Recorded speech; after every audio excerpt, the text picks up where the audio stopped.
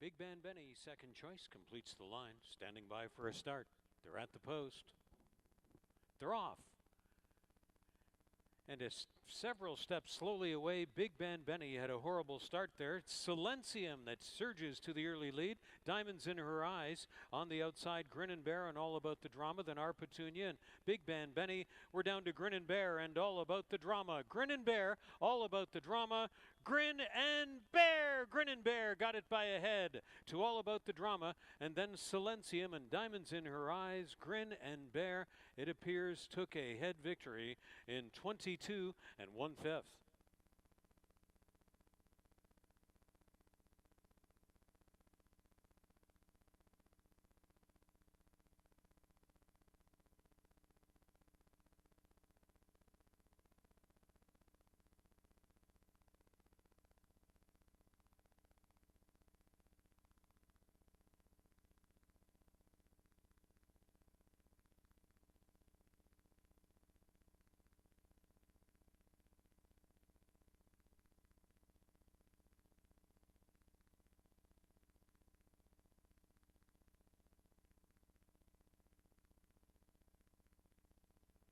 At the post. They're off. Good even line there, and right along the inside, Working the Table is going to secure position. Over Sea by the Sea, and Hee Haw runs out wide. Trinity Thunder is going to attend in the front four, and then P.S. Charlie Brown, second to last on the outside flank of Wanafrak, who moves on through. Into the turn, it's Working the Table, trying to build up an early, insurmountable-looking lead. Back along the outside is Sea by the Sea, then Trinity Thunder, Hee Haw, Wanafrak, and far back of the group, P.S. Charlie Brown, as they move around to the top of the stretch. Trinity Thunder has come through for second, but he's close to 10 lengths behind, Working the Table after speed of 22 and 1, and Working the Table has blazed an opening half in 45 and 2, and Kirk Johnson is guiding Working the Table to an overwhelming victory. Trinity Thunder will be able to follow up for second. Here's Hee Haw saving third, and Sea by the Sea was fourth, Wanafrak fifth best. And Working the Table in a romp in 58 and 2.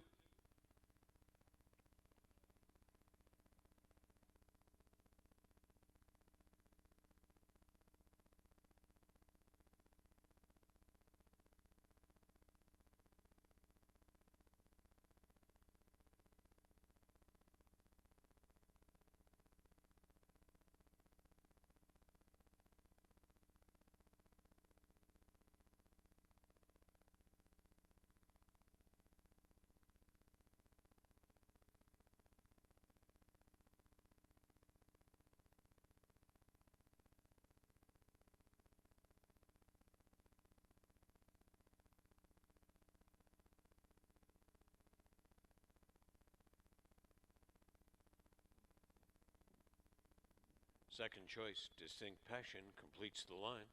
Stand by for a start. Race 3 is in the gate.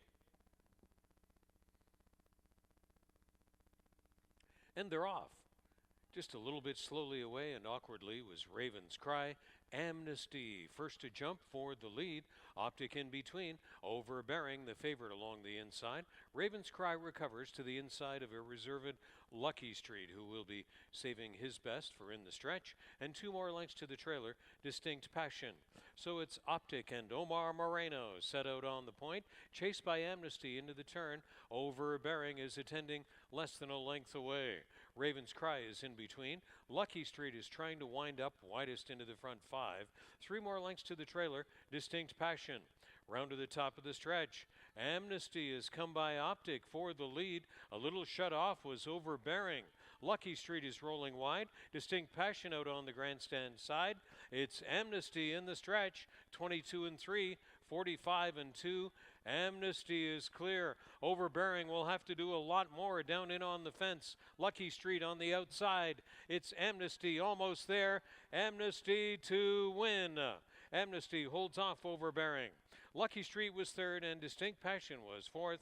And Amnesty has secured a 10-1 upset for Mark Buchanan, Nancy and Bob Warner in race 3.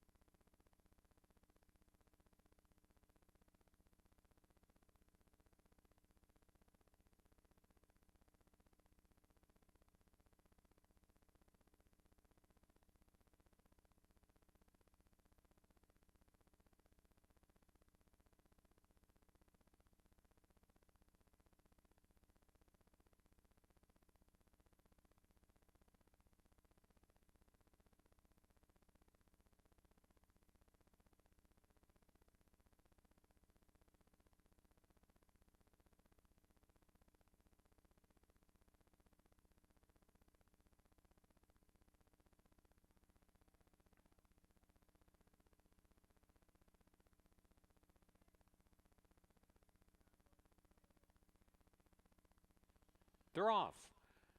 And slowly away there was Madame Bovary with Marvell down the middle, but they have recovered fast and joined with San Nicola Prancer to make the early speed.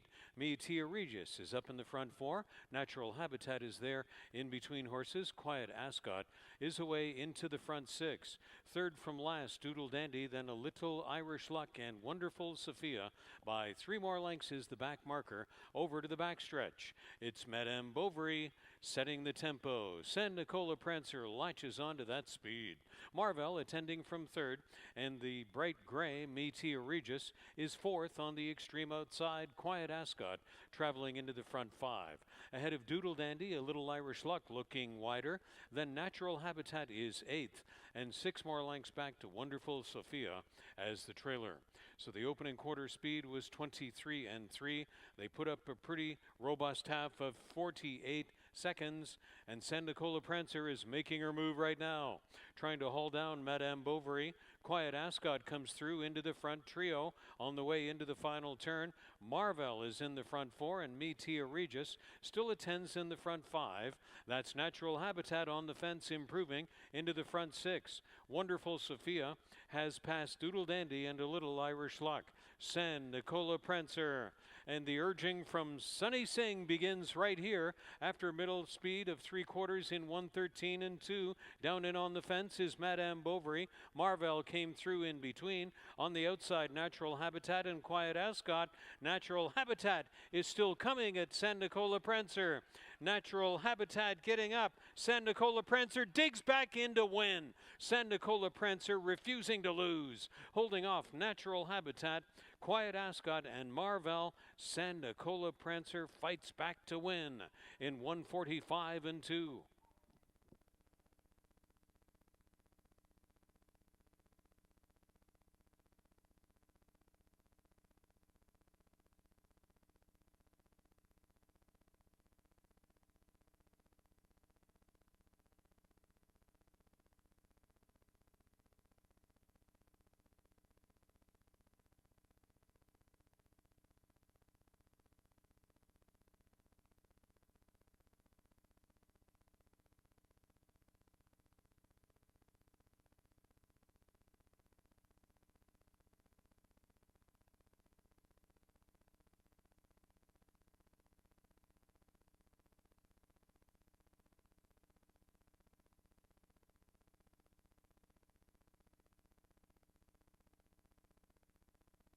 Roman Forum 2-1. Now 5-2. Setson last in. Stand by for a start. Race 5. They're off. Jumping well in the middle was Magic Conquest, surging forward the lead. Hyper Willie on the outside. Curlin World in between, and Roman Forum runs up near the pace in search of. Down on the inside in the front five, flanked by Big Boy Benny. Salt Mine Teddy runs 3 wide and second to last, and Setson is the trailer over into the backstretch. So Juan Crawford cuts loose. Magic Conquest to lead it on the way into the backstretch, and the opening quarter was a rapid 23 1/5. Curlin World is latched right onto that speed. So has Hyper Willie. And then it's back about 6 lengths to In Search Of along there in fourth. Roman Forum runs into the front five. Salt Mine Teddy is on the outside, going along the backstretch on the flank of Setson, and they make their way to the final turn. It's still Magic Conquest looking strong on the lead. Curlin World along second. In Search Of is third, and Roman Forum on the outside. Big Boy Benny through into the front five. Salt Mine Teddy yet to start the motor running, and far in the backfield is Setson. Fading away was Hyper Willie. So it's been all Magic Conquest through the middle panel of 46 4 and 6 furlongs in 112. And it's Magic Conquest. Can anybody come and get Magic Conquest? Curlin World has been trying all the way. In Search Of is up into the front trio now and getting ever closer. Magic Conquest under the late stretch urging. Roman Forum diving to the inside. Curlin World on the outside. In Search Of is in between. Still going Magic Conquest. Roman Forum one last lunge too late. Magic Conquest holds on against In Search Of. And then back to Roman Forum and Curlin World. Magic Conquest to go the route. in 1:45 and 3.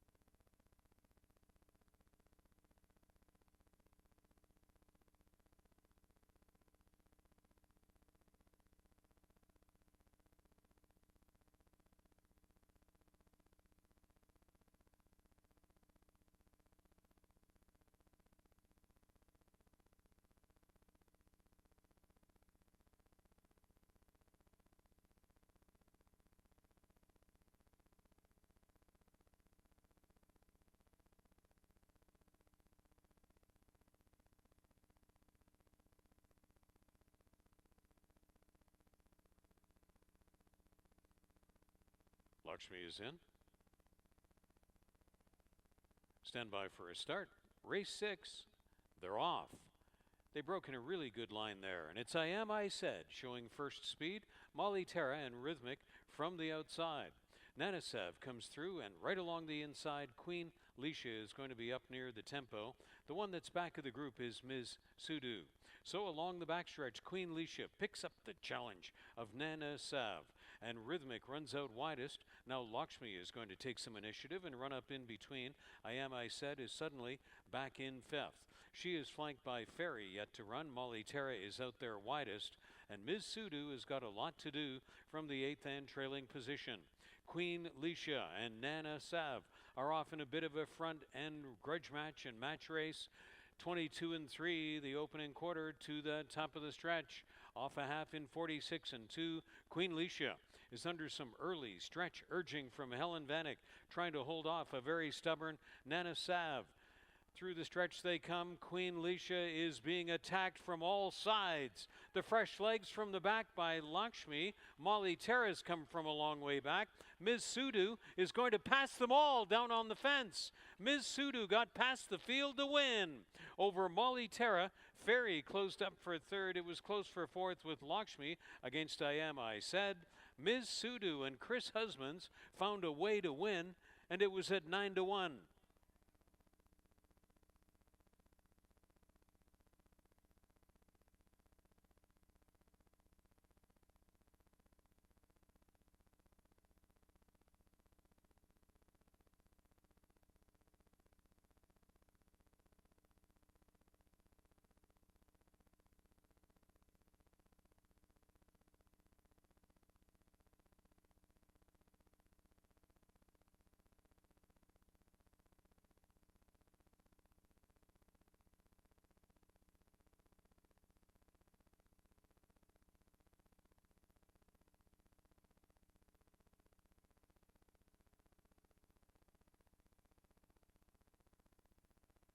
They're off in the 7th, the 2021 Rick Schuler Memorial, and Rosie Jewel Dancer caught Av Flyer and tried to beat them out of there. Longshot Hold the Applause is joining, and jetting through in between goes Divine Martha to look for the early lead. Lou Emma is going to be up near the pace. That's the Adri Factor in between horses. Bobby's Legacy on the outside. And the 4-5 favorite is last in the field. That's Team Win as the trailer into the turn.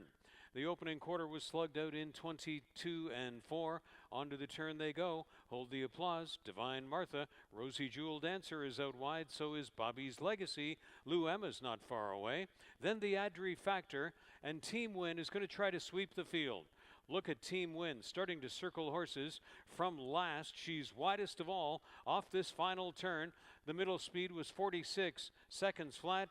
And it's still a long way to come for Team Win through the stretch. Divine Martha is battling with Hold the Applause. Lou Emma has room down in on the fence. A little too late for Team Win, maybe. Here comes the line for Hold the Applause. Hold the Applause at 8-1 and a place photograph. Divine Martha against Lou Emma, and Team Win was only fourth best as Hold the Applause and Chris Husbands strikes again in the 7th.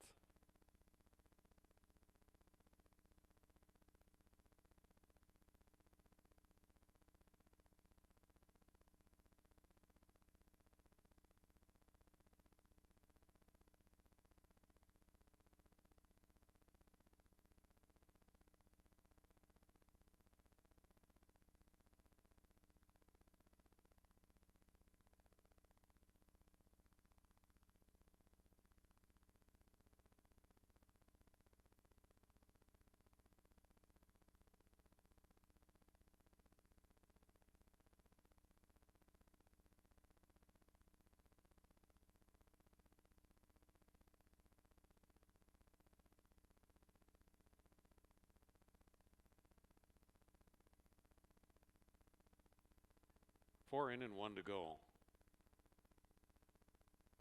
7-2 offering Show Me Your Spots. Stand by for a start. Race 8 at the post. They're off for 1 mile and 70 yards on the main track. American Driven had a great beginning. Ice Challenge and Keep Going will run up near the pace. Along the inside is Liquid Louie and Show Me Your Spots to the rear of the field, but less than 3 lengths off the leader. And that's American Driven trying to repeat what he did last time, which was a in-hand wire-to-wire win. American Driven will try to take it all the way again. Keep Going is on the outside of Liquid Louie over to the backstretch. Then a break of about 6 more lengths to Show Me Your Spots to the inside flank of Ice Challenge. Along the backstretch, American Driven, Liquid Louie, and on their outside, Keep Going all the way along the backstretch, Liquid Louie. Keep Going. They are not going to give American Driven much of a breather this time. Then Ice Challenge is on the outside of Show Me Your Spots. And the speed has been honest. And it's Keep Going, trying to run past American Driven on the way to the last turn. After splits of 23 and 46 and 3, and the action quickens, American Driven has been passed. On the outside, Keep Going, Liquid Louie. Ice Challenge is running up widest. Here comes Chris Husbands making his move down to the fence again with Show Me Your Spots, and the front 4 are right there into the stretch. The widest one is Ice Challenge. Ice Challenge on the outside, trying to take the lead from Liquid Louie. Ice Challenge through the stretch at 6-1 has drawn clear of the field.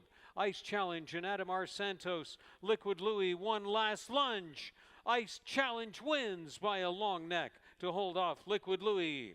And then Keep Going and Show Me Your Spots was fourth, and the early pacemaker American Driven was last to finish, as Ice Challenge appeared to pull it out in the end in 1:43 and 1.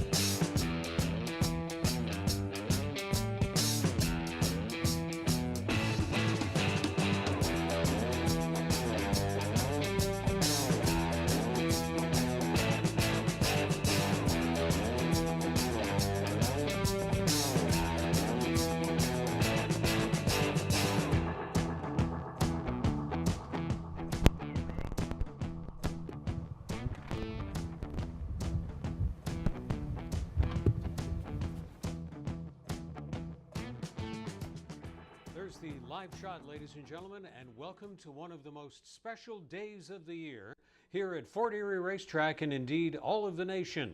Welcome to the broadcast of the 2021 Prince of Wales Stakes program from Fort Erie Racetrack in the beautiful Fort Erie, Buffalo, Niagara Falls region. First race post time in less than 33 minutes at 1 p.m. Eastern, and we welcome all of you watching wherever you may be throughout the world, because today is the day we present the middle jewel of the Ontario Lottery and Gaming Canadian Triple Crown of 2021. That comes in the 10th race of this program, and it is a very special day indeed here at Fort Erie Racetrack. Counting down the minutes to first race post time and down in the 10th race will be the 86th running of the Prince of Wales Stakes. Our live racing schedule through to the end of August is live action every Monday and Tuesday at 1 p.m. right through to the end of October. That's the end of October, the final 6 weeks or so of the racing season still to go after the completion of this most wonderful Fort Erie Racetrack Prince of Wales presentation.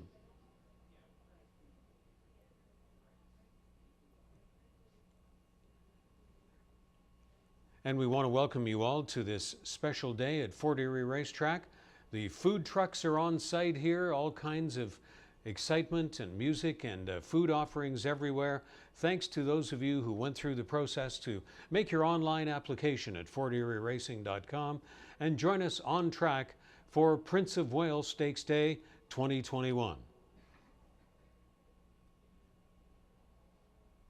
On Prince of Wales Stakes Day, we will ask that you wear your mask throughout the facility, social distancing and hand washing as often as you possibly can. Stay safe with us during your visit as we make history at Fort Erie Racetrack this day on Prince of Wales Stakes Day.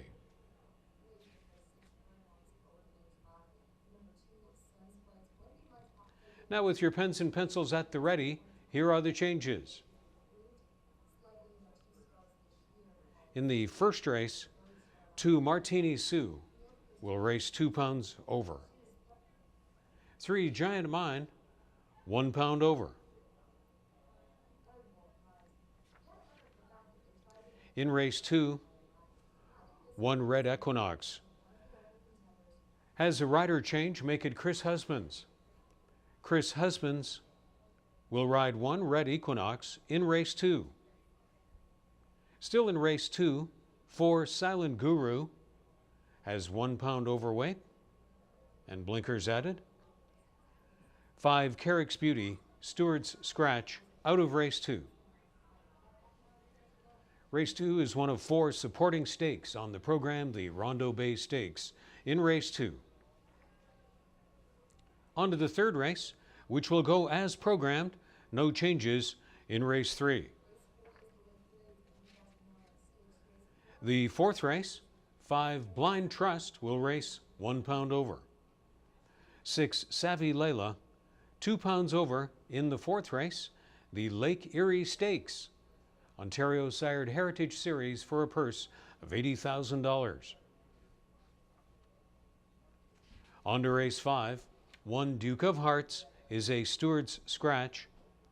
So is number 8, Put a Hemi in Her, Stewart's Scratches of 1 and 8 out of race 5. 2 Shotgun Blast will be racing 3 pounds over. And note that race 5 will be contested at 5 furlongs on the main track. Because of the overnight rains, no turf races today, 5 furlongs on the main in race 5. In the sixth race, 2 Jack Beanstalk, 1 pound over. 8 Money Matters will race with Bar Shoes. Bar Shoes, number 8, Money Matters in the sixth race, the inaugural edition of the Lusenki MSI Cup. Lusenki MSI Cup for the purse of $30,000 in race 6. On to the seventh race, where 4 Terra Empire will race 2 pounds over. In the eighth race, the Molson Cup, for the purse of $30,000 to be contested at 1.16 on the main track. Race 8, 1.16 on the main, where 2 Capoeira will race 2 pounds over. 7, It's Nice to Be Nice, also 2 pounds over in the 8th. In the 9th race, 4 Banger Ridge, racing 1 pound over. 6 Executive Decree is a steward scratch from the 9th. The 10th race, 86th running of the Prince of Wales Stakes, second jewel of the Ontario Lottery and Gaming Canadian Triple Crown of 2021 for the purse of $400,000. It will go as programmed, no changes in the Prince of Wales Stakes. The 11th and final race to be contested at 6.5 furlongs on the main track. Number 2 Twick, racing 2 pounds over. 3 Mahone Bay is a vet scratch. 4 Freret and 6 Machisima and 8 Chaldea. 4, 6, and 8 are stewards scratches. The 11 Splendida will move in and race and be 2 pounds over. 11 Splendida moving into race in the 11th race.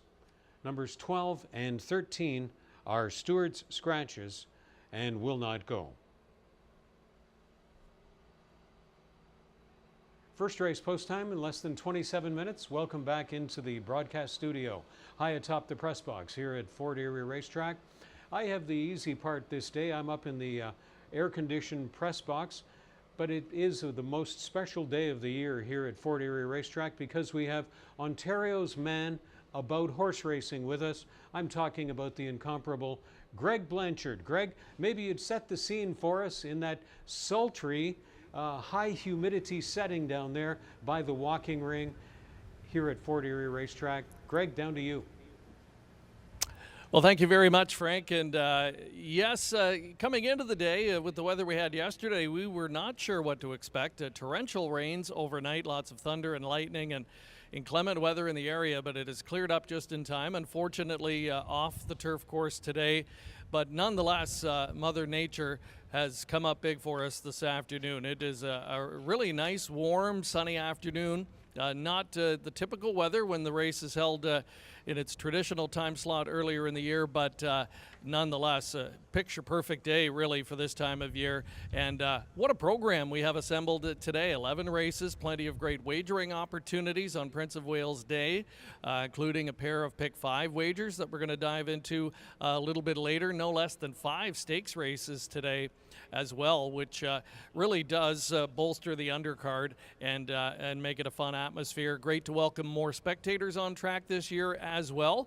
Not quite full capacity, of course, but nonetheless a large crowd of a few thousand are going to be assembled here this afternoon to take in all of the action. So it's wonderful to be with you. Myself, Frank Salive, will be with you throughout the day. Ashley Mayu will be joining us via video. She's south of the border today, but will be tuning in, no doubt, and has sent along her thoughts on a few of the stakes races today, including, of course, the Prince of Wales, the main event, second jewel in that Thoroughbred Triple Crown over in race number 10. But let's dive into today's program and take a look through all 11 races for you. Race number 1 today will be contested at 1.16 miles. And we'll have a field of 5 to kick off that early Pick 5 wager, one of 2 as mentioned this afternoon, $8,000 claiming contest.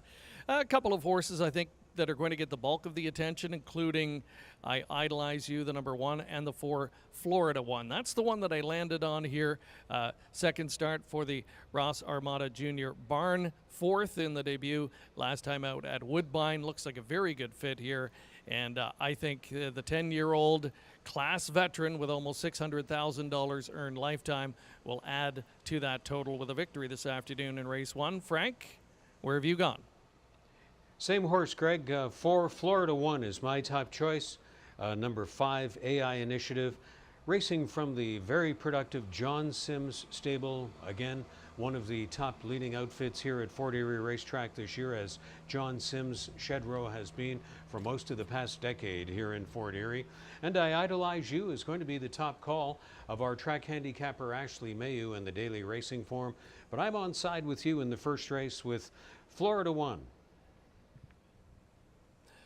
There's a look at all of the selections for race number 1 today, start of that pick 5. Race number 2 will start the early pick 4 wager.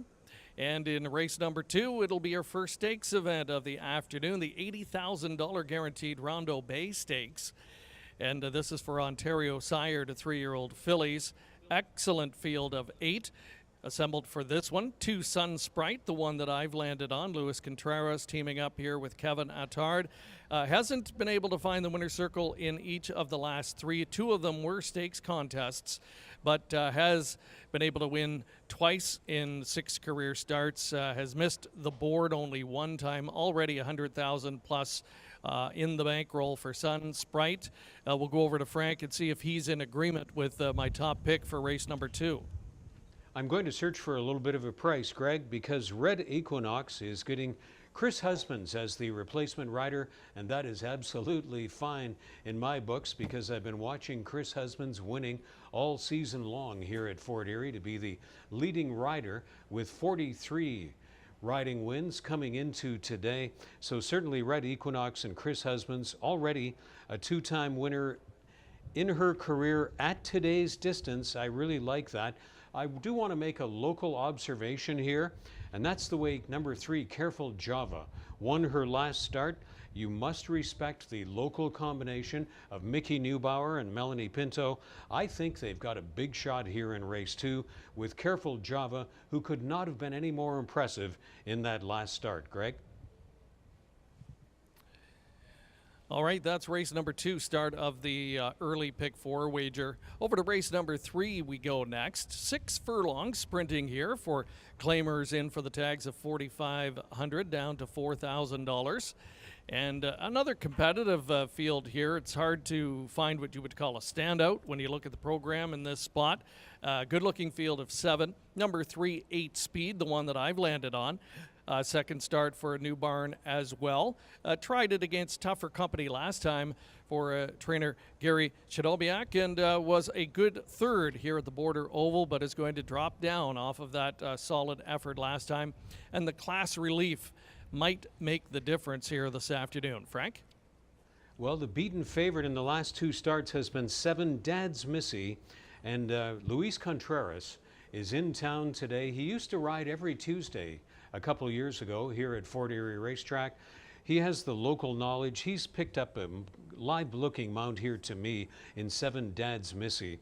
I also want to say that Miss Matilda has been ultra consistent lately, moves up to meet the non-winners of 3 category today, but certainly will make some noise late for the potent combination of Paula Loescher and Jason Hoyt, who have done a lot of good with this mare in her recent outings. Greg?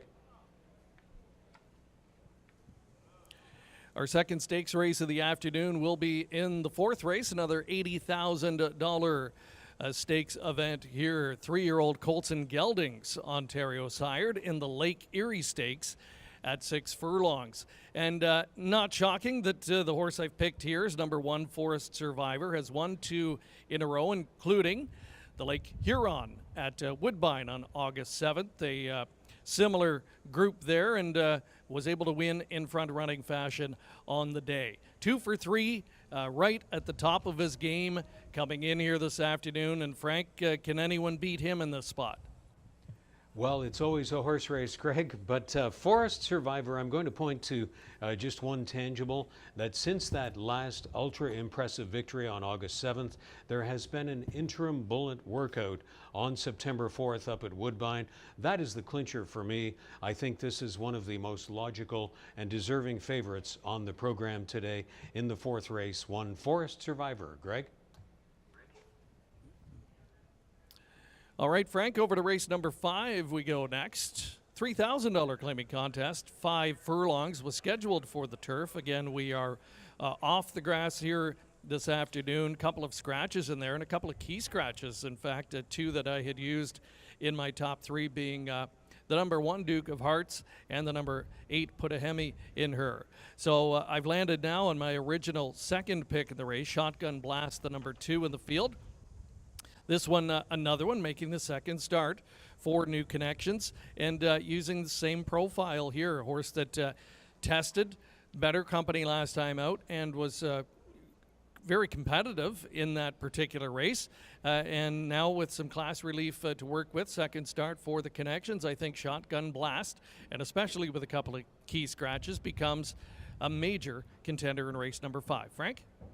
Right, Greg. It's the half-price reduction on Shotgun Blast, all the way down to the $3,000 claiming level. And let's see if this one can be any better in the second start for new trainer James Goldenberg. Greg?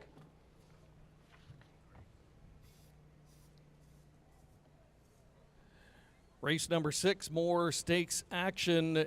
It is the Lasanki MSA Cup, $30,000 guaranteed purse here for 3-year-olds and upward that have started at Fort Erie at least 2 times or more in 2021. Another excellent field, 9 runners in this spot. Many different contenders, I think, for the win spot. The one that I've ultimately landed on, though, is number 7, with Sunny Singh doing the riding here. This one will move into the John Sims barn for this assignment, coming off a win at Fort Erie last time at the 6.5 furlong distance. A beat Allowance Company on that occasion, and is going to test the stakes waters here today for the new barn, coming in with a solid profile this year. 2 trips to the winner's circle this season so far in 9. I think can make it 3 this afternoon. Frank, what do you think?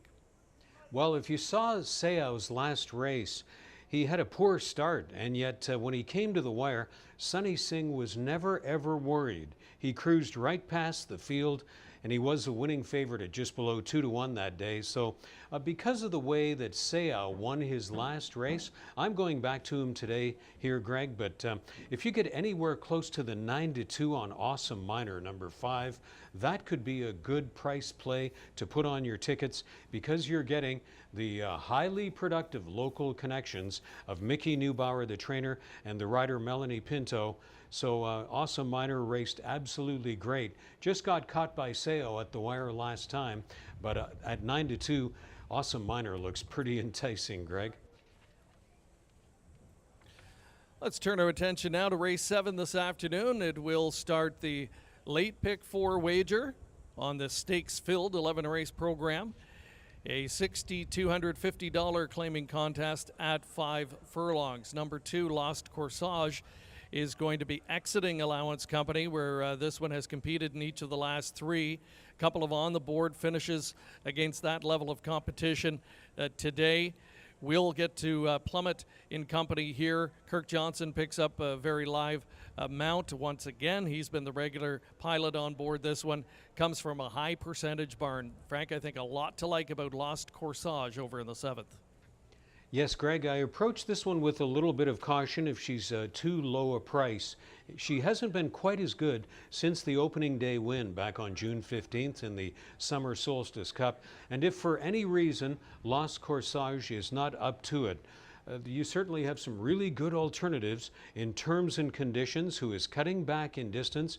Could be really tough at 5 furlongs today if she seizes the lead for Juan Crawford, as I expect. And look at the recent consistency for Team Alderson. That's trainer Anthony, owner Ryan, and jockey Jeffrey with 1. Play It Smart could be the price play there in the 7th race if Lost Corsage fails for any reason as a probable favorite. All right, Frank, and another big stakes event over in the 8th today. It is the Philly counterpart to the Lasanki MSA. It is the $30,000 Molson Cup. Same conditions for the fillies, and this one will be off the turf at 1 mile and a 16th. Another excellent field, but 9-5 morning line status belongs to number 5, Cheeky Pint. An almost unanimous selection from the various prognosticators here today. 3 wins last year in 5, 3 for 4 this season and has won half of the 12 lifetime starts coming in, Frank. So I guess it's unanimous with you and I as well here. Cheeky Pint really looks like her race to win or lose. I think you're right, Greg. The only variable at play today is that we're off the turf. So will Cheeky Pint be quite as dominant on the main track? If that, all things being equal, the rest of the field as well are meant to be turf horses. Same for Cheeky Pint. So until beaten, I have to stay in the camp of Cheeky Pint, just based on the way she was so impressive in an unurged victory last time. And that brings us up to race number 9, which will start the late pick 3 this afternoon. And it's an $8,000 claiming contest, sprinting 6 furlongs. There is a scratch in there of number 6, Executive Decree. 1 over for the number 4, Bangor Ridge in the spot. I think really wide open. When you look at it, no standout, of course. Fafafui, though, is the one that I've landed on, coming off a win last time out. A narrow victory, held on by a neck. Racing slightly lesser company, but the form is so good that I think this one can compete here. I look for a stalking trip, maybe others to tussle up front and set the stage for Fafafui to deliver in the 9th at what I hope is a bit of a price. Frank? You may get it, Greg, because What's on Tap is right in the wheelhouse of Sunny Singh. The jockey Sunny Singh loves to keep horse in reserve and then come with a stretch run. That's the style that What's on Tap loves to race in here at Fort Erie. But Fafafui, Sharon Chicotto has had this one really good in the last 2 starts. It's really not that much of a move up in class today from 6,000 to 7,000. So you're onto something good here. And if either of them fail, Bangor Ridge has had a productive year with 4 wins at 14 starts at today's distance. And Bangor Ridge, morning line at 5-1, could be a viable alternative if Fafafui and What's on Tap are pounded down too much below 2-1 for their proposed win odds leading up to post time. And of course, that brings us up to race 10, the main event this afternoon, the 86th renewal of the Prince of Wales Stakes, the second jewel of the OLG Canadian Triple Crown, and a $400,000 purse. Another outstanding field assembled this year. Top 2 finishers, Frank, in the Queen's Plate have bypassed the event. So with that, I think it makes for a truly wide open race. And we talked about that before coming on this afternoon, that it's really intriguing from a handicapping perspective, and lots of wonderful storylines this year, Frank, to follow. So many, and I'm going to depend on Luis Contreras to deliver, Greg, because I've had the privilege of calling him winning the Prince of Wales Stakes twice in recent years with horses like Amiz Gizmo and Cool Catamine. Cool Catamine, at the time he won, was a maiden, and that's the same situation today for H.C. Holiday. I'm going to H.C. Holiday on the top of the ticket after reviewing the Queen's Plate replay, because it appeared to me that Contreras had to bring H.C. Holiday almost to a complete stop at the head of the stretch, and then he came with a furious late run to pick up third, beaten by only less than 2 lengths. The chart line shows he was beaten by only 1. So Luis Contreras is a 3-time winner of the Prince of Wales Stakes, looking for his 4th today. And the man from Mexico City, Greg, Luis Contreras, that's my top call in the Prince of Wales Stakes. Tell us why you like the horse named for avocados. Yeah, exactly. That's one of the really cool storylines here. And you're talking, of course, about Avo Man, the number 1. Donald McRae, a high percentage trainer that has won so many races here at Fort Erie over the years. I think we'll have this horse ready to go today in that big, bulky field in the Queen's Plate. Looked like a little bit of a troubled trip, I thought. At the end of the day, was beaten less than 3 lengths for it all, but unfortunately it was only good enough for 6th on the day. Shorter field here. I think he'll take a lot away from that level of competition that he faced in the plate. And Antonio Gallardo back on board, knows the horse well now, got the victory three back in the plate trial, in the prep for the plate, won pretty impressively on that day. So Avelman, just thinking that H.C. Holiday would get the bulk of the attention based on that impressive rally in the plate, wanted to go elsewhere for a bit of a price. And I know, Frank, one that you like, you didn't pick him in the top spot. I'm in the same boat. I thought about it, though. Keep Grinding, the number 8, aptly named, and Ashley Mayu, in fact, has put this one right on top this afternoon. Frank, and I think you and I both agree we wouldn't be the least bit shocked if he were to win. Right. The youthful owner, Joshua Attard, says this is the kind of horse that brings his lunch bucket and his work ethic every time he steps on the racetrack. I also want to compliment Ron Gearkink of the Daily Racing Forum. Did a really wonderful lead-up story on Curlin's Catch, the lone filly in the race. Mark Casse is in search of his 5th Prince of Wales Stakes victory. 2 of those have been with fillies, most recently 3 years ago with Wonder Godot. And it also wouldn't be much of a surprise if Curlin's Catch stepped up with a good effort today. She's the only entrant in this field with prior dirt experience. How much credence do you give that, Greg? Well, you touched on the filly, Frank, and I think she's another one that you have to give a consideration to. Mark Casse looking to tie Roger Atfield for second place on the all-time trainer list in this race with a 5th victory he's hoping this afternoon, and it would be his 3rd victory with a filly. So you know he's bringing this lass here today thinking she can compete, not only compete, thinking she could win here this afternoon. So Curlin's Catch, one of several that have a chance in here. Really intriguing edition of the Prince of Wales today, the main event. That's in race 10. We'll have lots more on that throughout the afternoon.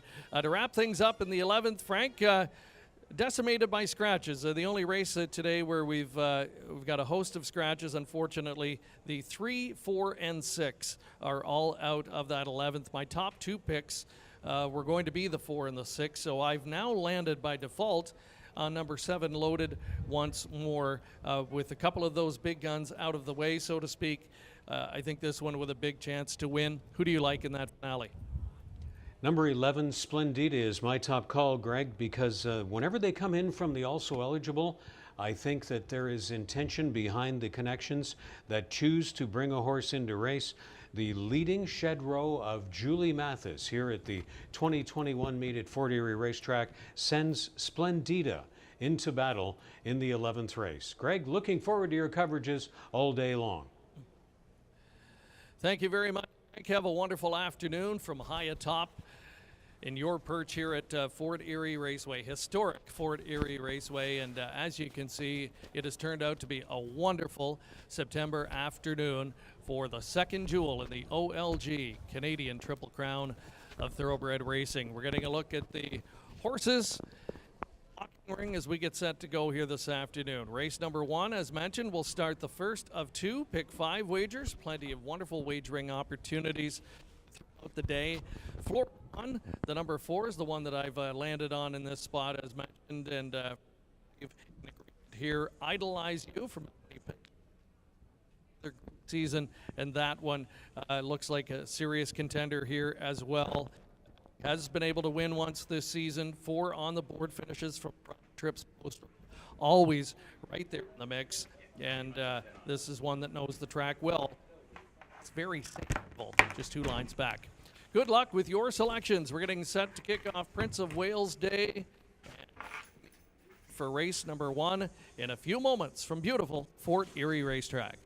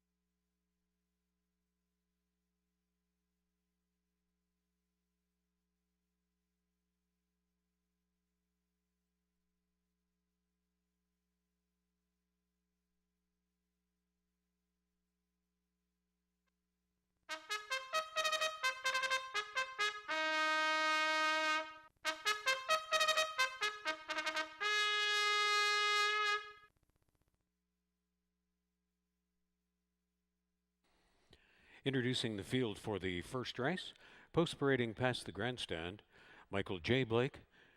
Trains 1, I Idolize You for Ascot stud Mark Stout, Norman Files, and the jockey is Melanie Pinto. Martini Sue is number 2, conditioned by Noel Williams for Anthony and Dale Powell, and the rider is Howard Newell. Michael David aboard for Lindsay Hode and Colin Rankin. 3 is Giant Mine. Florida 1, number 4, conditioned by Ross Armata Jr. for Centennial Farms of Niagara, and the rider is Adamar Santos. AI Initiative number 5, now conditioned by John Sims for owner Stephen Fossman, and the jockey is Chris Husbands. A mile and 16th on the main track in the first race, kicking off the rolling daily doubles and rolling pick threes. Start of a 20-cent pick 5, and there's Superfecta, Trifecta Exacta, Win Place and Show on the first race from Fort Erie.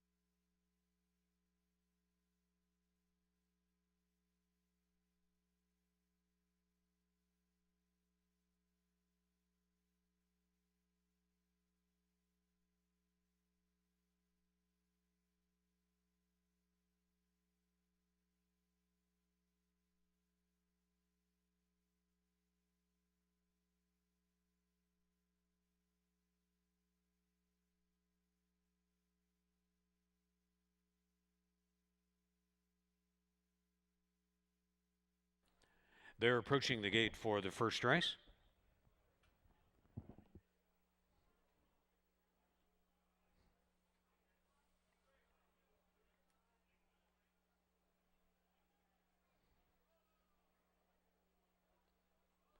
Stepping in, the 4-5 favorite at the moment, I Idolize You.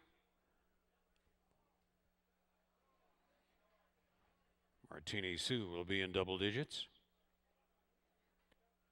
Giant Mine, the field's long shot.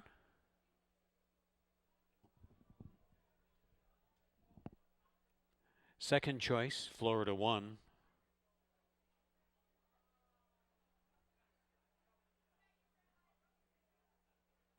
AI Initiative completes the line. Stand by for a start. They're at the post.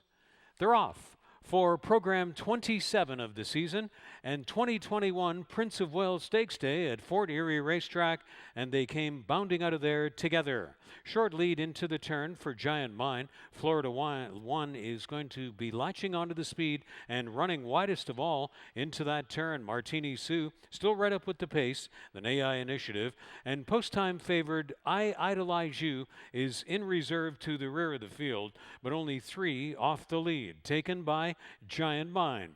The field's long shot leads him by 2 over to the backstretch. Florida 1, the second choice, forced out wide out around AI Initiative, and Martini Sue on the fence, and I Idolize You keeping a stretch run in reserve to the rear of the group. So along the backstretch, it's still Giant Mine. The opening quarter was 24-4, speeding up 24-2 in the second split to a half of 49-1. Giant Mine into the turn. Martini Sue is going to get the rail run if she wants, and Martini Sue will be able to look through the inside lane, but Giant Mine is not being allowed anyone to get into the race just yet. Florida 1 is under a hard ride. I Idolize You may need a way through, and Melanie Pinto, scraping the paint off the fence, is trying desperately to find running room for I Idolize You. Giant Mine brought him into the top of the stretch. I Idolize You in a tight squeeze, but did get through, and I Idolize You drills right on through. In on the fence is a going away winner. I Idolize You saved all of the ground, and Melanie Pinto wins it going away. Finishing second, AI Initiative, and then back to Florida 1, Giant Mine, and Martini Sue, I Idolize You, a prevailing 1-2 favorite in the opener.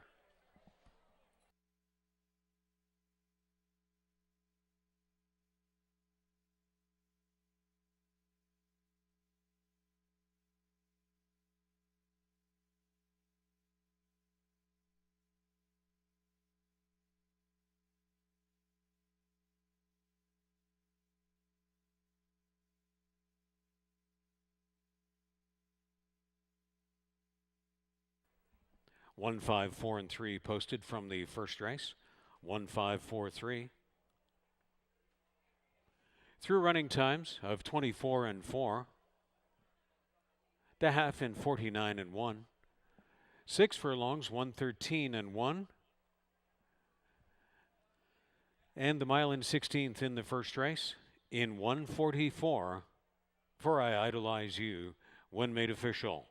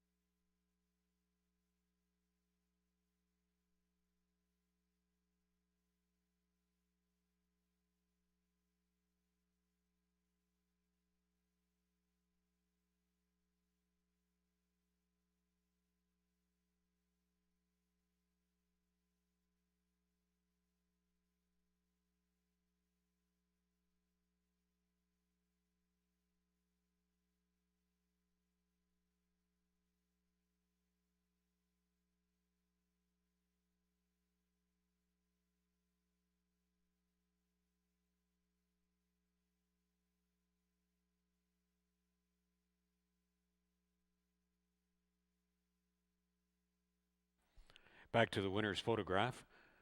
From the first race on Prince of Wales Stakes Day 2021 at Fort Erie Racetrack is the 6-year-old chestnut gelding I Idolize You by Awesome, of course. From Mary with the Blue Eyes by Showing Up.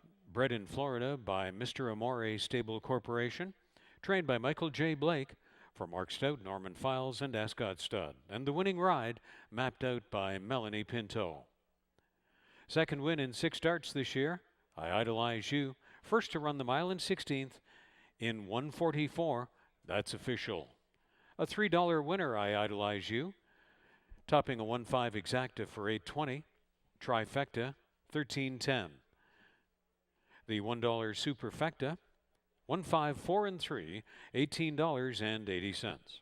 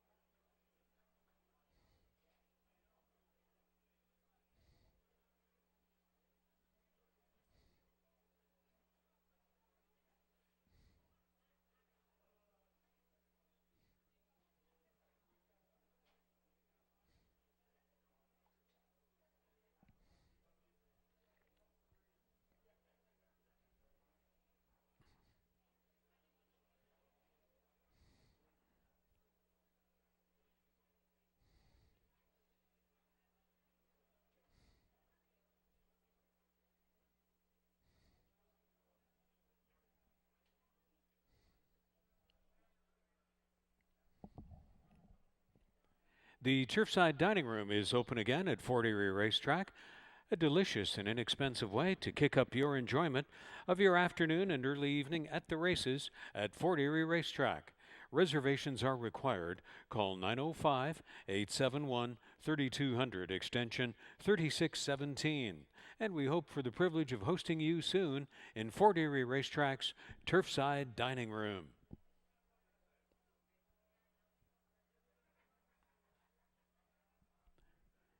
In race 2, 1 Red Equinox has a jockey change to Chris Husbands. Red Equinox will be 1 pound over. 4 Silent Guru, 1 pound over. 5 Carrick's Beauty is a steward's scratch out of race 2, 18 minutes to post time. Race 2, start of a 20-cent pick 4, rolling daily double. Superfecta, trifecta exacta, win place and show opportunities coming up on race 2.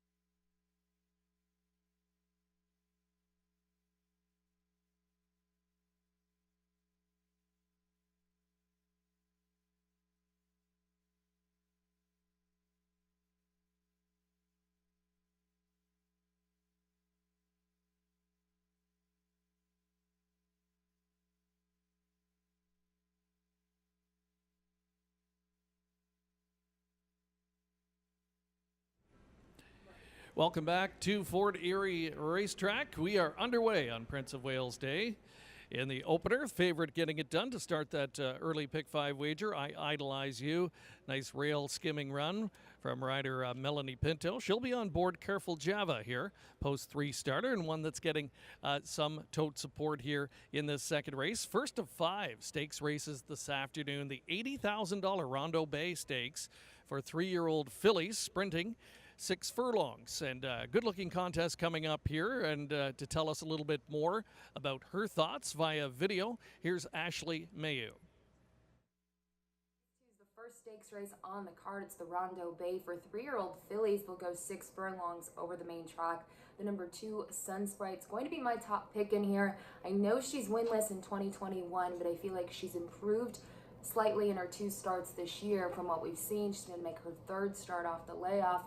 When you look at those 2 races and you say, oh, she was 3rd both times, you got to look at the fact that they tried different things with her. First off the long layoff, she tried to circle from the back of the pack and she performed well. Then more recently, she was forwardly placed. I think they'll probably go with the latter of the options. They'll have her involved earlier than we saw 2 starts back, but this should kind of be her time to shine, and she's going to try the dirt for the first time. Now, looking at horses that may have dirt experience, the number 3 Careful Java at 6-1 on the morning line.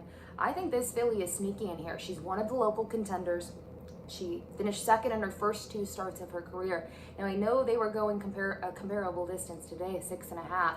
The last time out, they put her against the boys and maidens special weight competition. They stretched her out to 2 turns, and she was sensational. She was much the best, a 70 by her speed figure, which certainly makes her competitive with other runners in here. And even though she didn't perform as great at 6.5 on the cutback now after stretching out, I think that's an interesting angle and one that the barn and Mickey Neubauer does quite well with. And then finally, the number 1 Red Equinox on the inside. Won 2 starts back in her 2nd start off the long layoff. I think she's intriguing, getting down to the dirt for the first time. She doesn't have those breezes. I don't mind those signature reds on the dirt. And last time out, she's still closed nicely on the step up in class. So I'm going to use her in here. I think she'll be more of a price than Sunsprite, but watch out for Careful Java.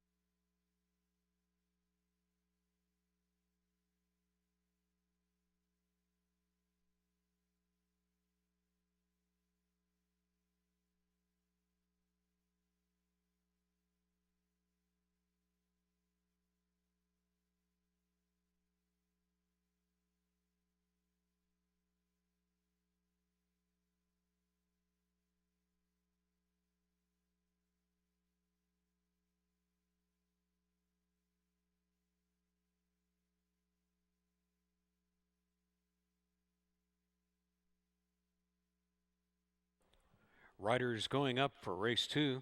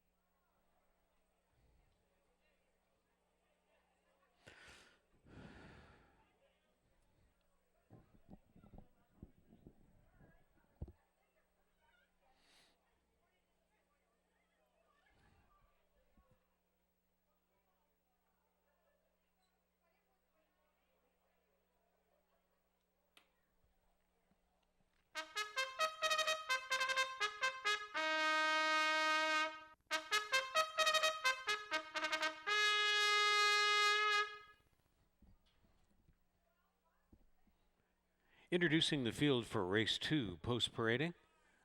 Red Equinox number 1. Rider change to Chris Husbands, trained by Jamie Attard for Norseman Racing Stable. Chris Husbands rides 1. Red Equinox. 2 is Sun Sprite, conditioned by Kevin Attard for Denny Andrews and Niall Brennan. In the saddle, Luis Contreras.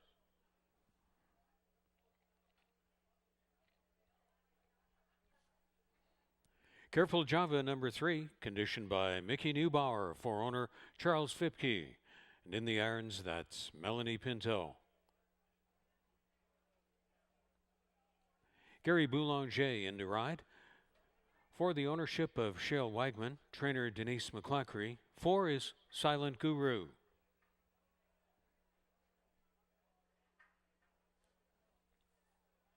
Number 5 was scratched. 6 is Ring Them Bells. Has Emil Ramsamy aboard. Conditioned by Claudia Rabstein for Zig John Grinsteins.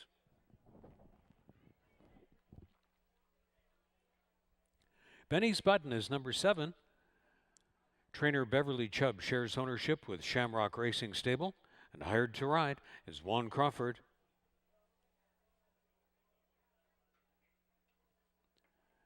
And completing the field is number 8, Rain Secret, trained by Ravendra Raghunatha for Ian D'Souza. The jockey is Kazushi Kimura. $80,000 the purse.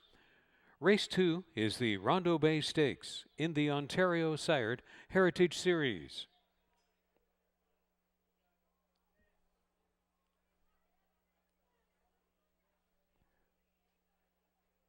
Race 2 starting at 20-cent pick 4, a rolling pick 3 and daily double, superfecta, trifecta, exacta, win, place, and show, all available on Race 2.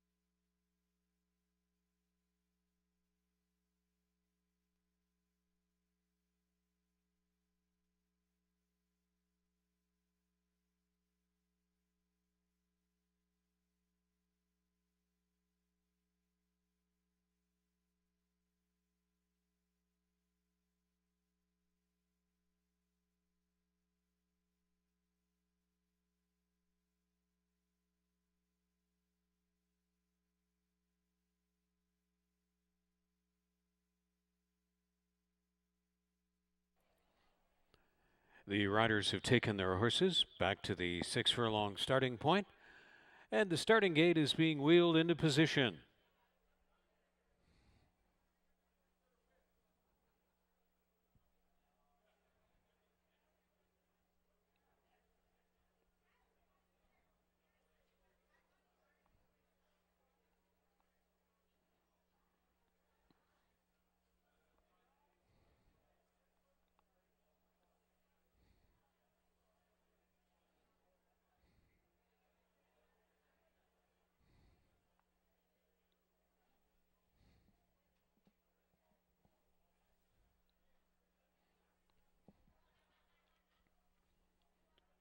Approaching the gate,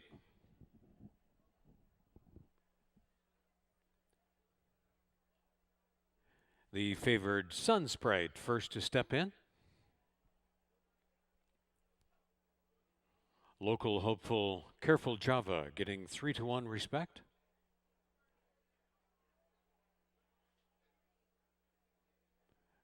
Silent Guru.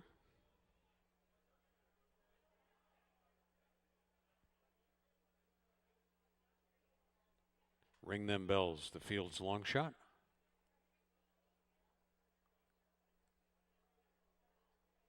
Benny's Button taking 6-1 action. Rain Secret from the outside.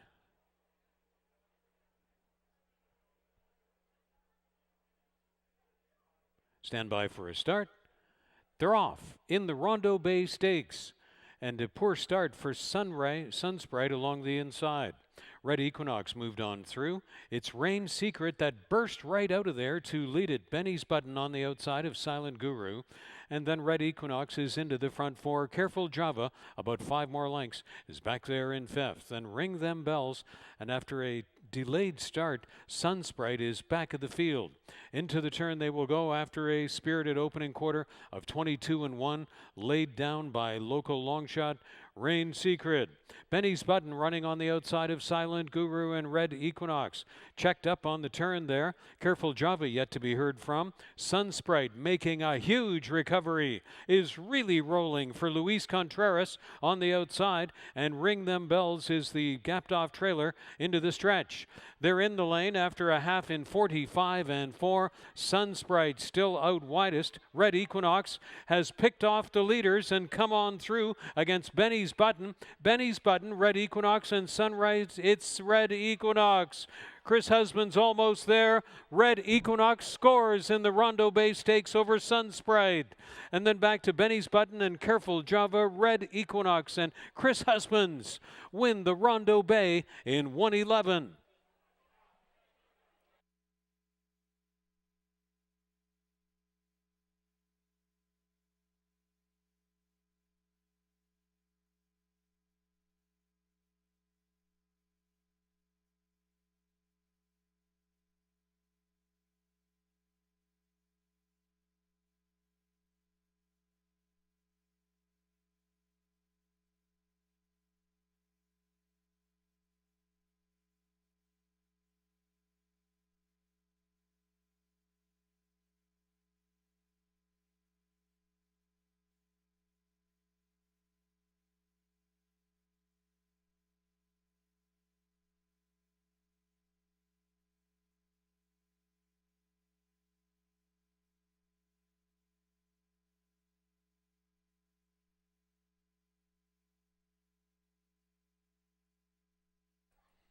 "1-2-7-3" is posted from race 2, 1-2-7-3, through running times of 22-1, 4 furlongs, 45-4, and the 6 furlong running time of race 2, 1:11, Red Equinox, when posted official.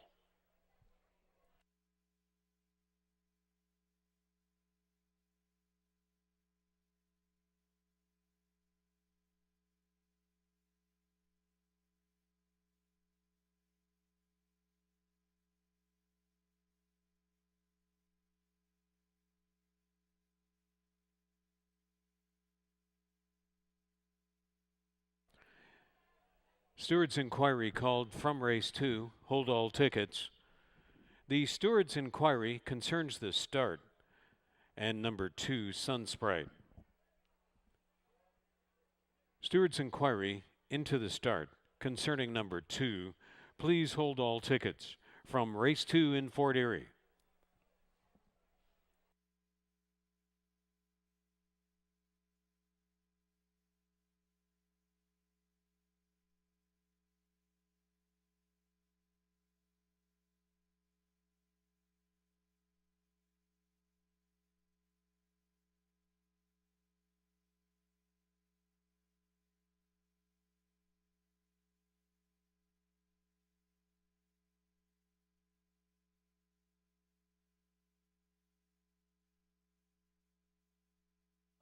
Now on the TV monitors, the Stewards live video review of the start of race 2.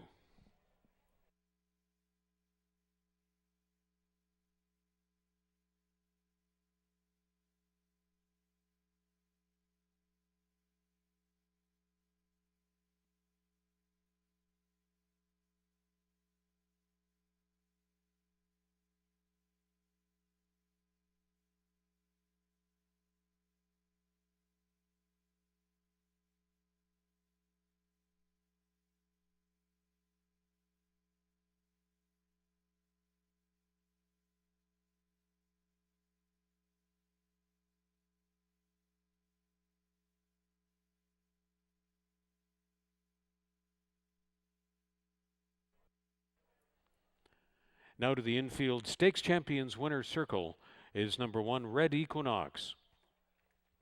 In the Rondo Bay Ontario Sired Heritage Series, receiving the stakes trophy and blanket presentation.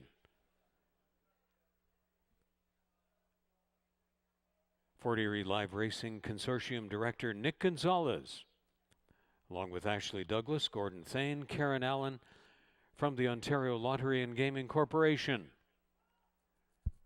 making the beautiful blanket and trophy presentation to the connections of Red Equinox. Still a steward's inquiry in progress into the start of race 2 concerning number 2 Sunset.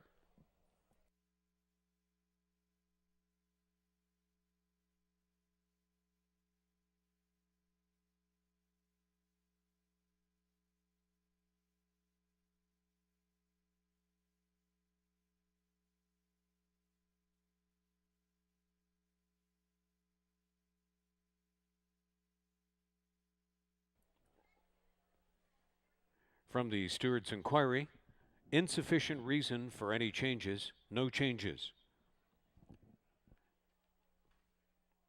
After the review of the start, no changes. 1273 will be worked official from race 2.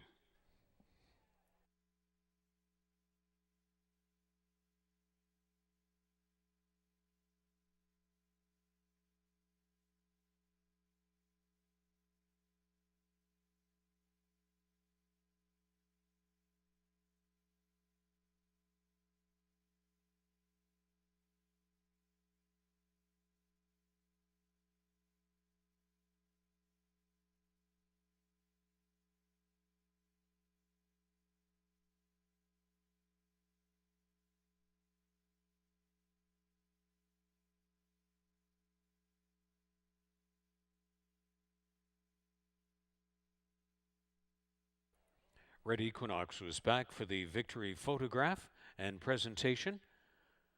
Chestnut 3-year-old filly by Signature Red from Majestic Red by Rahi. Bred in Ontario by Howard Walton. Trained by Jamie Attard for Norseman Racing Stable. The winning ride by Chris Husbands. That's her second win in 4 starts this year. Red Equinox running the 6 furlongs in 1:11.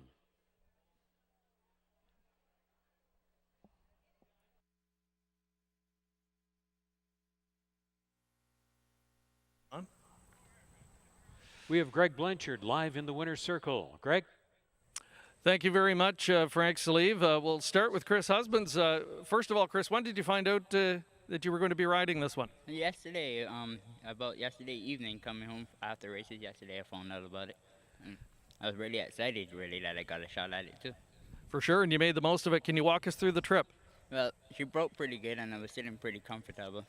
Coming to the tree, I thought I had her already settled and everything, but she just picked up. I kind of run up on heels a bit, but she recovered, and when I pressed the button, she came again. Adding to your meet leading totals here this season, how's it all come together for you this year? It's really good. I mean, I'm having fun. I'm enjoying the track, enjoying the people. It's really good already.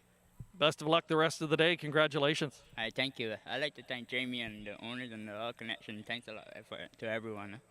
All right, that's winning rider Chris Husbands, and we'll speak now with Jamie Attard, the son of Hall of Famer Sid Attard. And Jamie, big victory. I know you've got a big smile on your face. Your first stakes win. How does it feel? Very, very special. Something you dream about all the time when you're growing up and you're thinking about getting into this business, and learning from somebody like my father and having the support of owners like Mr. Walton and his family give me these opportunities. That's what made today happen. And this race, part of a brand new series, and it came up a little bit late on your radar, you were saying, but a nice one to find on the schedule at this point in the season. Yeah, definitely. It's always nice coming down to Fort Erie. I love it. Grew up coming down here with my dad, and when we saw this race come up, she just ran 10 days ago. We missed the nomination for this one because it wasn't really on our plans and on our radar, but we supplemented. We took a look, and thank God everything went well today, and we got lucky. Well, listen, congratulations. I want to wish you good luck with this filly down the road. And one final question. The big event later today, the Prince of Wales. Are we going to see one of the Attards in the winner's circle there, do you think? I'd love nothing more. Kevin and Uncle Tino, it'd be great to see one of them get it done. I know they had a couple tough trips in the plate and that, but it'd be really nice to see them take it home today. They'll have 4 starters in that main event. Congratulations again. Thank you very much. Jamie Attard, winning conditioner of Red Equinox, comes back on 10 days rest and captures the Rondo Bay Stakes. Awesome, Greg. Thank you very much. And the name Attard could be very, very prominent on the entire program this day in Fort Erie. And the payouts are now posted. Red Equinox kicks back $780 to win, $330 and $230. Sunsprite $240 and $210. Benny's Button $3. The Exacta $13.20. The Trifecta $75.20. Superfecta 1, 2, 7 and 3 $1 ticket $134.75. And the program's first rolling daily double 1 and 1 $10 even.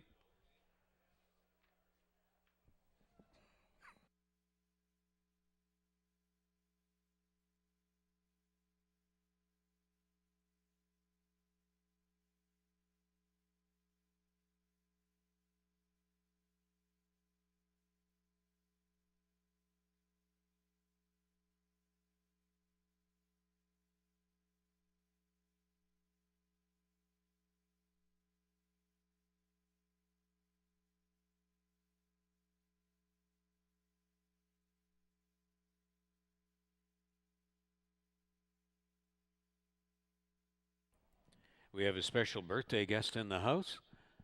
Lloyd, please check the infield screen and TV monitors for your happy birthday message. And from all of us at Fort Erie Racetrack, thanks for the privilege of hosting you on your special birthday, Lloyd.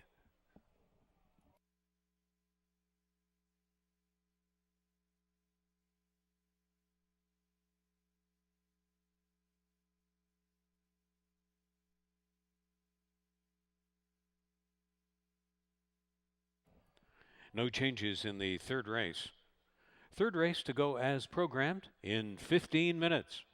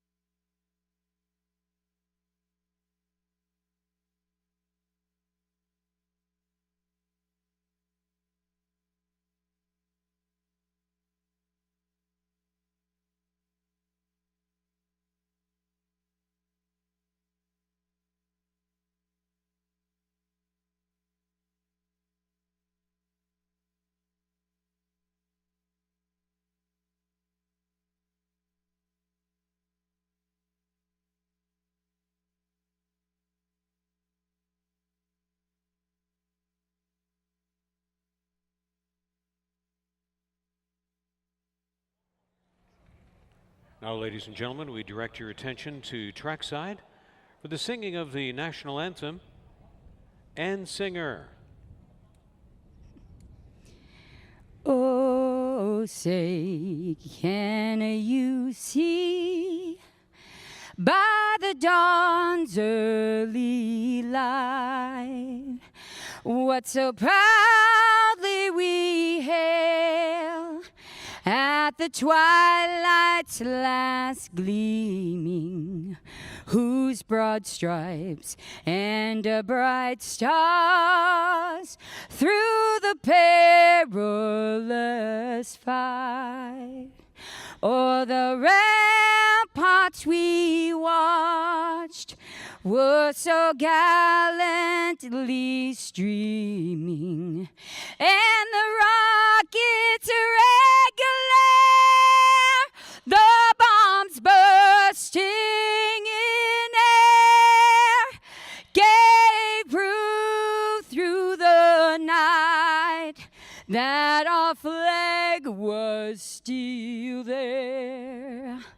Oh, say, does that star-spangled banner yet wave o'er the land of the free and the home of the brave?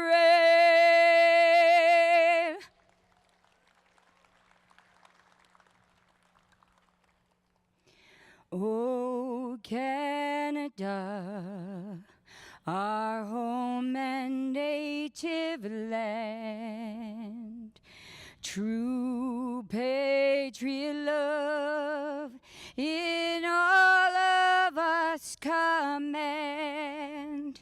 With glowing hearts we see thee rise, the true North strong and free. From far and wide, oh Canada, we stand on guard for thee. God keep our land glorious and free. Oh, Canada, we stand on guard for thee. Oh, Canada, we stand on guard for thee. Thank you, and singer. Rousing addition to Prince of Wales Stakes Day at Fort Erie Racetrack. Thanks again, Ann. Wonderful performance, 8 minutes to race 3, and the horses will be reporting shortly to the walking ring for the 3rd.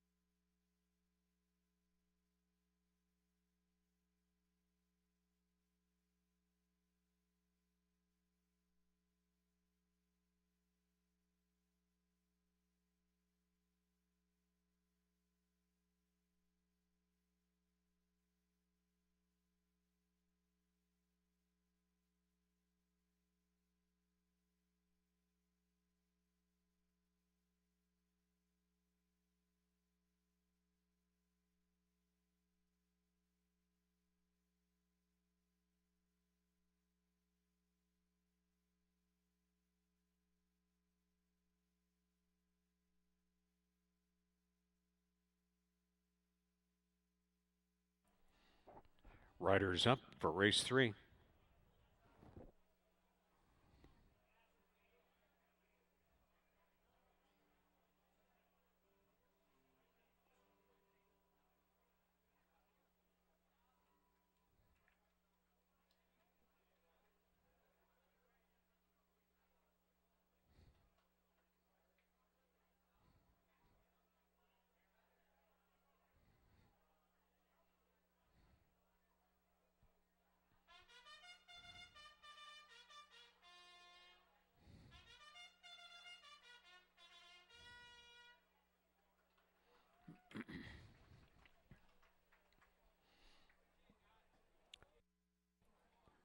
They're entering the Reinhold Nagel call to the post. Stepping out onto the track for race 3.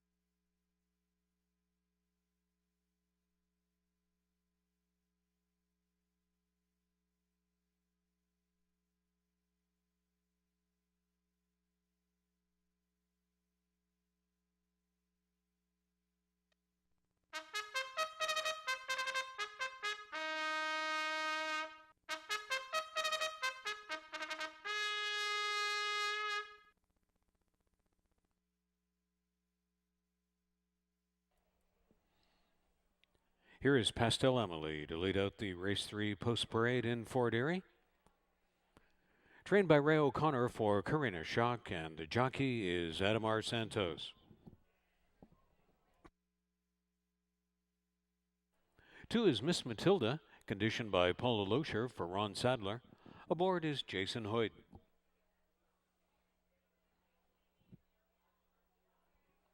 Gary Chidobiak campaigning 3, 8 speed with Howard Newell atop.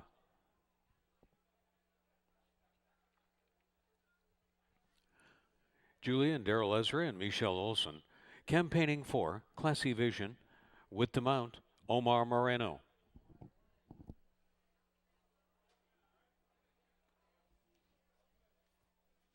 5 Moon Rover racing for Ascot Stud, Michael S. Blake Sr., Mark Stout, Rachel Stalker Parks, trained by Michael J. Blake. Aboard is Chris Husbands. Ryan Ginger is number 6, trained by Joe Humber, owner Joy Elkins. The rider is Michael David. And Luis Contreras partners 7, Dad's Missy, for Steve Attard and owner Sheldon Petal.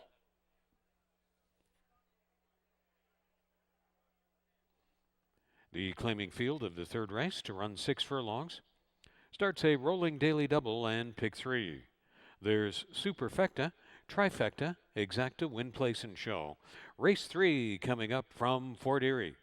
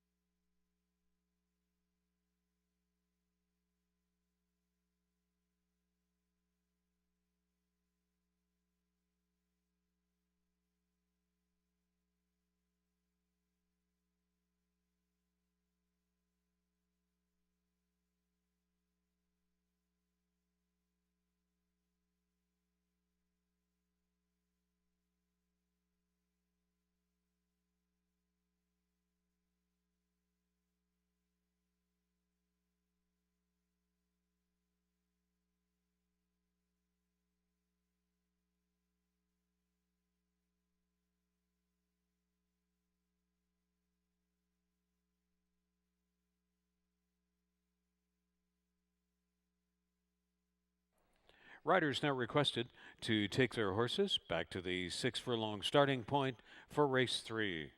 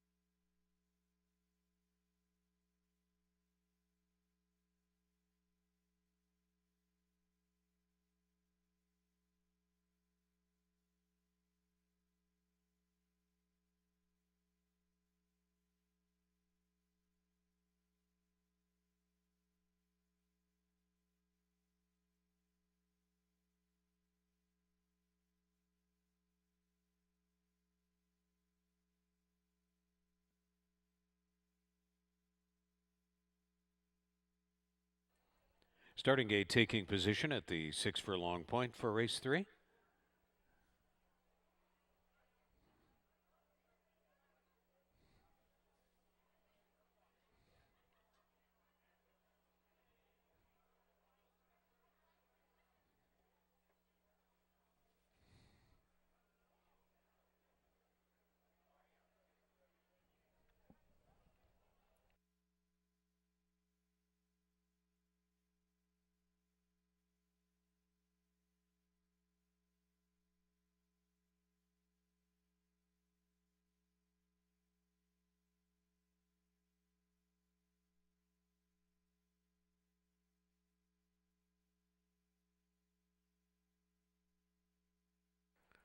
Readying to step in. 8-1 offering 8 speed is first in.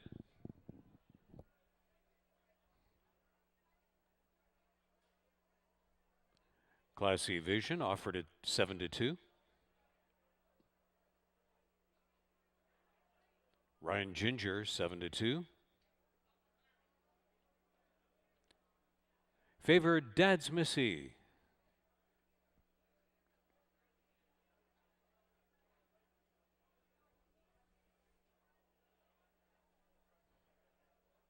Long shot Miss Matilda. Moon Rover and Pastel Emily stand by for a start. Race 3 is in the gate.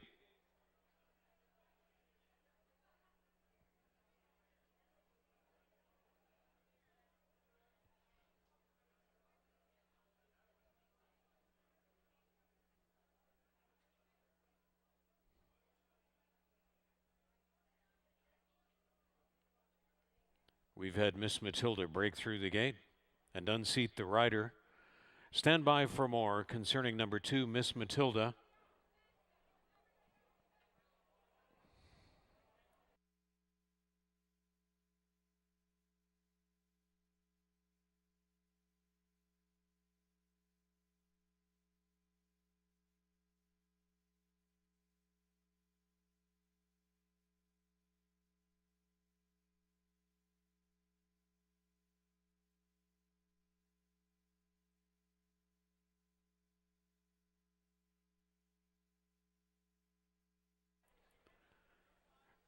From race 3 to Miss Matilda is a post-time scratch.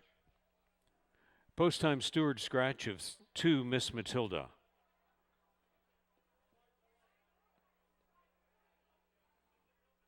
Still time remaining for an exchange or refund of third race tickets involving 2 Miss Matilda, a post-time steward scratch.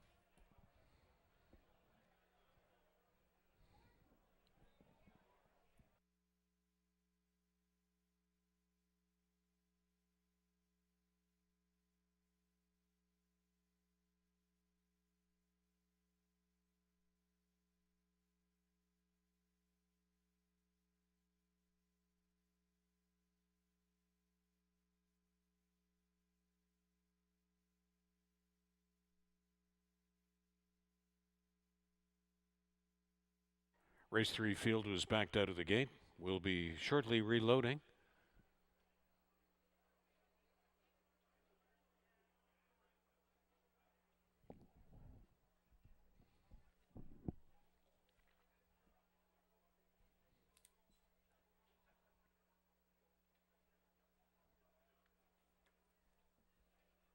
Eight Speed stepping back in with 9-5 respect.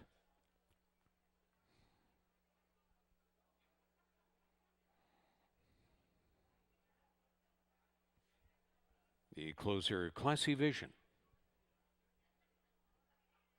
Ryan Ginger. Favored Dad's Missy.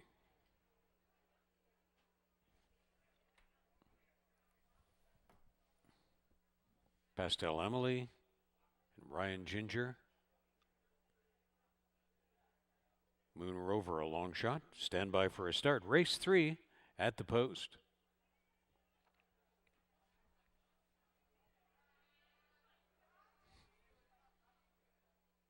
They're off in race 3.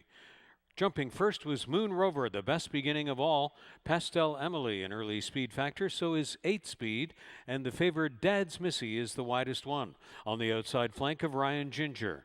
And in reserve, as usual, is Classy Vision to the rear of the field, saving her stretch run for later. So along the backstretch, it's 8 Speed, mixing it up aplenty with Moon Rover. Pastel Emily is in a snug spot. Ryan Ginger in between. Dad's Missy is running up 3 wide in this front 5 and going right on at the leaders. And Classy Vision by 4 more lengths is the trailer in the group. 8 Speed supplying the speed of 22 and 2. Dad's Missy is the widest one. Has to do more though. Pastel Emily in between. Off the fence, Ryan Ginger vaulting up wide. And then it's back to Moon Rover, and Classy Vision is searching a way through. She's going to find it down in on the fence. 8 Speed is still going. Pastel Emily, the favorite Dad's Missy, is defeated. Classy Vision came on through the stretch. 8 Speed. Classy Vision, the hard closer, is coming on to take it all. Classy Vision passes them all for a memorable win on Prince of Wales Stakes Day to run down 8 Speed, and Classy Vision, seldom better with her closing style in 1:11 and 1.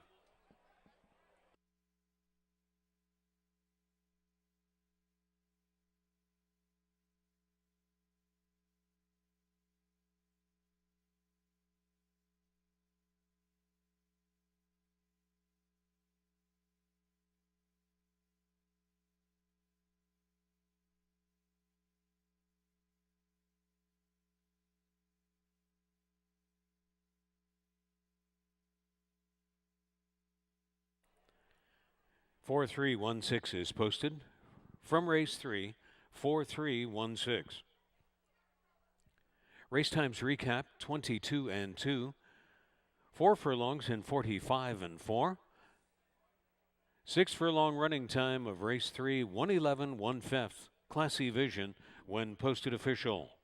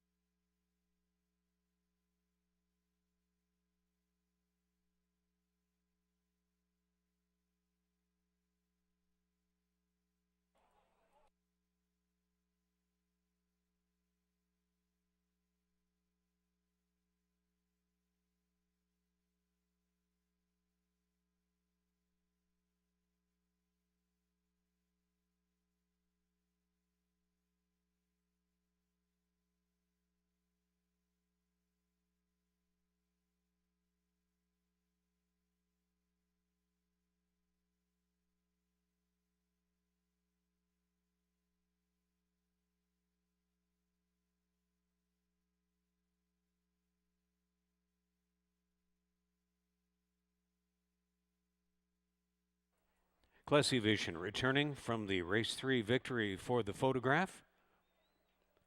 The dark bear brown 5-year-old mare by Atreides from Rare Vision by Mount Livermore, bred in Ontario by Minshall Farms. Races for Michelle Olson, Julia, and Daryl Ezra. The winning ride mapped out by Omar Moreno. One of the best turned out horses here at Fort Erie Racetrack, along with Butterfly Strike. And Classy Vision picks up her third career win and first of the 2021 campaign. Runs the 6 furlongs in 1:11-1 in race 3. 1330 on the win ticket. Classy Vision off at 5-1. 450 and 310. 8 speed 370 and 280.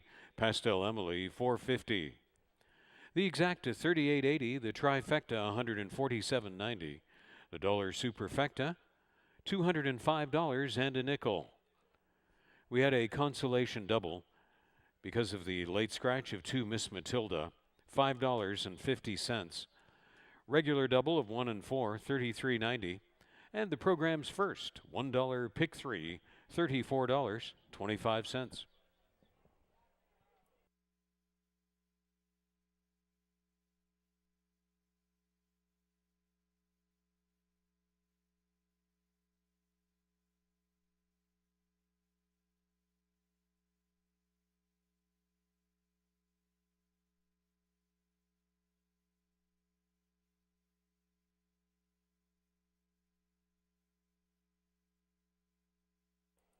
Another special birthday guest in the house, Ross Corbett. Please check the infield message board and TV monitors for your happy birthday greeting, Ross Corbett. Wishing you many winners on the program.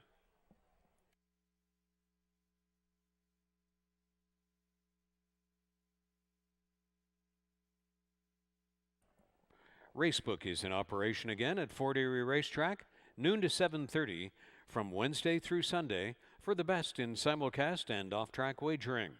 A little later for the opening hours on Friday night to accommodate the end of the Woodbine Thoroughbred program on Friday evenings. That's Racebook back in action Wednesday through Sunday at Fort Erie Racetrack, noon to 7:30. And for the list of simulcast tracks presented, please check our website at forterieracing.com. Here are the race 4 changes. 5, Blind Trust, 1 pound over. 6, Savvy Layla, racing 2 pounds over. The Lake Erie Stakes for the purse of $80,000. On the 4th race, start of a rolling double and rolling pick 3, along with Superfecta, Trifecta Exacta, Win Place and Show Chances, race 4 in 16 minutes from Fort Erie Racetrack.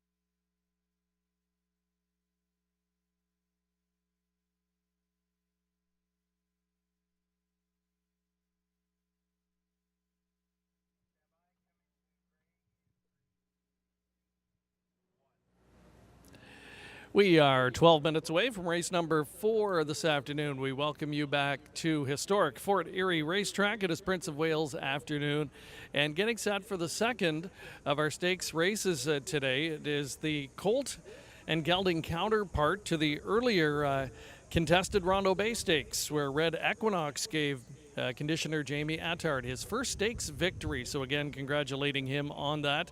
The Colts take center stage in this contest, a 3-year-old event going 6 furlongs and part of the newly formed Ontario Sired Heritage Series. Another good-looking field of 8 getting set to go postward here, and to tell us more with her thoughts, once again, here's Ashley Mayo. The Lake Erie, it's an $80,000 stakes race for 3-year-old Colts and Geldings going 6 furlongs on the dirt. The horse on the rail, the number 1 Forest Survivor, I think is the horse to beat on paper. 2 wins from 3 starts already this year. He's been pretty consistent in his 2 years of racing. And the one thing I want to say is, when you look at his most recent wins, they've both been sprinting on the turf at 5 furlongs. So today he's going to have to go an additional 1/8 of the mile while trying the dirt. But boy, is this one quick, and with that inside draw, I think he could be very dangerous. He's won his last 2 quite easily up at Woodbine. He does have a bullet drill over the dirt training track up there, so it gives me a little bit of confidence in his ability on the dirt. Now, other directions to go in, the number 4 Dragon's Brew won 3 starts back up at Woodbine, and that race was over the turf going 3/4 of a mile. Since then has fallen flat, and this one's going to typically close from off the pace, so he'll have pace to run at. The big question is, can Forest Survivor just shake clear early on, and everyone will be trying to play a game of catch me if you can. And finally, the number 7 Red River Rebel out of the Kevin Attard barn. This one's intriguing. Broke the maiden and the Frost King as a 2-year-old, and since then the best finish was 2 starts back, and this one finished 3rd in the Queenston. That was going longer. That was going 7/8. This one's going to cut back in distance from the last 2 efforts. It's also going to try the dirt for the first time, but the connections certainly shipping in and looking for a win. So I think this one's also another horse to use, as he figures to maybe be close to the pace, but I don't think he's as fast as Forest Survivor, my top selection.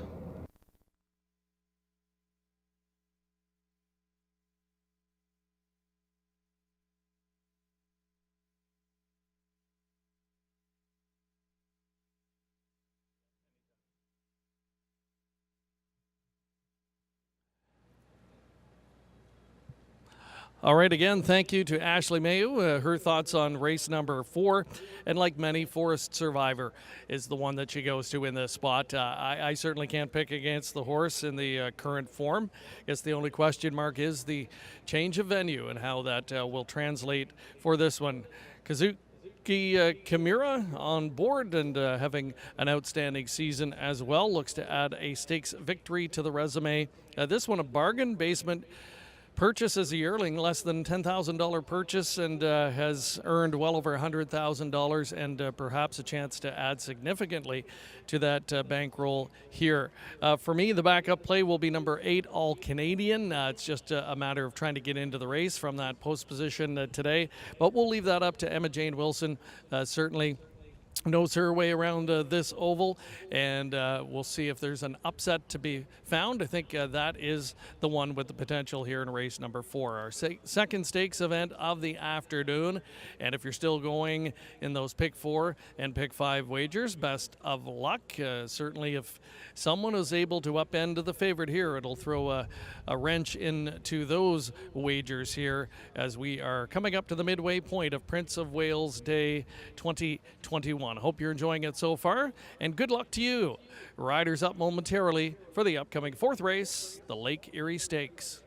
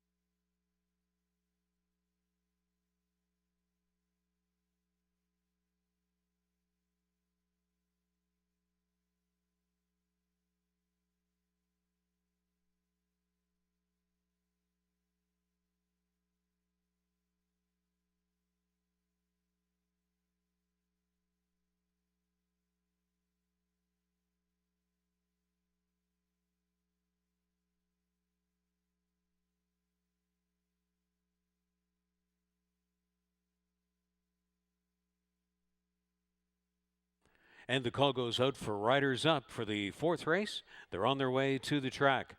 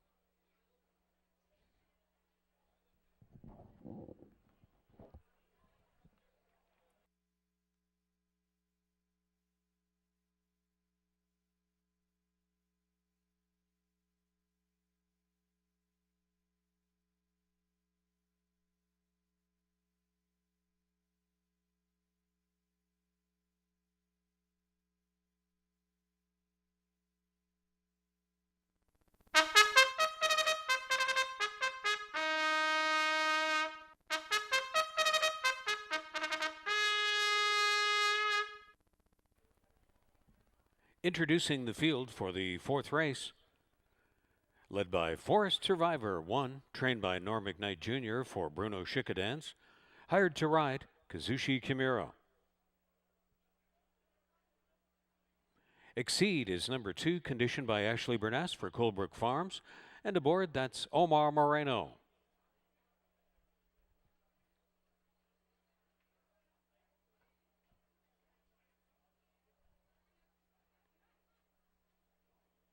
Next on the parade, Dragon's Brew, the 4. Daisuke Fukumoto is atop, trained by Bob Tiller for Goldmart Farms.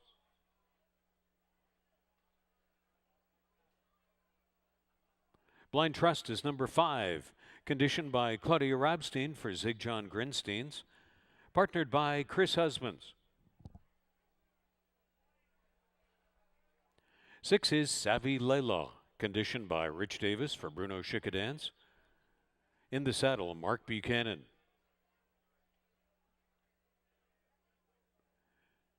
Red River Rebel is number 7, trained by Kevin Attard for Danny Andrews and Northern Dawn Stables.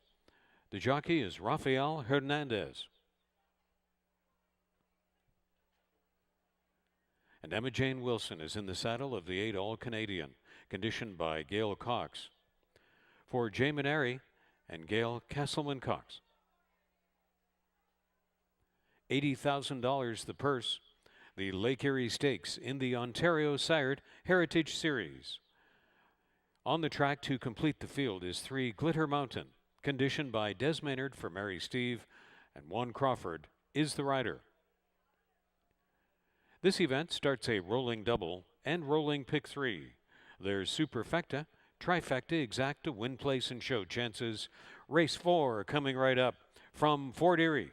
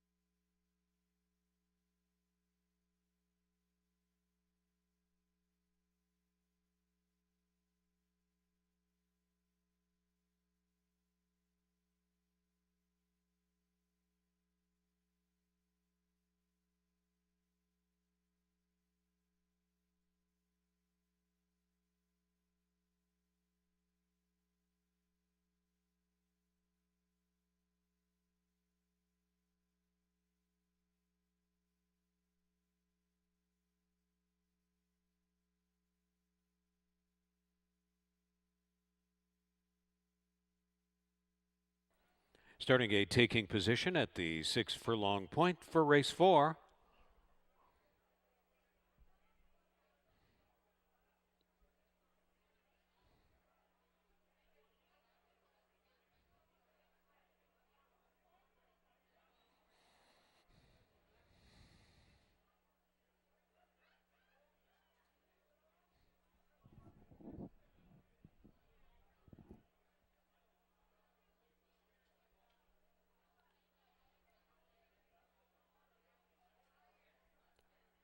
Longshot Forest Survivor is first into the gate.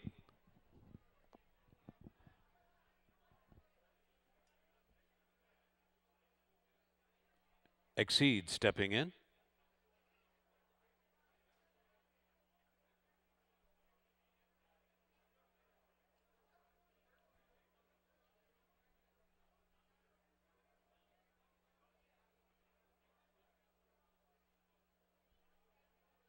The longest on the board, Glitter Mountain.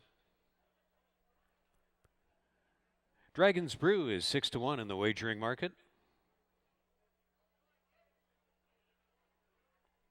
The gray, Blind Trust. Savvy Lila in big double digits. Close second choice, Red River Rebel. All Canadian completing the line. Stand by for a start, race 4 in the gate. They're off in the Lake Erie Stakes. And tentatively away was All Canadian. It's Blind Trust to surge for the early lead, chased by Savvy Layla. Forest Survivor is going to flash speed. Glitter Mountain is up in the front 4. Exceed got away in 5th. Passed by Red River Rebel on the outside. Dragon's Brew is second to last, and the tardy starting All Canadian is to the rear of the field. They will move into the turn with Forest Survivor on a tentative rail control, confronted by Blind Trust, and Savvy Layla running aggressively 3 wide. Red River Rebel is coming on into the front 4. Onto the turn, Dragon's Brew shows up in the front 5. Glitter Mountain fading away. All Canadian tries to recover from a bad start, and Exceed is far back of the group. The speed has been 22-2, 44-4. Savvy Layla looming bold and widest of all, hauling down Blind Trust on her outside. Here comes Forest Survivor. Forest Survivor has it well timed for Kazushi Kimura through the stretch, taking over Red River Rebel. Red River Rebel drawing off for Rafael Hernandez to win by a big margin over Dragon's Brew, Blind Trust, Savvy Layla all right there, but Red River Rebel much the best in race 4 to take down the Lake Erie Stakes.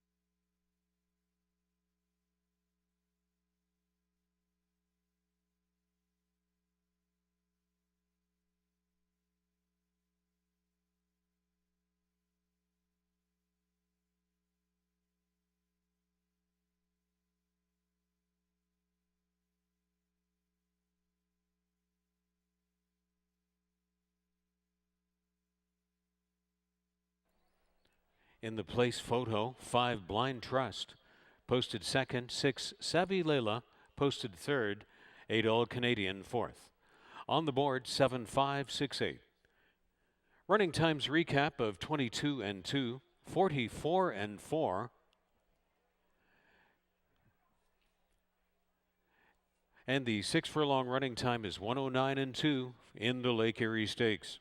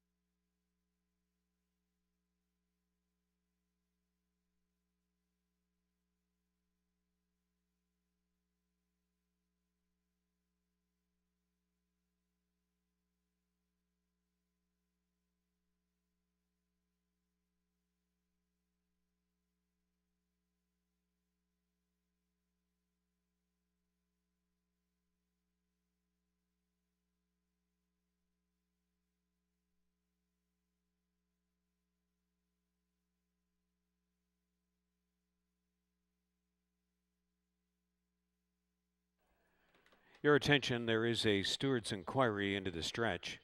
It concerns 6 and 8, not affecting the first place finisher, Red River Rebel. Steward's inquiry into the stretch concerning 6 and 8. Now back in the Fort Erie Stakes Champions infield winner's circle, that's Red River Rebel. Chestnut 3-year-old gelding by Reload from Spanny Lou by Spaniard. Bred by the owners, Denny Andrews and Northern Dawn Stables of Ontario. Trained by Kevin Attard. Could be the start of a big day for Rafael Hernandez in the saddle, as he will later be riding Keep Grinding in the Prince of Wales Stakes. And it's a big time win here with Red River Rebel in the Lake Erie Stakes of the Ontario Sired Heritage Series.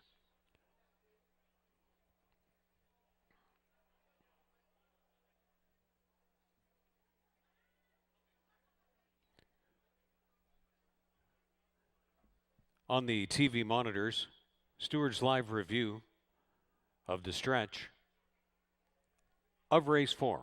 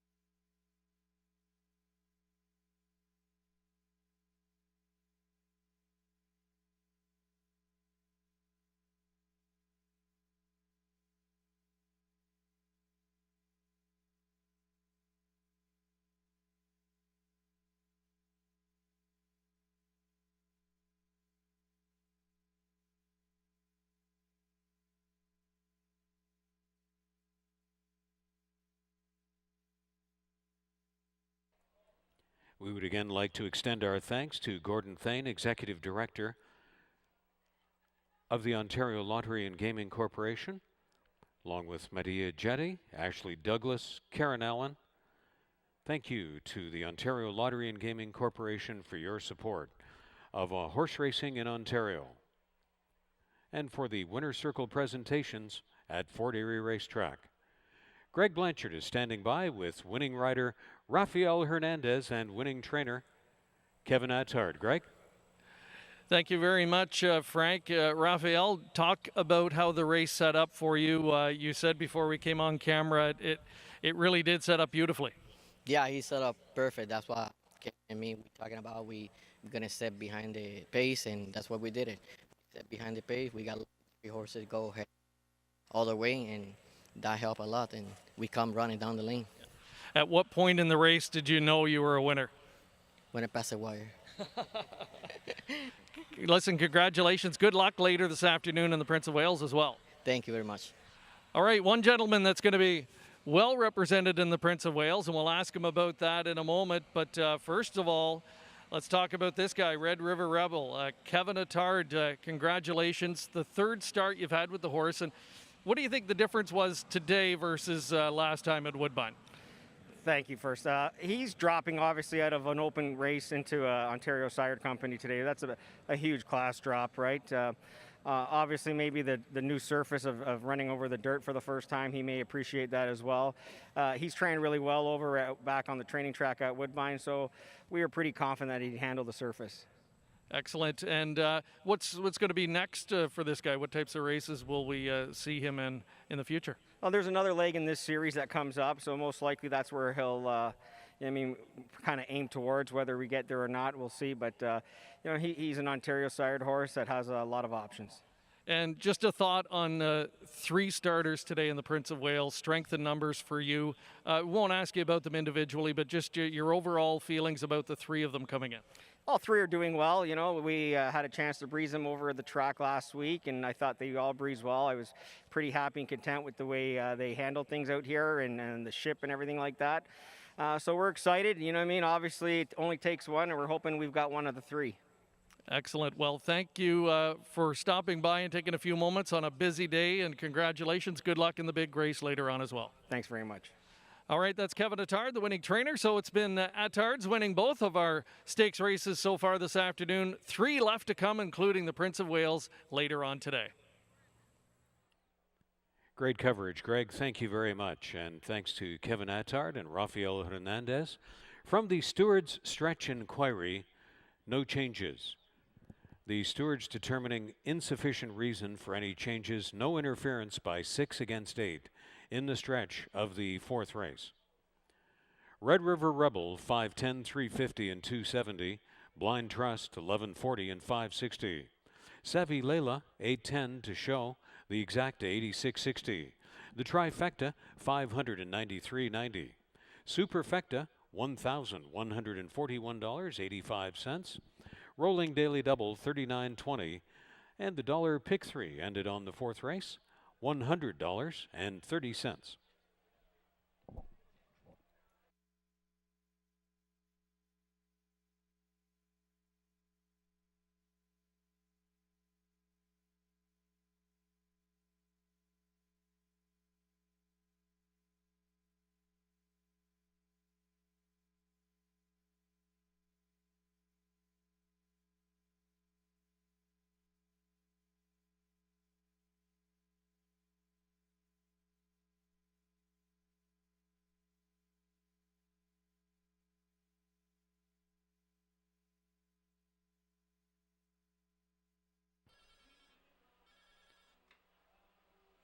From the 5th race, Stewart scratches of 1 Duke of Hearts and 8 Putahemi in Her. Number 2 Shotgun Blast will be racing 3 pounds over. 16 minutes to race 5 will be contested at 5 furlongs on the main track.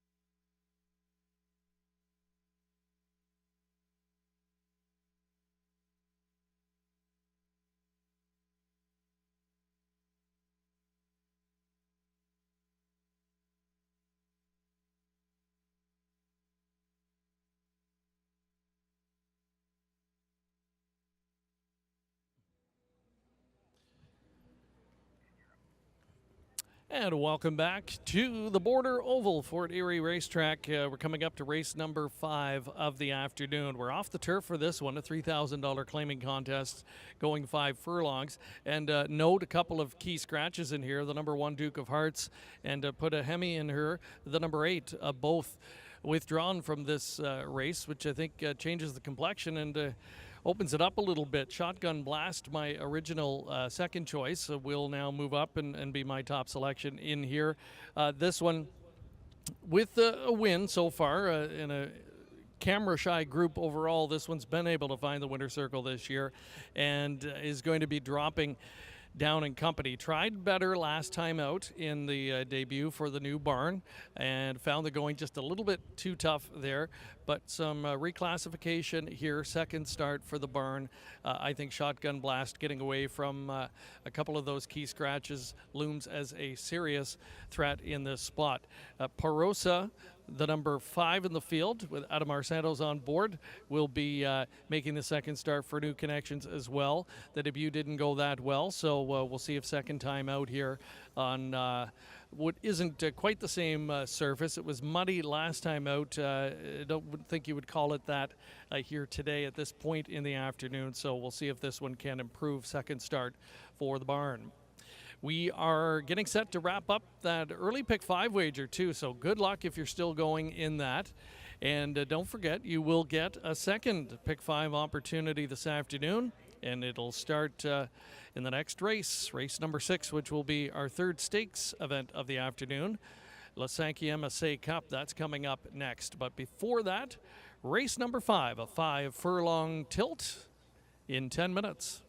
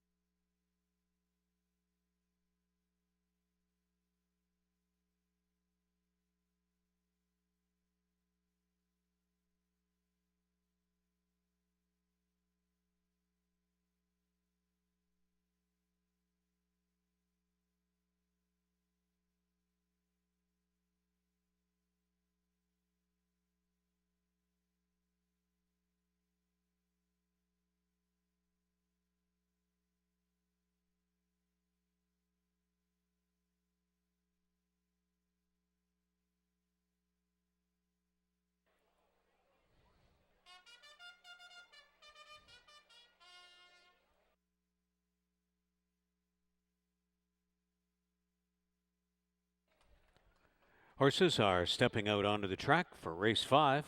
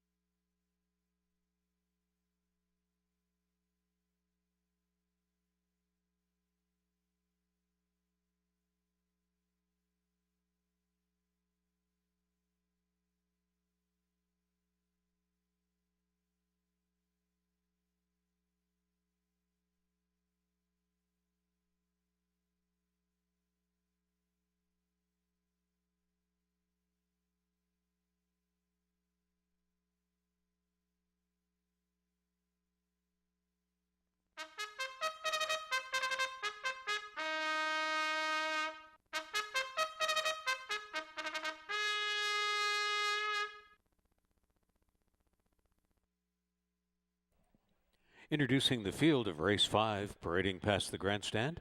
Number 1 was a Stewart Scratch. 2 is Shotgun Blast, trained by James Goldenberg for Ascot Stud. The rider is Michael David. Seamus, number 3, conditioned by Joe Humber for Robert Elkins. Aboard is Mark Buchanan.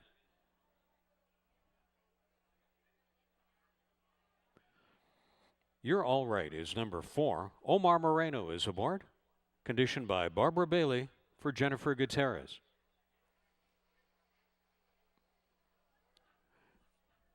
Five is Poroso.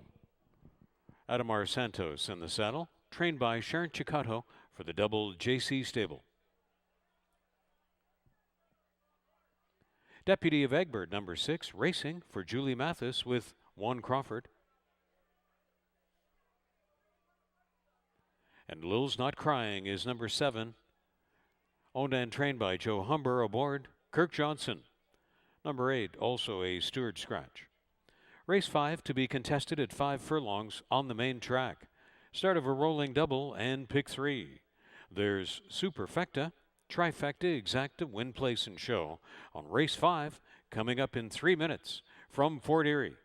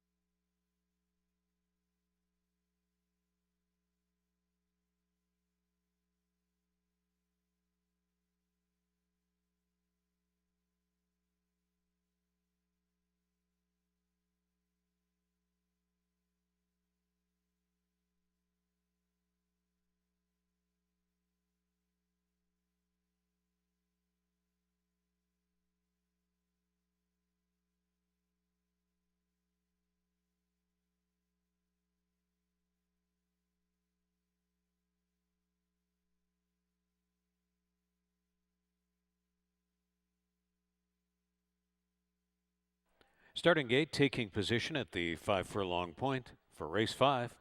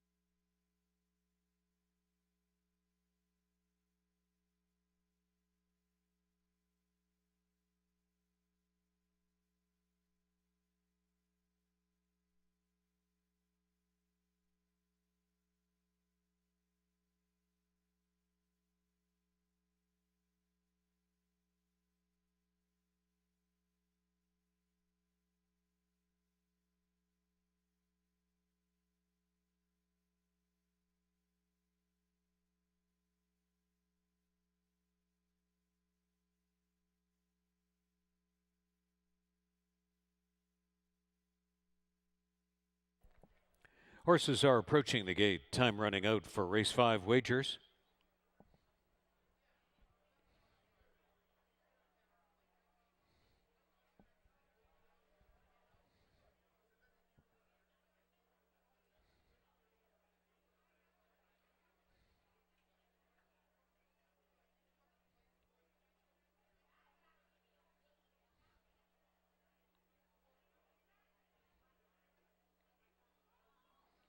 Seven to 5 favorite, Shotgun Blast, is first to step in.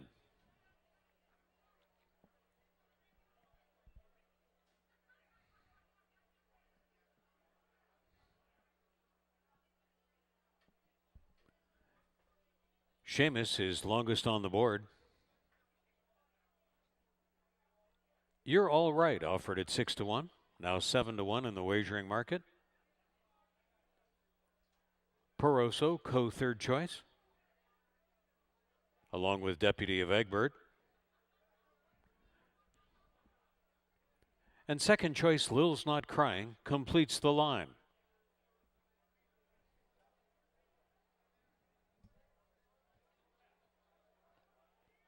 Standing by for a start, race 5 in the gate.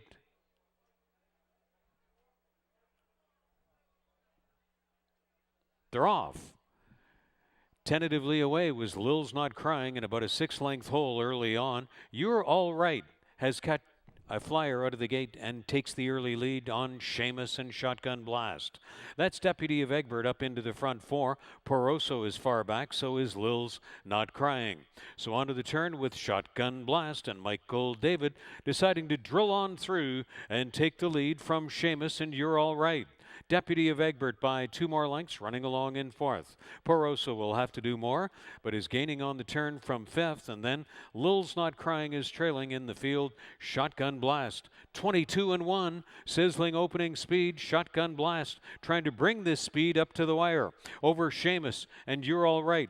Poroso, Deputy of Egbert, and Lil's Not Crying, and Shotgun Blast is almost home. Shotgun Blast is clear by 5 in late stretch. 5 to 2, and Shotgun Blast was alone to win. Lil's Not Crying closing last to second. You're All Right was third. Poroso was fourth. Shotgun Blast in a snappy 58-2.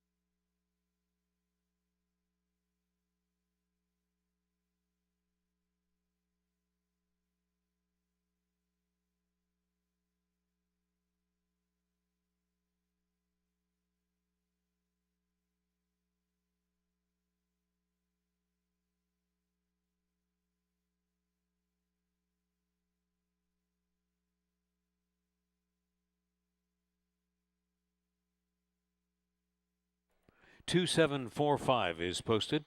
2745 from race 5.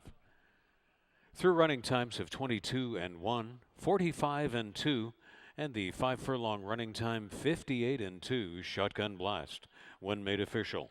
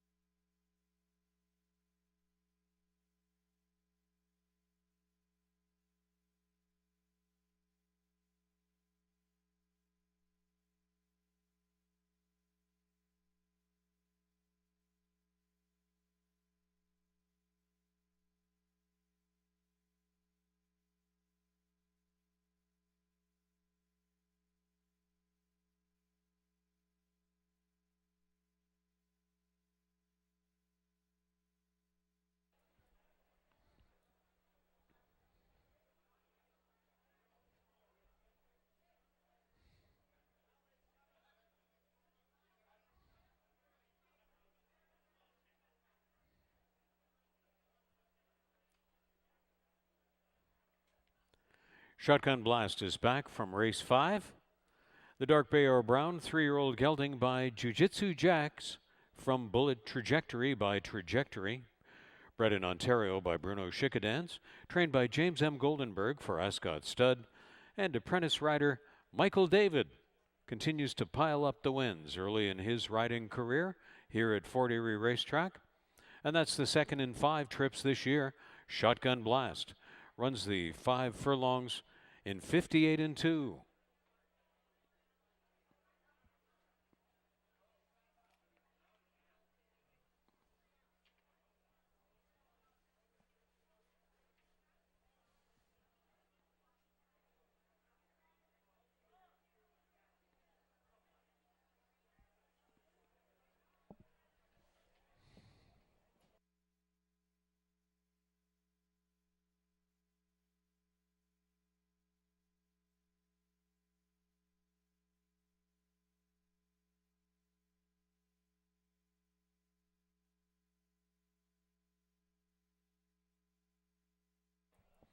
$7.20, $4 and $3.20 on Shotgun Blast. Lil's Not Crying, $6 and $3.40. You're All Right, $2.70. The Exact at $27.10. The Trifecta, $166.70.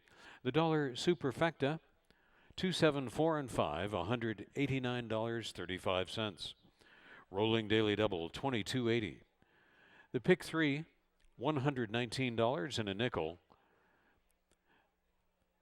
The early Pick 4, $404.10, the $1 ticket. And the dollar Pick 5 ended on the 5th, $656.35.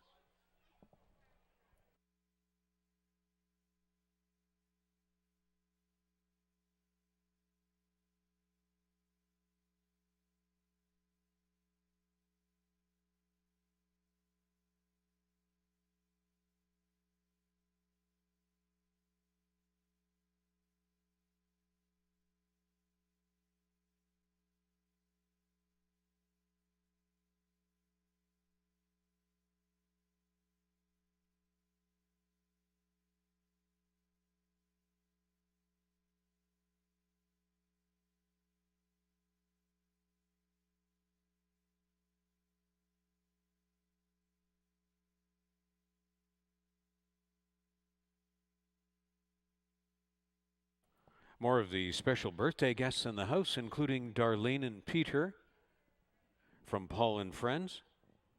Happy birthday, Darlene and Peter. Thanks for being with us at Fort Erie Racetrack On your special birthday occasion and on Prince of Wales Stakes Day, have a great time. Darlene and Peter, check the infield board and TV monitors for your happy birthday greeting.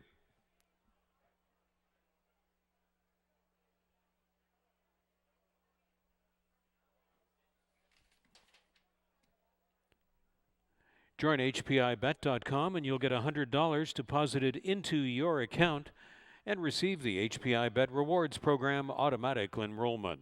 You'll have the ability to watch 4 tracks at the same time. You can wager on almost 500 tracks from around the world, and you can wager at the tracks or online at any time. So if you don't already have your online account, check it out today and join for free at HPIBet.com. Here are the 6th race changes. To Jack Beanstalk, 1 pound over. The 8 Money Matters will race with bar shoes. Race 6 is the inaugural edition of Le Sankey MSA Cup in 17 minutes.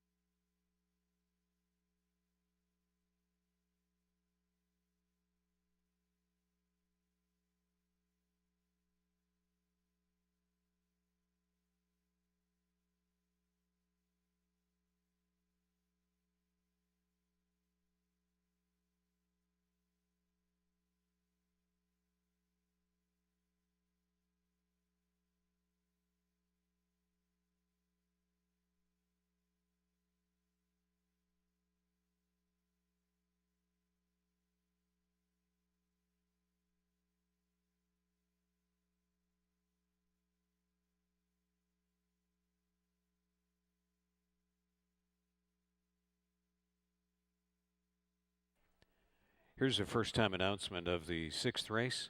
3 horses wearing inserts, including 3 The Mighty Judge, 7 Sayao, and 9 Be Very, Very Quiet.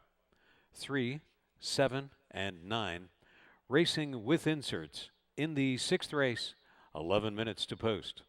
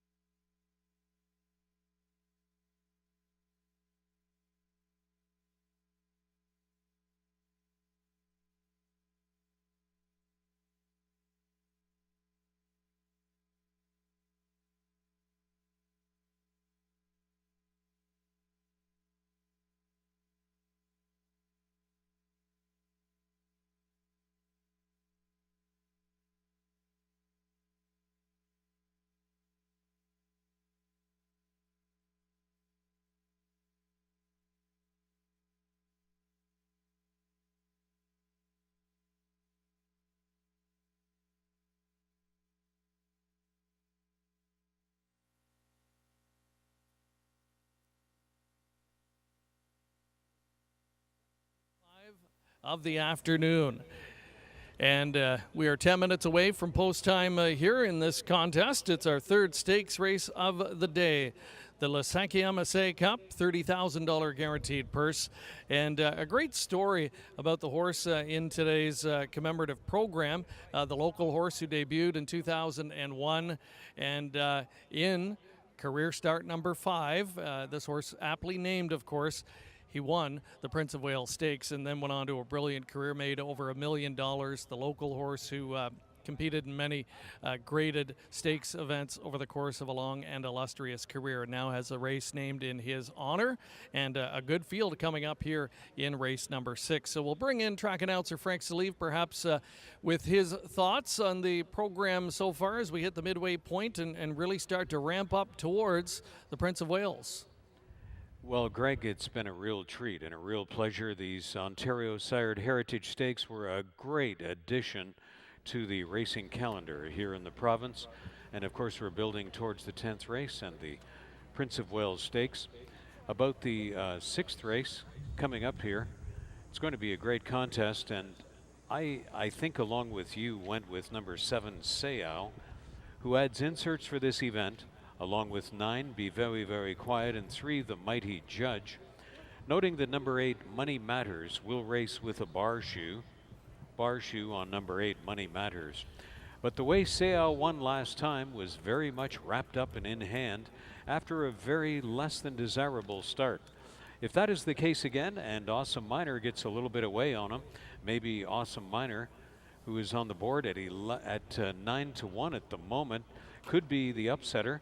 Number 9, Be Very, Very Quiet, also racing with inserts today, looking for him to be a pace factor. Usually is right up front. So watch the starting gate for number 9, Be Very, Very Quiet. Greg, I think you're on board with 7, Sayao here in the 6th. Indeed I am, Frank, and I liked what I saw last time as well. You get Sunny Singh back doing the riding after clicking with the gelding last time out, the 7-year-old who dropped and popped, as they say, and will try and move back up against a tougher group here and duplicate what he did. And he'll have to be that good or better this time out to do so. And we'll be doing so for trainer John Sims, who takes over the conditioning, and Sims, as we see annually, putting up very good numbers on the training side once again coming in here. So Sayao, the top pick of both myself and Frank. We like the 9, Be Very, Very Quiet, of course, and as you mentioned, a speed threat, and we might know the fate of that one very early in the race. If he makes an easy, uncontested lead, should be awfully tough to catch. I'm going to throw Awesome Miner into the mix as well for a shot here. Another one that raced against Sayao last time out and was battling most of the way and hung in admirably there, beaten only a couple of lengths. So if Sayao is what we think he is here today, then Awesome Miner should naturally be a contender as well. Melanie Pinto looking for her 2nd winner of the afternoon. A good-looking tilt here. It is the Le 5e Essai Cup for for $30,000, and it does start our second pick 5 of the afternoon. Good luck. 7 minutes on the clock.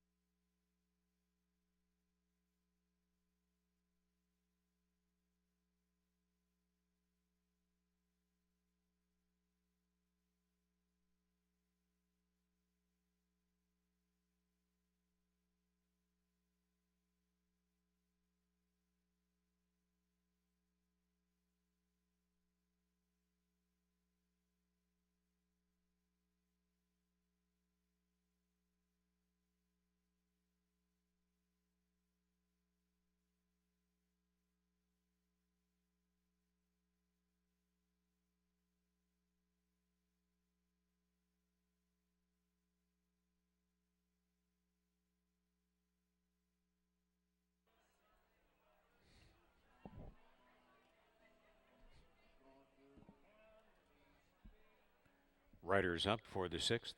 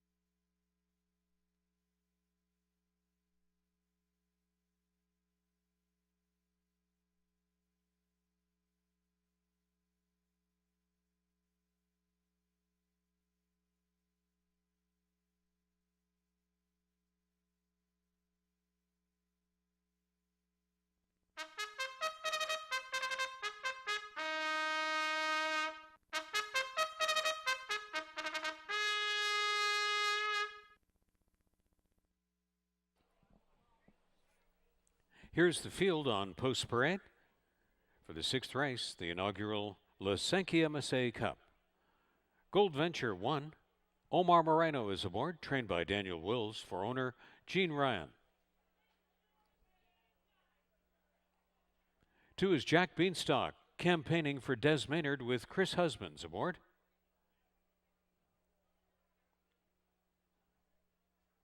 The Mighty Judge is number 3.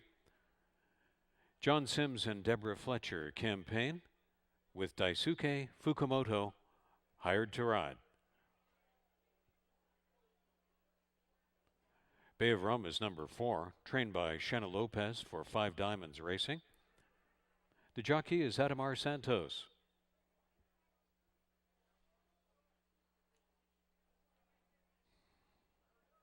Awesome Minor, number 6, conditioned by Mickey Neubauer for Carl Norris with the services of Melanie Pinto.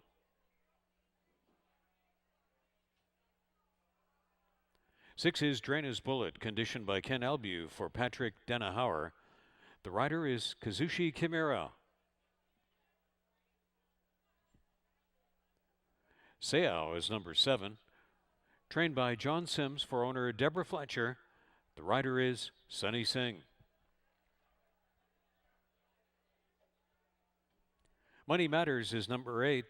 Kirk Johnson is in the saddle, conditioned by Noel Williams for Anthony and Dale Powell.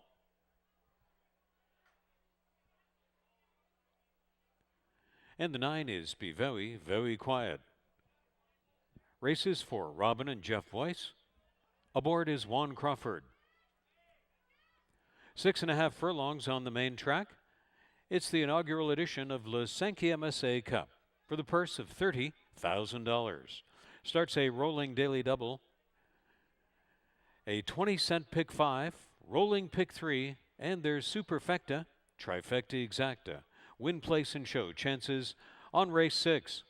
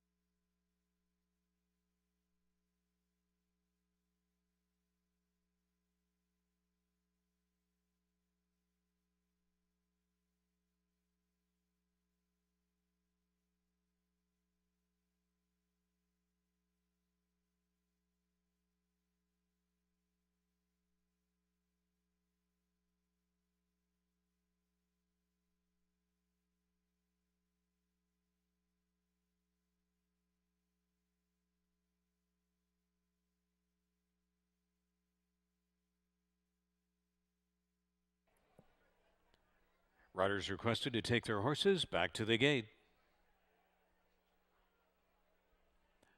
They're readying to load. Last few moments of 6th race wagering time.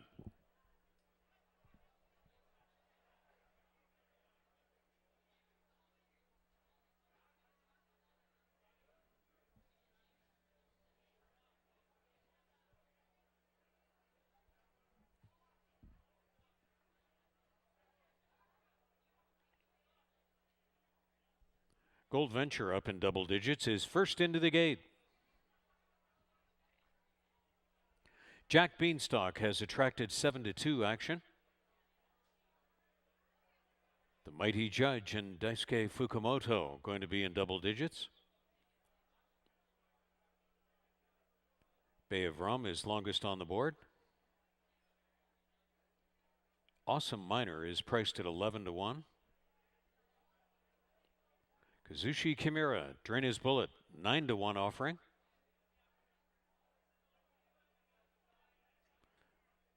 Money Matters will be a long shot. Speedster Be Very, Very Quiet. Seo at 3-1 is last in. Stand by for a start. They're at the post. They're off in the inaugural Lisanki MSA Cup. Big action from the outside early. Seo, Money Matters, Be Very, Very Quiet, Flashing Speed. Awesome Miner down the middle. Then Bay of Rum and Jack Beanstalk. Wild Scrap for the early lead by 6 of them. Third to last, that was Drain His Bullet. And the trailing pair are the Mighty Judge and Gold Venture along the inside. Be Very, Very Quiet. Money Matters. Seo runs just behind them in third, and Jack Beanstalk is well positioned along the inside from fourth. Bay of Rum is hugging the fence in fifth. Awesome Miner, sixth outside. Drain His Bullet trying to gain from seventh. Gold Venture, second to last, and the trailer to the turn is the Mighty Judge. So it's been a big speed battle for a long time. Money Matters finally is giving in to Be Very, Very Quiet, looking ready to pounce. Here comes Seo, and Jack Beanstalk is right there. Awesome Miner is fifth, and they turn for home in the inaugural Lisanki MSA Cup. Be Very, Very Quiet, attacked on the outside by Seo. Through the stretch they will come. Seo takes a short late stretch lead. It's Seo grinding away from a long way back. Drain His Bullet still plugging Be Very, Very Quiet. Seo to win it by a long neck. Seo, conqueror of Be Very, Very Quiet, and then back to Drain His Bullet, and Jack Beanstalk and Seo takes a hard-fought monumental victory. And the running time is 1:16.3.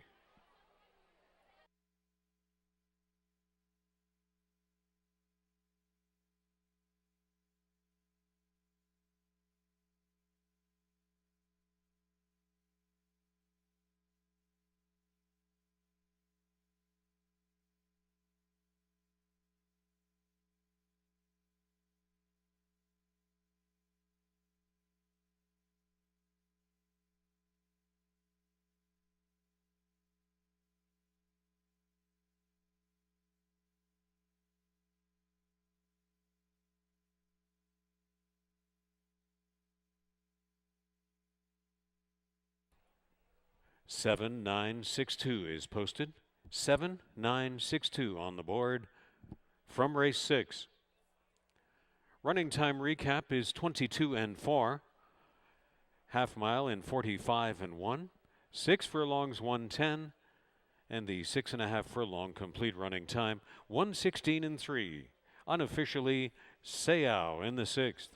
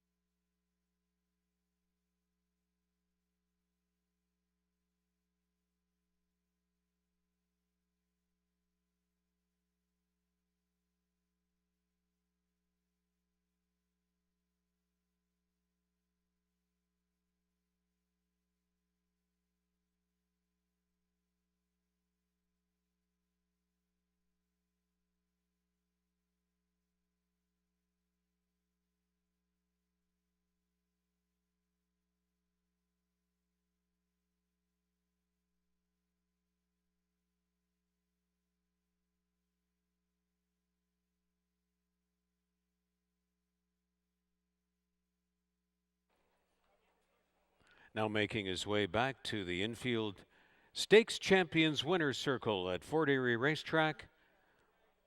What a thriller that sixth race was. And Seo comes out with a narrow victory.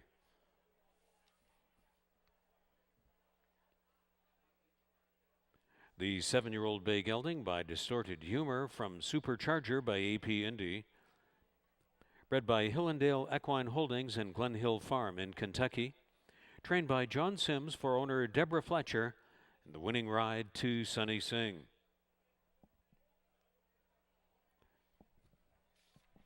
Seo wins the inaugural Lesenki MSA Cup in 1:16.3. For the 6.5 furlongs.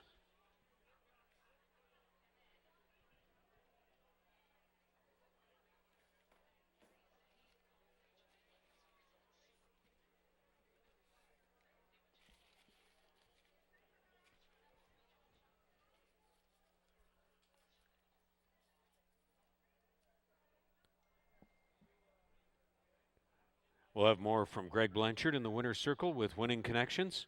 In the meantime, the prices $9.40, $4.40, and $3.40 on sale. Be very, very quiet, $3.60 and $3.20. Draina's Bullet, $4 to show. The exact at $29.60. The trifecta, $143.30.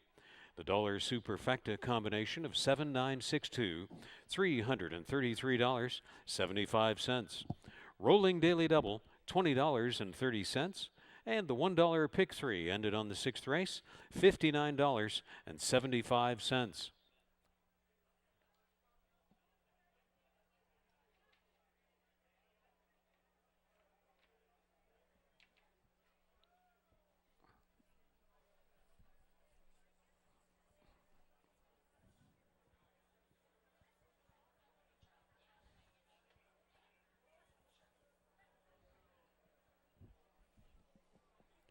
Thanks to our racing secretary, Jackie Eder, for the presentation in the winner's circle to the victors of the inaugural Lesenki MSA Cup. Thanks again, our racing secretary, Jackie Eder, making the presentation.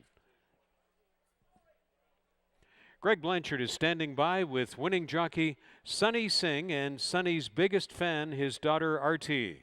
Greg, down to you. Well, thank you very much, Frank. Yes, a very happy winner circle here. Sunny Singh and Seo capture our third stakes event of the afternoon. Talk about this guy. I mean, he won last time. It was a step up in competition today, but were you confident he could do it? Yeah, he was pretty cool the first time I sit on him a few weeks ago. He just did everything on his own and did it all right. He's just an awesome animal to be around, and John and his crew did a great job. And thank you to Mrs. Fletcher and Steve for the opportunity to ride such a nice horse. All right, and the favorite, be very, very quiet, had been battling on the lead up in front of you. Did you think it was going to be that hard to get by that one in the late going?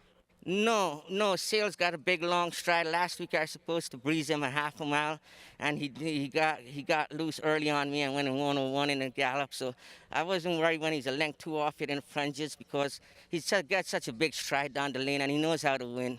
Does everything perfect in the race. Just a quick thought on It's Nice to Be Nice, who we'll see in the filly counterpart to this, the Molson Cup, in a couple of races. What do you expect from her? Well, now it's on the dirt, so that changes for all the horses in the race. But she's honest and a hard-knocking mare.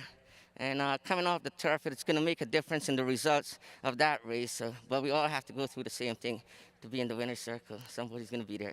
Congratulations. Nice to celebrate it with family here. And I think a makeup artist in the making there as well. Thank you, sir. I appreciate it. And we're going to bring in quickly one of the co-owners, Steve Gilmore.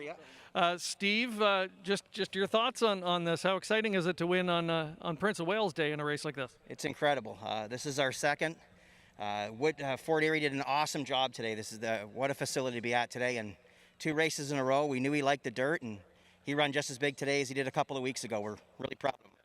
Do you know what's in the future for this guy in the next few months? Through a lot of conditions here, so we're really limited, but we'll find a spot.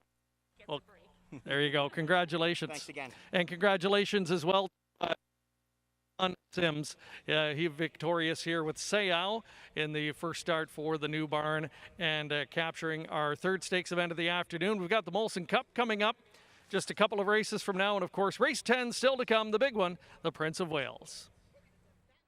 Thanks a bunch, Greg. And looking forward to the 7th race, where 4 Terra Empire will race 2 pounds over. 15 minutes to post time to race 7, offering another rolling daily double and pick 3 with Superfecta, start of a 20-cent pick 4. Trifecta exacta win place and show chances on race 7.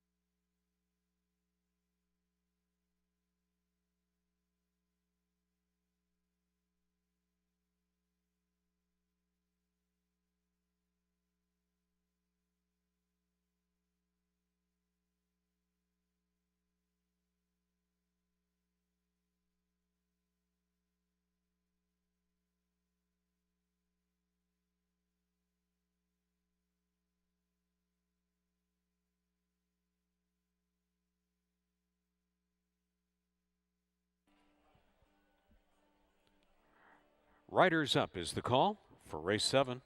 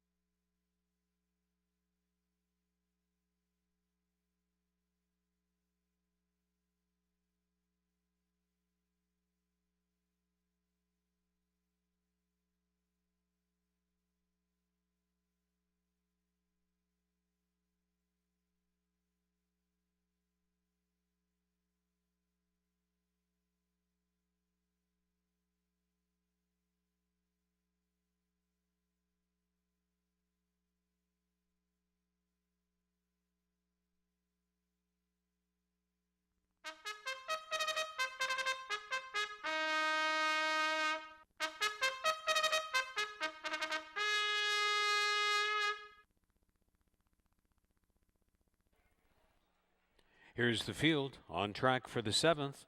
Play It Smart is number 1. Racing for the Aldersons, Ryan, Anthony, and jockey Jeffrey.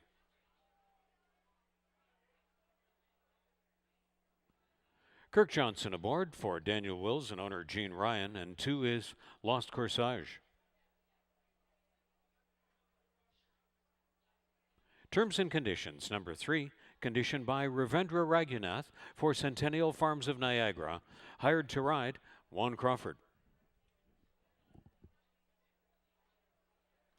Terra Empire is number 4, trained by Joe Humber for Terra Horse Farm.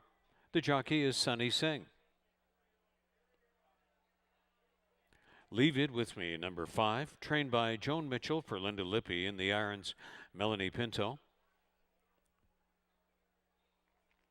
6 is Enhanced Finance, owned by Robin Ann Allard, trainer Martin Hinkson, sharing ownership with Richard Okahiro.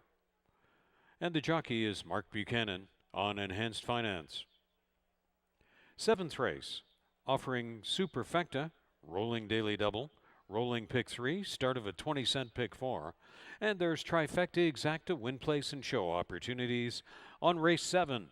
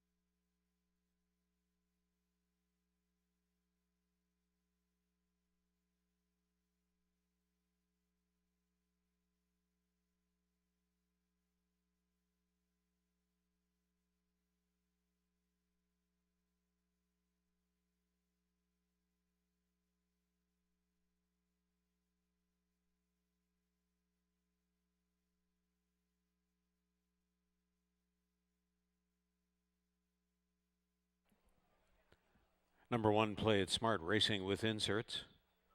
Still time to wager on the 7th. Starting gate is on the move to the 5 furlong starting point.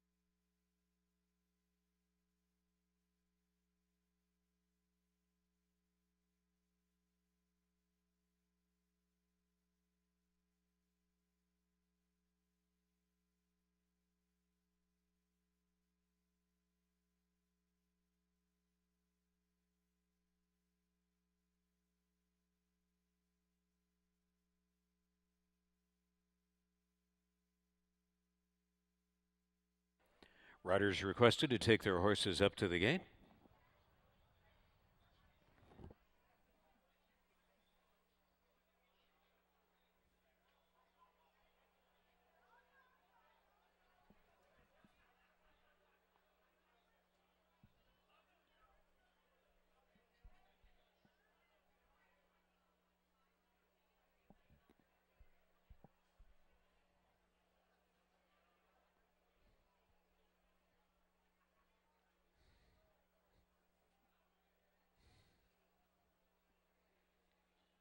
They've reached the starting point.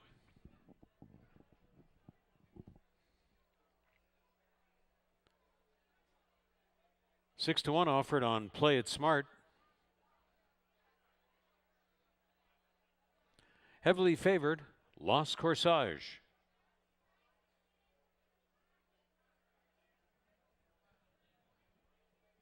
Next in the field's long shot, Terra Empire.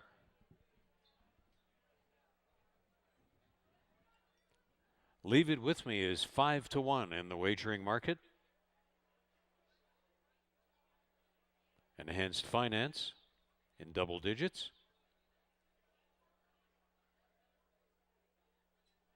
Last in, co-second choice. Terms and conditions.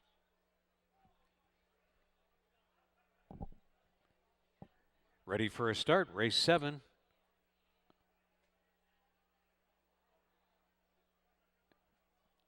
They're off. Coming out first, right along the inside, is Lost Corsage with Play It Smart. Terra Empire was fast away. Enhanced Finance from the outside. Terms and Conditions decides to run up near the pace in between horses, and the back marker is Leave It With Me. So it's Lost Corsage off as the heavy favorite at 1 to 2, going to set the tempo. Lost Corsage leads him onto the turn. Enhanced Finance moving up from the extreme outside. Terms and Conditions has lost a little bit of ground. Terra Empire is on the outside flank of Play It Smart, and 3 more lengths to Leave It With Me, leaving a lot of work to do and not much time to do it. They're in the stretch after a quarter in 22 and 3. Lost Corsage coming under siege from Enhanced Finance. Enhanced Finance on the outside. Lost Corsage asked to dig in again, and it's still going. Lost Corsage. Enhanced Finance gave it her all, but just couldn't reach. Lost Corsage, your prevailing favorite. Enhanced Finance was second. A head bob for third and fourth, involving Terms and Conditions against Terra Empire, as Lost Corsage prevails in 59 seconds flat.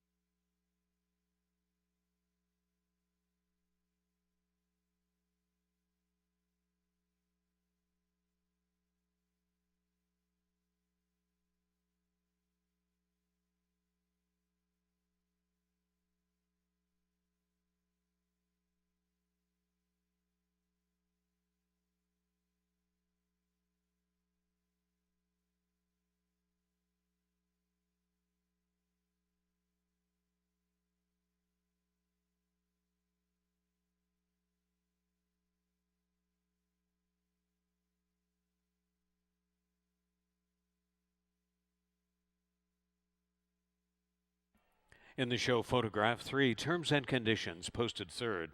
4 Terra Empire posted fourth. On the board, 2634. Running time recap, 22 and 3. 4 furlongs, 45 and 3. And the 5 furlong running time is 59 seconds flat. Lost Corsage when made official.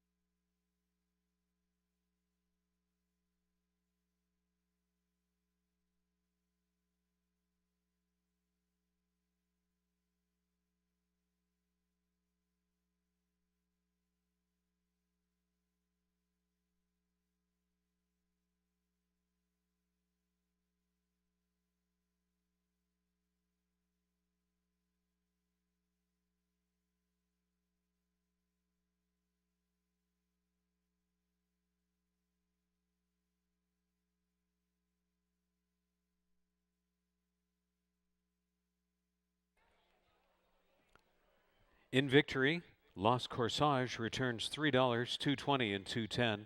Enhanced finance, $5.30 and $3.10. Terms and conditions, $3 to show. The exacta, $14.70. The trifecta, $49.20. $1 superfecta, $2.63 and 4 kicks back $314 even. Rolling daily double, $16.60. And the dollar pick 3 ended on race 7. $53.40.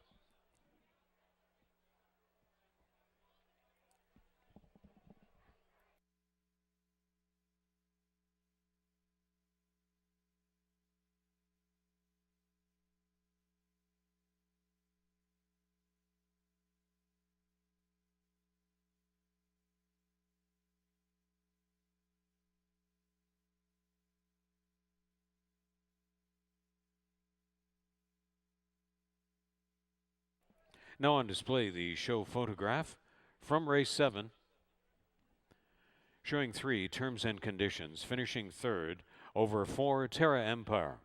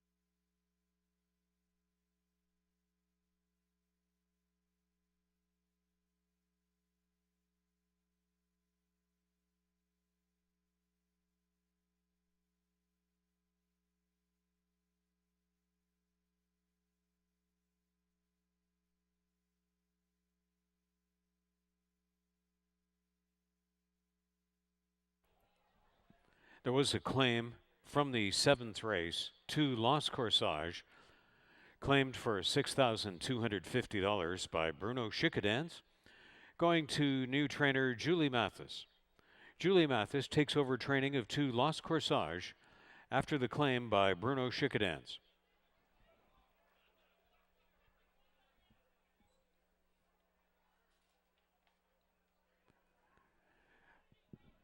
We invite you to relive all of the excitement of race days from Fort Erie Racetrack on Post Time. It's Post Time from Fort Erie Racetrack, only on your TV Niagara, every Friday evening at 7 p.m. and Saturday afternoon at 12:30 p.m. It's our race replays and highlight show, and it's on local cable channel 700 on the Cogeco system in Fort Erie, Welland, Niagara Falls, and the entire Niagara region. It's Post Time from Fort Erie Racetrack on your TV Niagara, local cable channel 700 in the Niagara region, every Friday evening at 7 and Saturday afternoons at 12:30 p.m. 17 minutes to the 8th race. Number 2, Capoeira, will race with inserts and 2 pounds over. 7, It's Nice to Be Nice, 2 pounds over. The 8th race, the annual Molson Cup, coming up.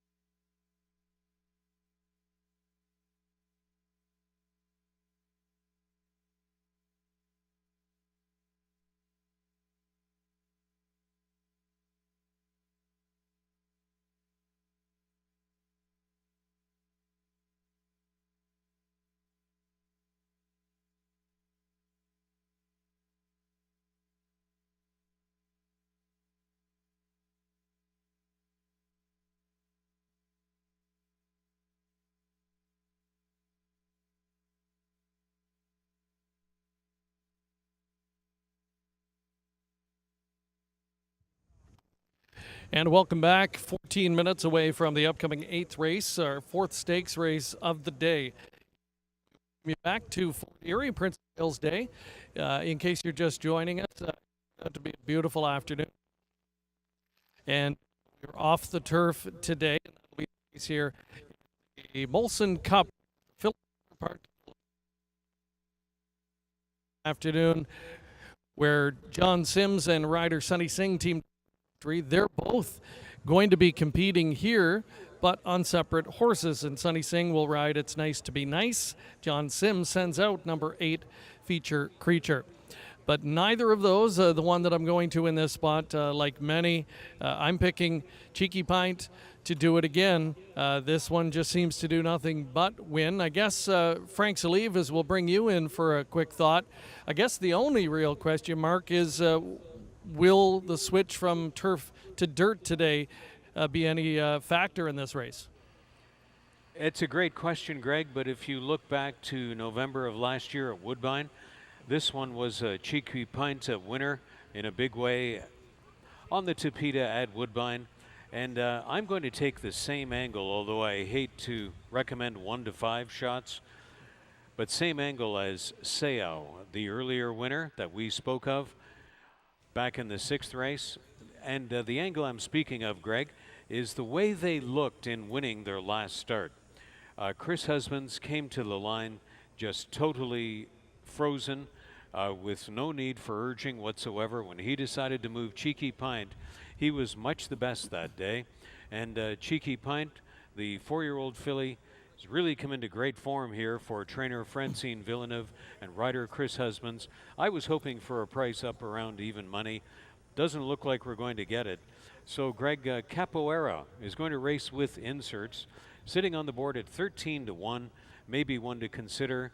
And the second start for Feature Creature in the barn of track leading trainer John Sims is 9 to 1 on the board. They could be some horses to consider for your exotic tickets. Greg, what do you think? Well, that's really the way most people are going to try and play this, I think, is trying to find someone underneath and to connect for that exactor, the try, superfectas, those type of wagers here. Does start our next pick 3 wager of the day in this spot as well. And Cheeky Pint, understandably favored as Chris Husbands, by far the meet leading rider this season, having a wonderful campaign. And he's already been to the winner's circle earlier this afternoon. A great opportunity to make it a riding double here in a stakes event, the upcoming Molson Cup, $30,000 purse. And again, they're going a mile and a 16th, taken off the turf, and will be raced here on the main track.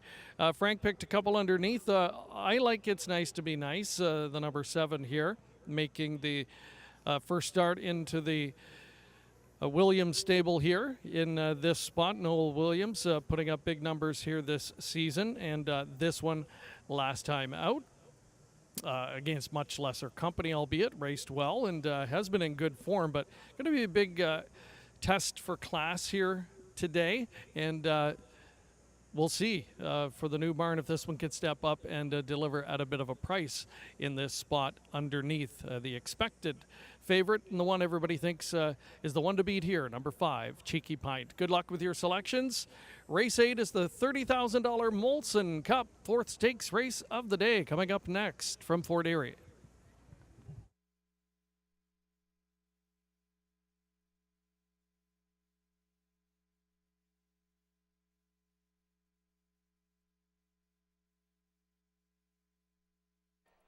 First time announcement in this 8th race. Add inserts also for number 8, Feature Creature. 8, Feature Creature also racing with inserts in the 8th.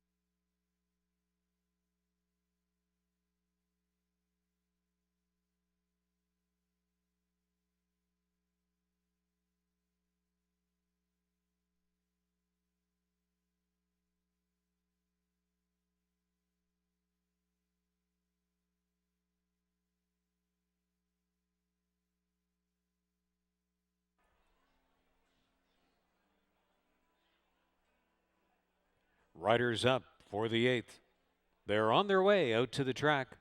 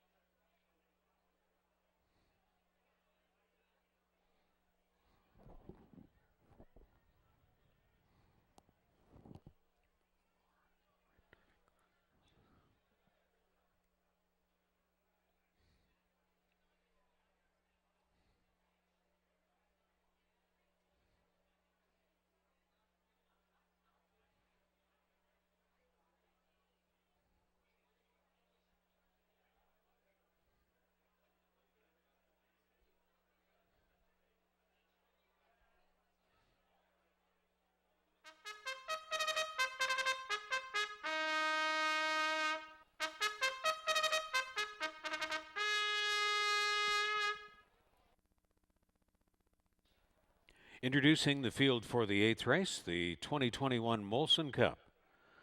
Led by Naked Illusion. Number 1, trained by Daryl Husmatelli for Silver King Racing. The rider is Kirk Johnson. 2 is Capoeira, conditioned by Paula Loescher for Robert Simonek. Aboard Mark Buchanan. Grace Zerion, 3. Campaigning for Richard Walpole with Diane Passero, Jim Passero, and trainer Tom Steer. Omar Moreno aboard Grey Zerion. 4 is Princess Morrow, and Emil Ramsamy is up. Races for Janelle and William McMahon.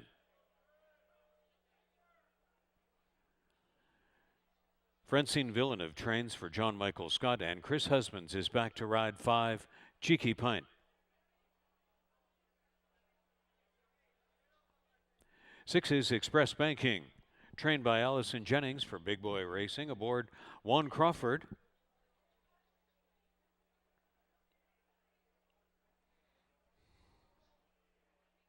Next on the parade is Feature Creature, number 8, trained by John Sims for Deborah Fletcher, hired to ride Kazushi Kimura.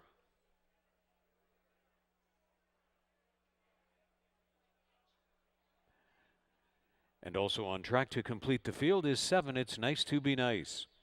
Sunny Singh is in the saddle, conditioned by Noel Williams for Dale and Anthony Powell. They're on the track for the $30,000 purse Molson Cup, a mile and 16th on the main track. Starts a rolling daily double, and pick 3. There's Superfecta, Trifecta Exacta, and Win, Place, and Show chances on the 8th from Fort Erie.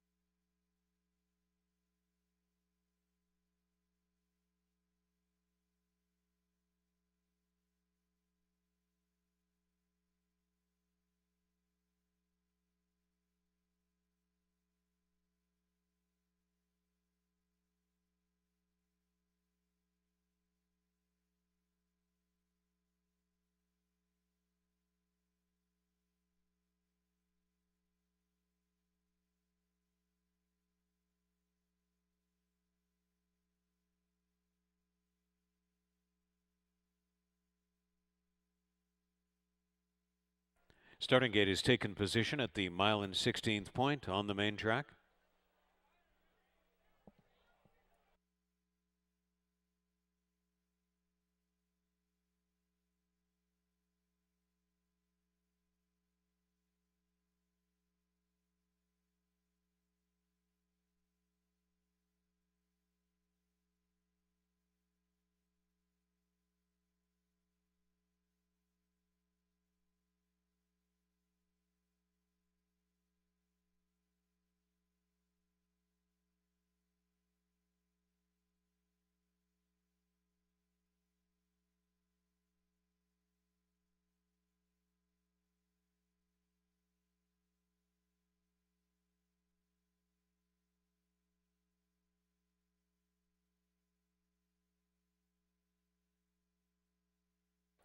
They're approaching the gate.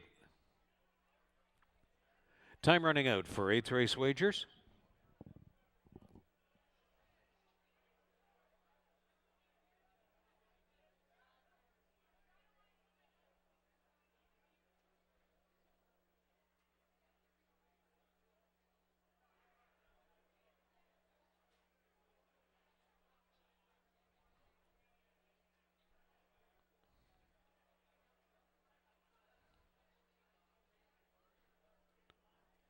And 22-1 long shot Naked Illusion. Now 25-1 is first into the gate. 7-1 action on Capoeira. Grazerion has long shot status. Princess Morrow longest on the board. Hot favorite Cheeky Pint. We have a rider off. It's Nice to Be Nice. Is loose on the track. Attention emergency crew, a loose horse. Stand by for more on 7. It's Nice to Be Nice, who immediately headed back to the paddock. Attention in the backstretch, loose horse coming your way.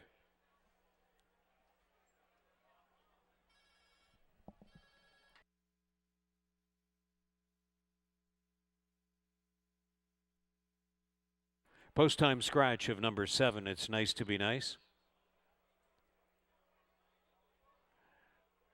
Refund or exchange of tickets possible on 8th race tickets involving 7, a post time scratch.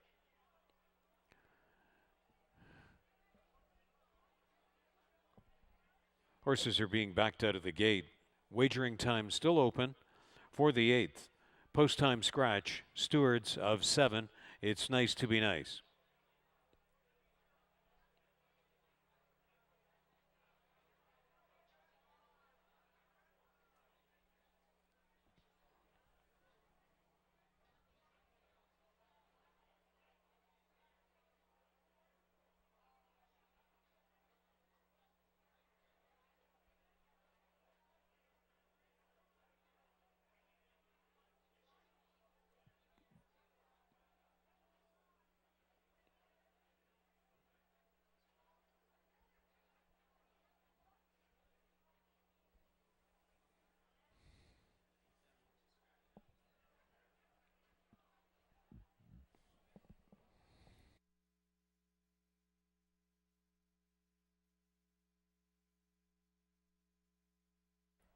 Field going back into the gate.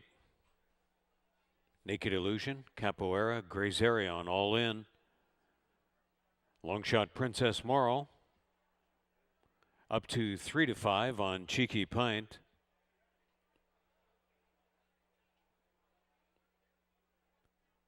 Four to 1 action on Express Banking. Feature Creature just down to 5-2. Stand by for a start.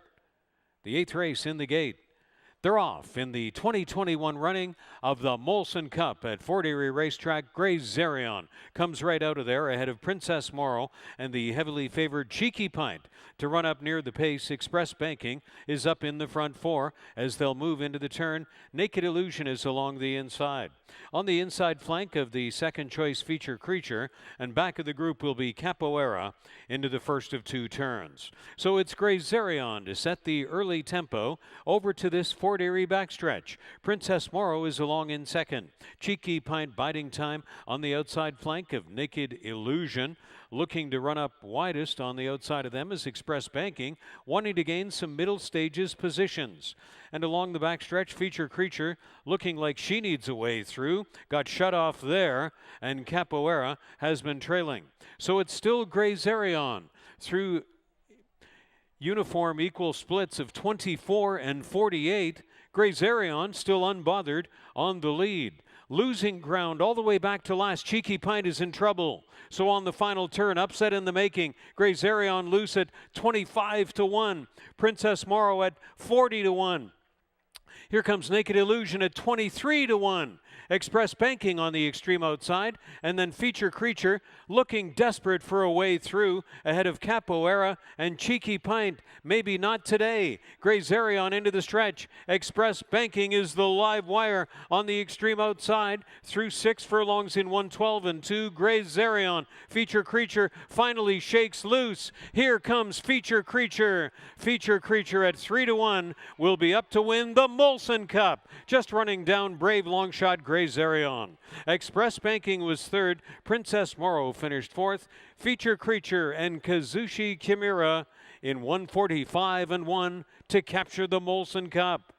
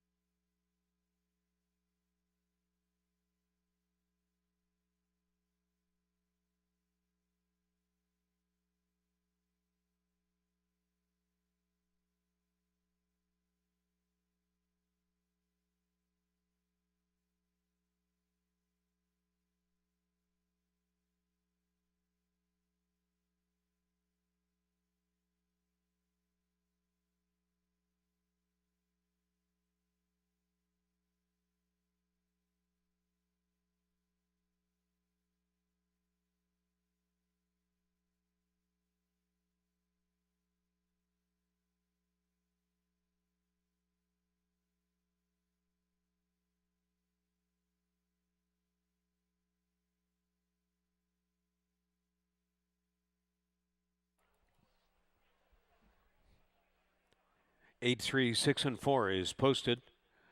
Race times recap: 24 seconds, half and 48, 6 furlongs, 112 and 2, and the mile and 16th in 145 and 1.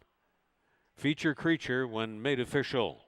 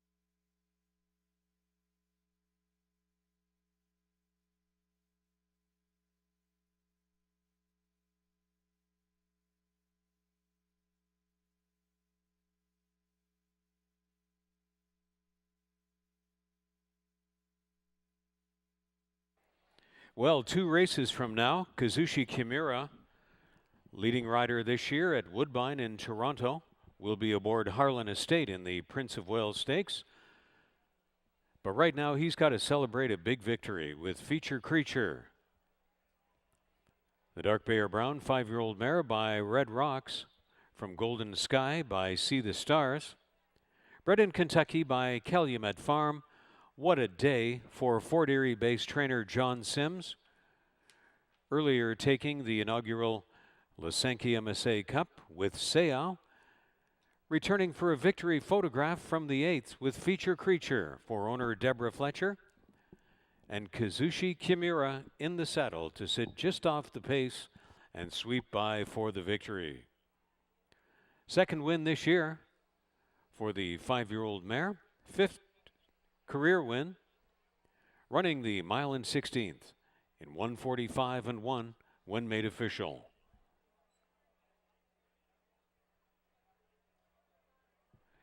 $8 on the nose, Feature Creature, $5.10 and $3.50. Grazerion, $22 to place and $12.20. Express Banking, $4 to show. The Exacta, $211.80. The Trifecta, $852.90. Superfecta, 8, 3, 6, and 4, $7,547.25.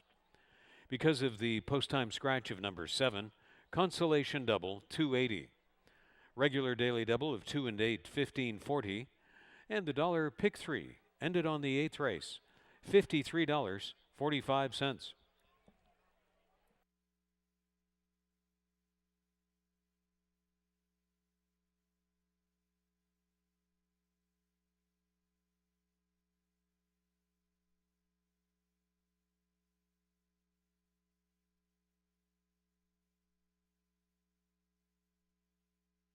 Our Greg Blanchard is doing the duties and doing them well this day, and right now he's with Winning Connections from Feature Creature. Greg?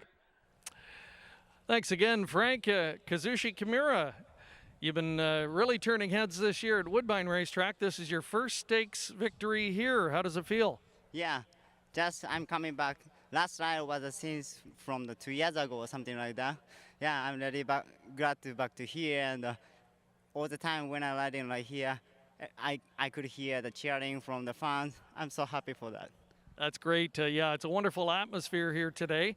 And talk about the track surface. This horse really handled it beautifully. Yeah, but obviously I just want to set the behind and want to get the comfortable, but she was a little bit keen today. I just tried the saving and not gonna too much close with the horses. And then when I turn from the home, when I'm swiping out, she just exploded. And a quick thought on your mount in the Prince of Wales later today. What are you expecting from that horse? Well, already I'm riding for the 3 time. This is gonna be the 4th time. I really like him, and hopefully we're gonna get it. Well, listen, best of luck and congratulations on this win. Thank you. Kazushi Kimura, he is a rising star in the sport, no question about that. Leading driver this year at Woodbine Racetrack. It's his first stakes victory here in the 8th race, today's edition of the Molson Cup, and the second win for trainer John Sims and the ownership connections today. Congratulations. Thanks a bunch, Greg. And in the 9th race, for Banger Ridge, will be racing 1 pound over. Stewart Scratch of 6, Executive Decree. 15 minutes to the 9th race from Fort Erie Racetrack.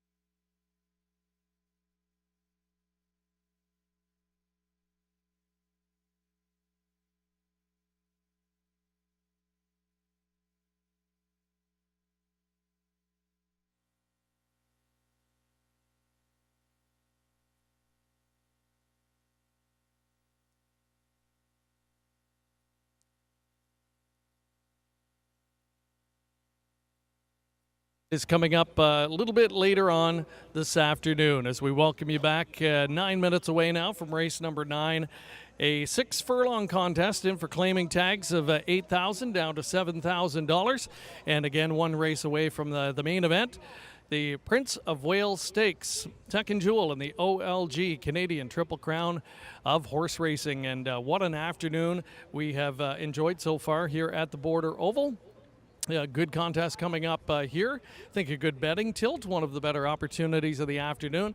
The one I've landed on is Fafafui, the number 5 in the field for one Crawford horse that got it done last time out.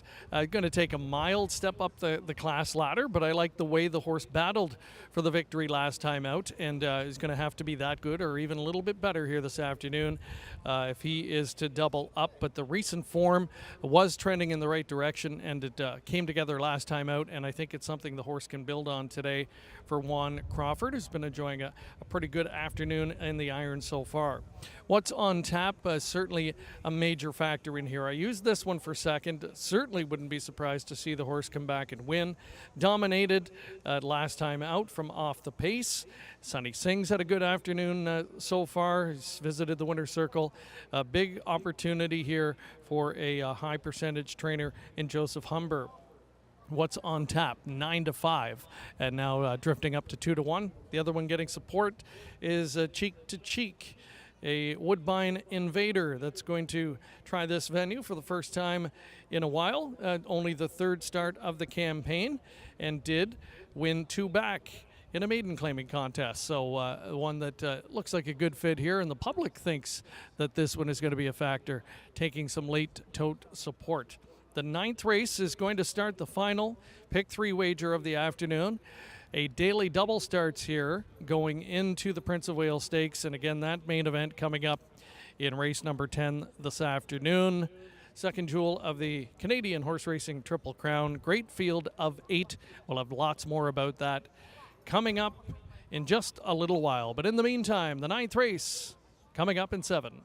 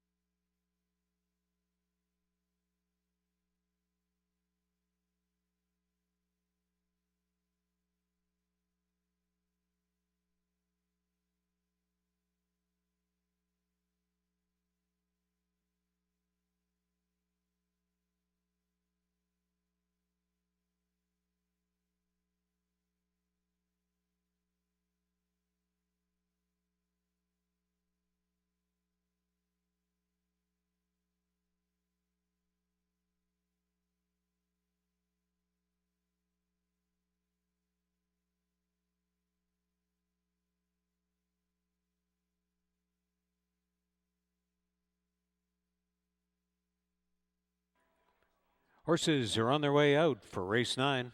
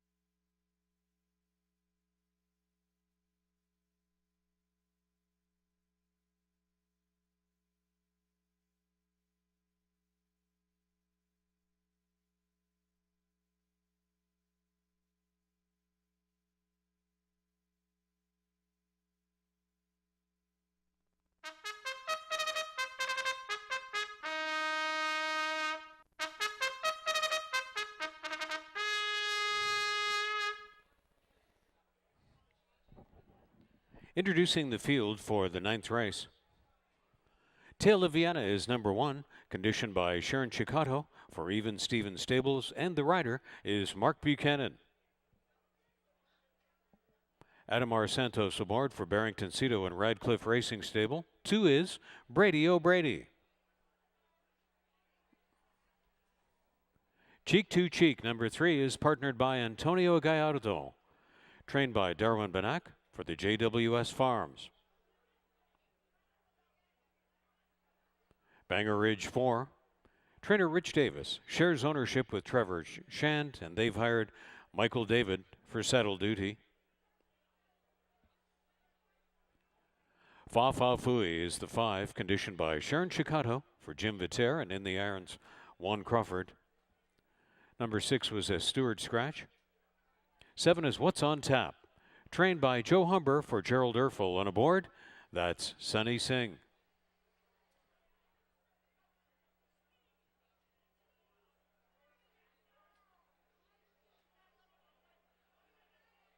The claiming field of the 9th race in Fort Erie.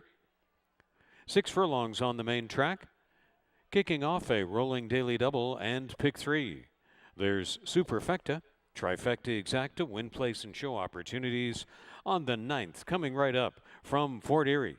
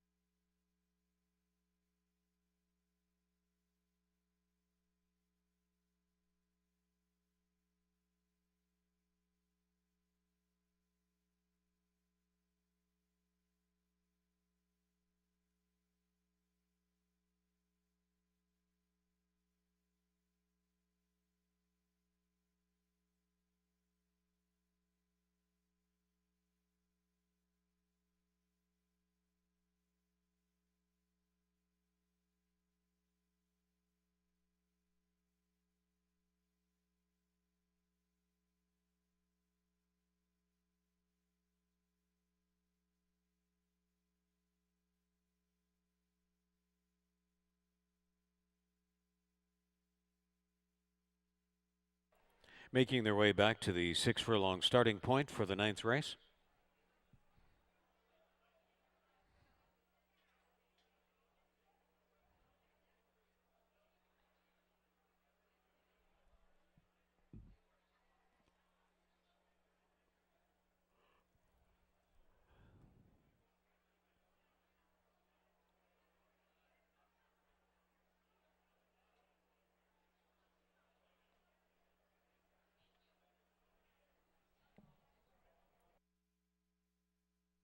Starting gate taking position at the 6 furlong point.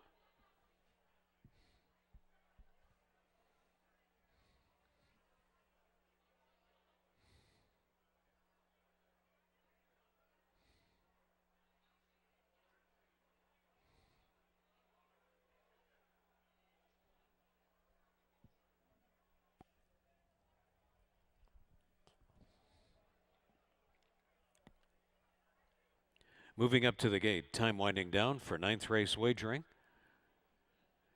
Kicking off this program's final 20-cent pick 3.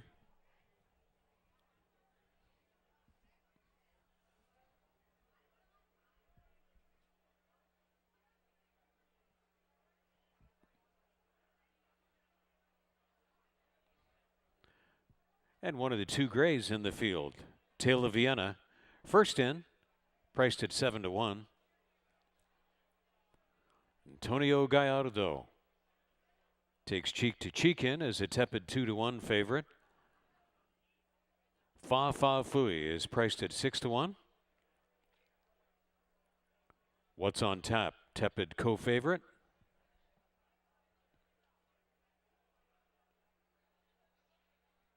And Banger Ridge completes the line. Stand by for a start. 9th race in the gate.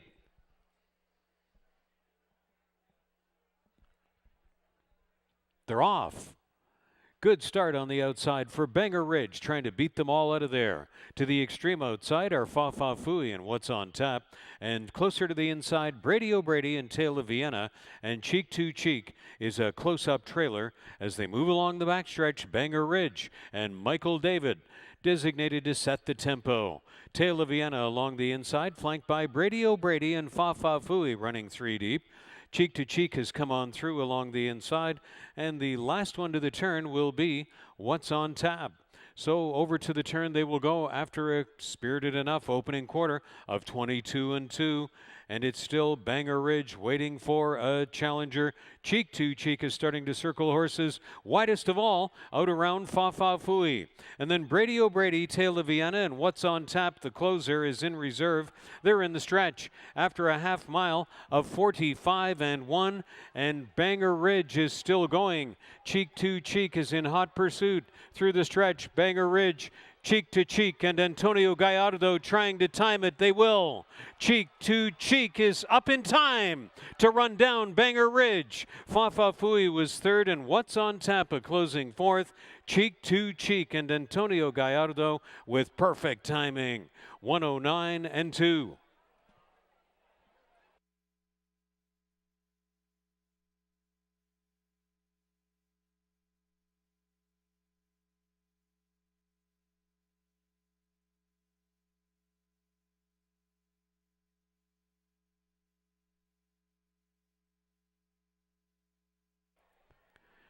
Three, 4, 5, 7 is posted from the 9th race. 3, 4, 5, 7 through running times of 22-2. 4 furlongs, 45-1. The 6 furlong running time, 109-2. Cheek to Cheek when made official from the 9th.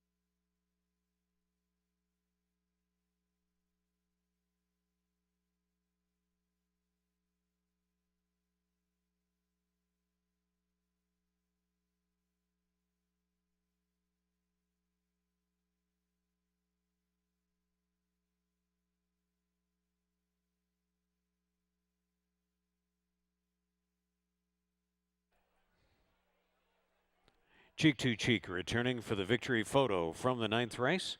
Chestnut 5-year-old gelding by Town Prize. From Ella Sings the Blues by Cure the Blues. Bred by the owner JWS Farms in Ontario. Trainer Darwin Benak wins with his first starter in Fort Erie in 2021. Under a well-timed ride by Antonio Gallardo, who you'll see in the Prince of Wales Stakes aboard number 1 Ovo Man. But right now he celebrates victory with Cheek to Cheek. Second win in 3 starts this year. That's official. 8:30 on the win ticket by Cheek to Cheek. 390 and 310. Banger Ridge 320 and 270. Fa Fa Fooey 330. The Exacta $22.90. The Trifecta $90.40. Superfecta $3, $4, $5, and $7 ticket $131.65. Rolling Daily Double $29.10. And the Pick 3 ended on the 9th race $47.90.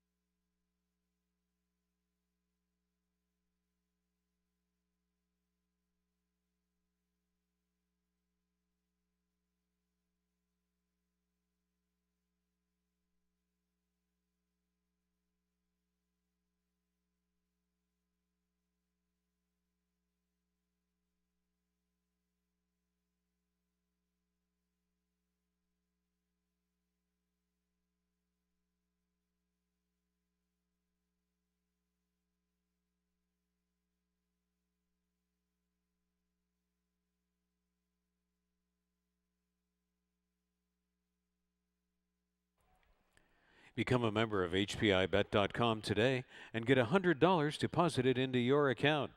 Plus, you'll be automatically enrolled in the HPI Bet Rewards program. You'll have the ability to watch 4 tracks at the same time on your laptop or device. You can wager on almost 500 tracks from around the world and bet online or at the tracks at any time. Check it out and join for free today if you don't already have your account. It's Canada's major online horse race wagering portal. It's HPIBet.com.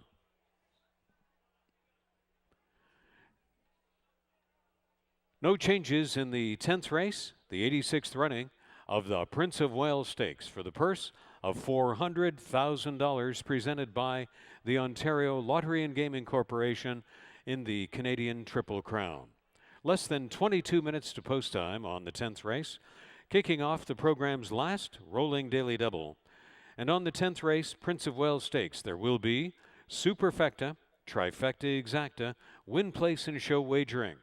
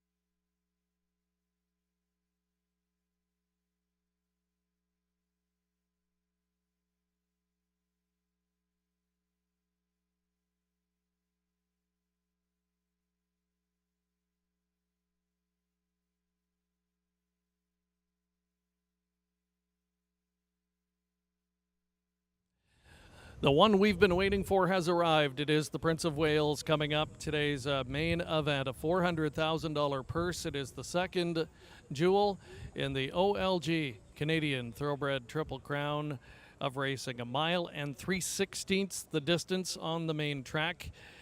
An outstanding field of 3-year-olds assembled for this contest. The 1-2 finishers in this year's Queen's Plate are not here, and that really, I think, changes the complexion and makes it a wide open affair, and that seems to be the consensus in all the talk leading up to today's prestigious Prince of Wales. A lot of wonderful storylines to go through here as well. A great wagering opportunity. We've got perfect weather, and it really sets up to be hopefully a classic edition of the Prince of Wales this year. We'll talk to track announcer Frank Saliva a little more in depth coming up in a few moments. Before that, though, one more time to Ashley Mayhew for her thoughts on this year's edition of the Prince of Wales. Race 10 is the second leg of the Canadian Triple Crown, the Prince of Wales Stakes at 1 mile and 3/16 over the main track. Field of 8 entered in here, and the big question for many is whether or not they like the dirt. A couple horses came here last week to Fort Erie to breeze over the track and had some nice work, so that gives me a confidence in few of them, and one that did just that is my top pick, the number 8, Keep Grinding, who finished 5th in the Queen's Plate. He exits that race just like many in here. Only missed by 2 lengths, and I'll be honest, he was kind of further back than I expected. He was actually closing, and for a while I didn't think he was going to make a move, but he did. I mentioned it was a narrow defeat for him. I thought overall a good performance. I know he's still looking for his first win of 2021, but I like his run style. I think in terms of where he'll be close to the pace, not too far off of it, and I think that's key on this race at this distance, and also with it being on the dirt. His breeze on September 7th, 59-2 for 5 furlongs here at Fort Erie. So I thought that was a pretty nice work. Now, a couple other directions to maybe go in. The number 1, Ava Man. I know the plate trial winner didn't take necessarily a lot of respect in the Queen's Plate, but with the plate trial, it was a compact field. He got a beautiful ride from Antonio Gallardo, and he won by 3/4 of a length. He beat a couple runners in there. And I just liked that performance from him. It was going a mile and an eighth, so I liked seeing him kind of stretch out, and then stretched out again in the Queen's Plate, finished 6th in there, so just behind Keep Grinding, and he was even further back, so the closers had it up against them, but it was kind of an interestingly run race with Safe Conduct, the winner, being so close to the pace early on. So I'll use this one. I know his breeze over the training track is not sharp. It's lackluster, if I'm being honest. 38 flat, but could have been just a maintenance work. And when you look into his pedigree screams dirt when you start looking at his siblings and the mare. So I'm very curious about Ava Man here on the dirt. And then finally, I keep on talking about horses that are lacking dirt experience. The one horse in here that doesn't lack that is the lone filly, the number 3, Curlin's Catch, owned by Breeze Easy LLC, trained by Mark Cassey. Finished 5th in the Oaks as the favorite, which is a bit disappointing from her. But I think the key for her today is getting on the dirt. Her 2 career wins have been over the dirt in Florida, one win at Gulfstream Park, the other one at Tampa in the Suncoast. And then after that, she tackled very tough competition in Grade 2 and Grade 1 events in Florida.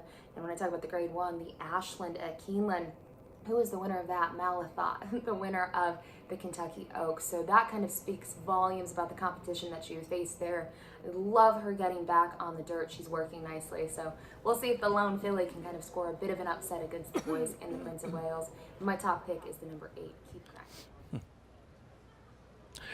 Well, thank you very much to Ashley and for her analysis throughout the afternoon, coming to us via video from sunny Florida. And typically we'd be envious of her being there in the beautiful weather, but we have nothing to complain about here today. Got very lucky. There was intense storms last night, which caused us to be taken off the turf today, but the weather really has cooperated beautifully, and it's turned out as a wonderful afternoon for this time of year. So the stage is set. Ashley with her thoughts. She likes the number 8, Keep Grinding. This one made the top 3 for me here. Lots of great storylines. The one I went to was Avoman, the number 1. Not because of the avocado importing angle, although I do love avocados. I like the horse certainly in his own right. And Frank Saliva, I know you like this one as well. Just not sure if you like him on top in the win spot. Who are you going to in here? Well, I went over the race and went over replays, and I thought about it up, down, and sideways, and I landed on 5, HC Holiday. Watching the Queen's Plate replay from the top of the stretch, Luis Contreras had to bring this one almost to a full stop. Then he found a seam and rocketed through to finish a hard closing third.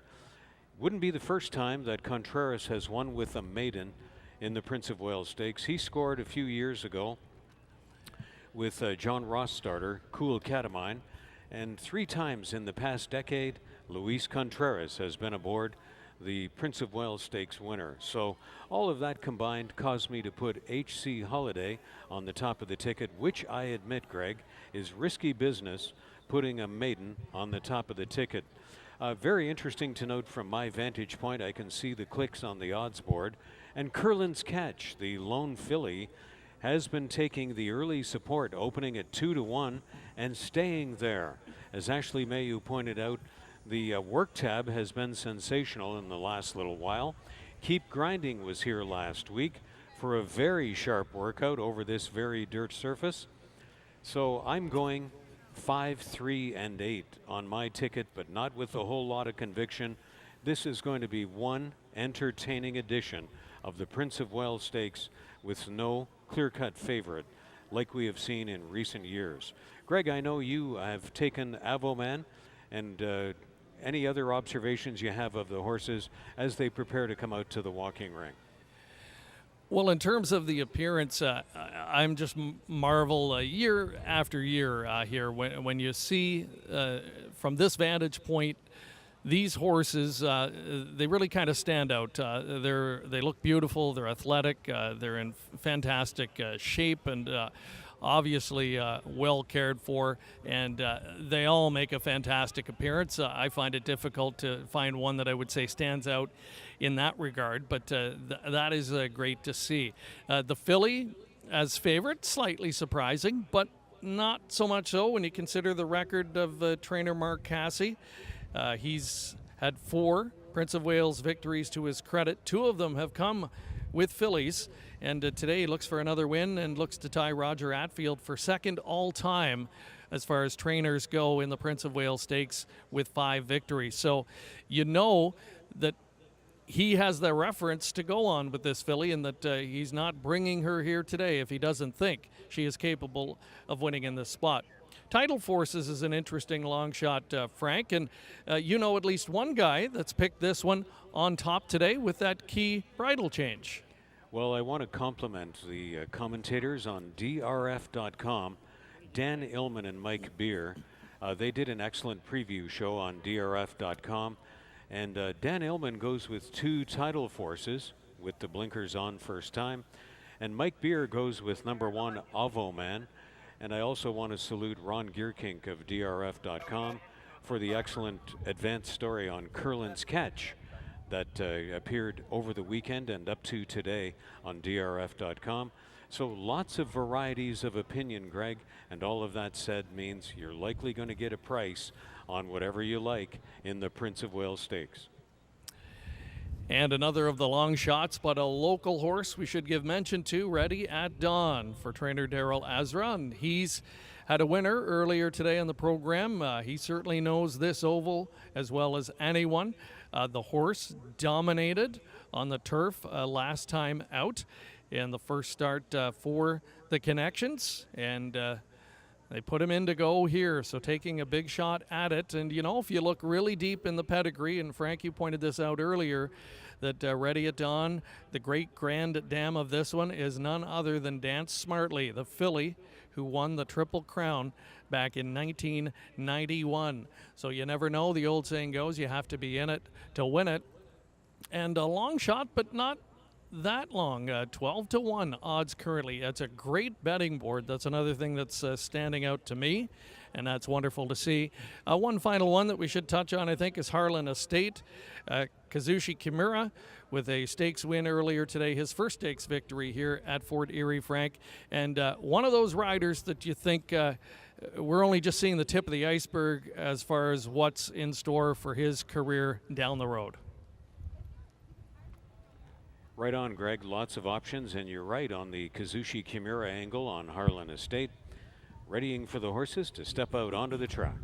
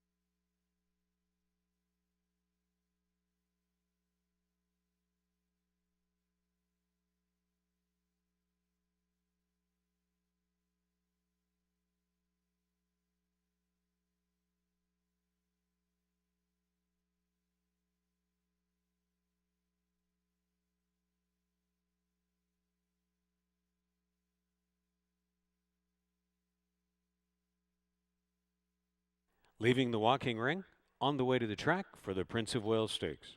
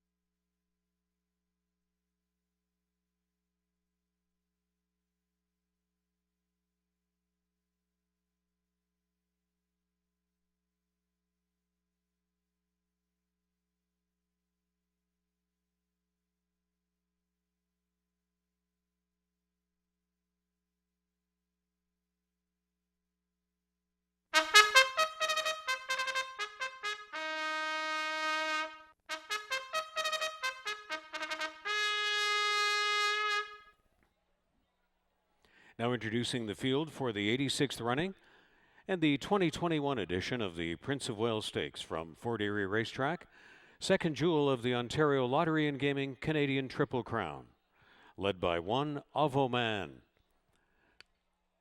Trained by Donald McRae for his DMAC Racing Stable and La Huerta Incorporated, Antonio Gallardo is in the saddle of one Avo Man. Title Forces, number 2, conditioned by Gail Cox for Samson Farm.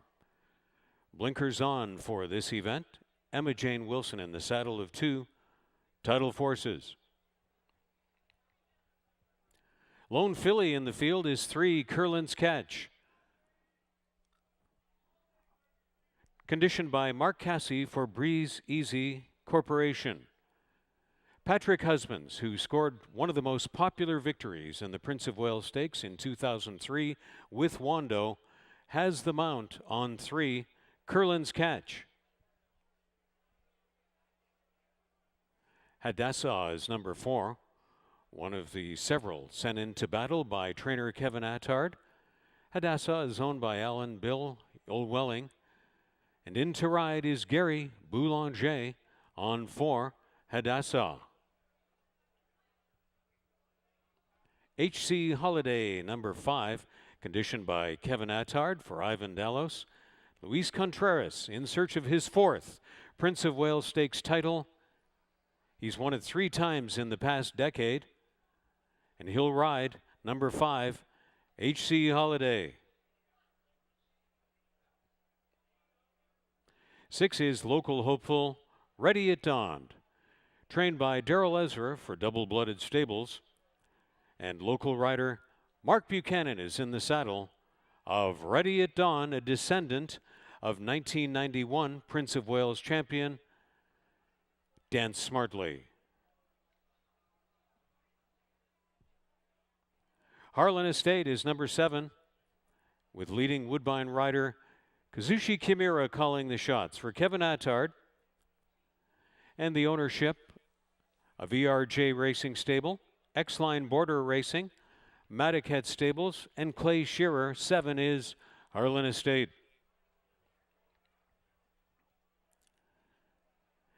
And the 5th place finisher from the Queen's Plate is number 8, Keep Grinding, trained by Tino Attard for youthful owner Joshua Attard. And in the saddle is Rafael Hernandez who finished second last year with Clayton, in behind Mighty Heart, and looks to turn the tables to a victory this year with Keep Grinding does Rafael Hernandez. So there's the field for the 86th running of the Prince of Wales Stakes from Fort Erie Racetrack. Still time to wager. The gate yet to be moved into position at the 1 3/16 point.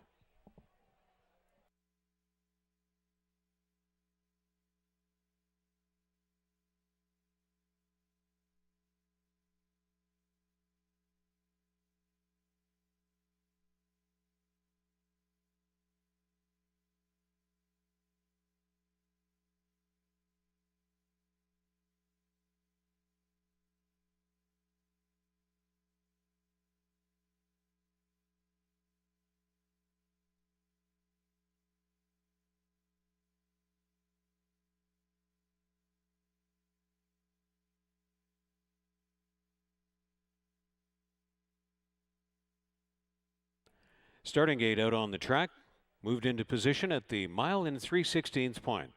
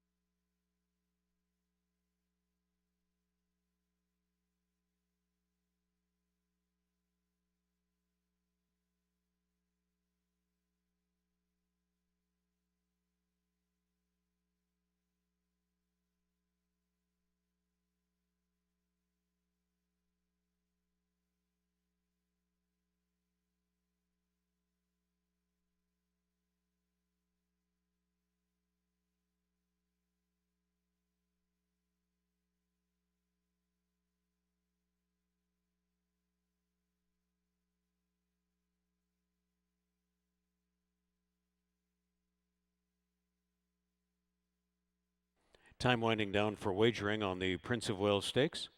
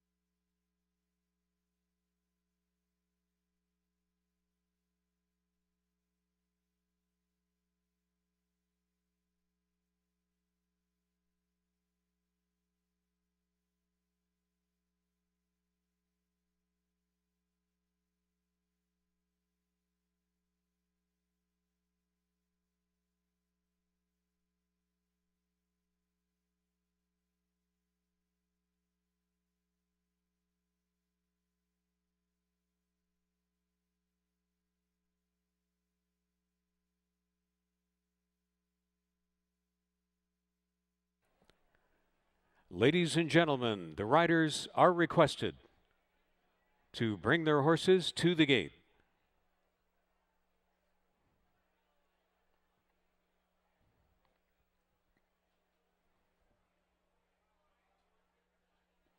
In the waning moments of the wagering, 3, Curlin's Catch, the lone filly, 2-1 favorite as they approach the gate.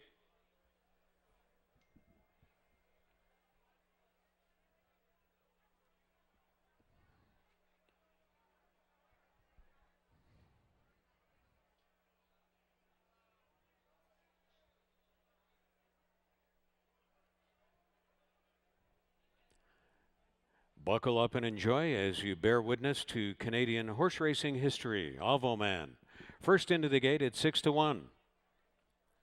Emma Jane Wilson guides 8-1, offering Tidal Forces into gate 2. 2-1 favorite, the filly Curlin's Catch and Patrick Husbands. Hadassah is offered at 8-1 for Gary Boulanger. Luis Contreras, in search of his 4th Prince of Wales Stakes title, takes gate 5 with H.C. Holiday.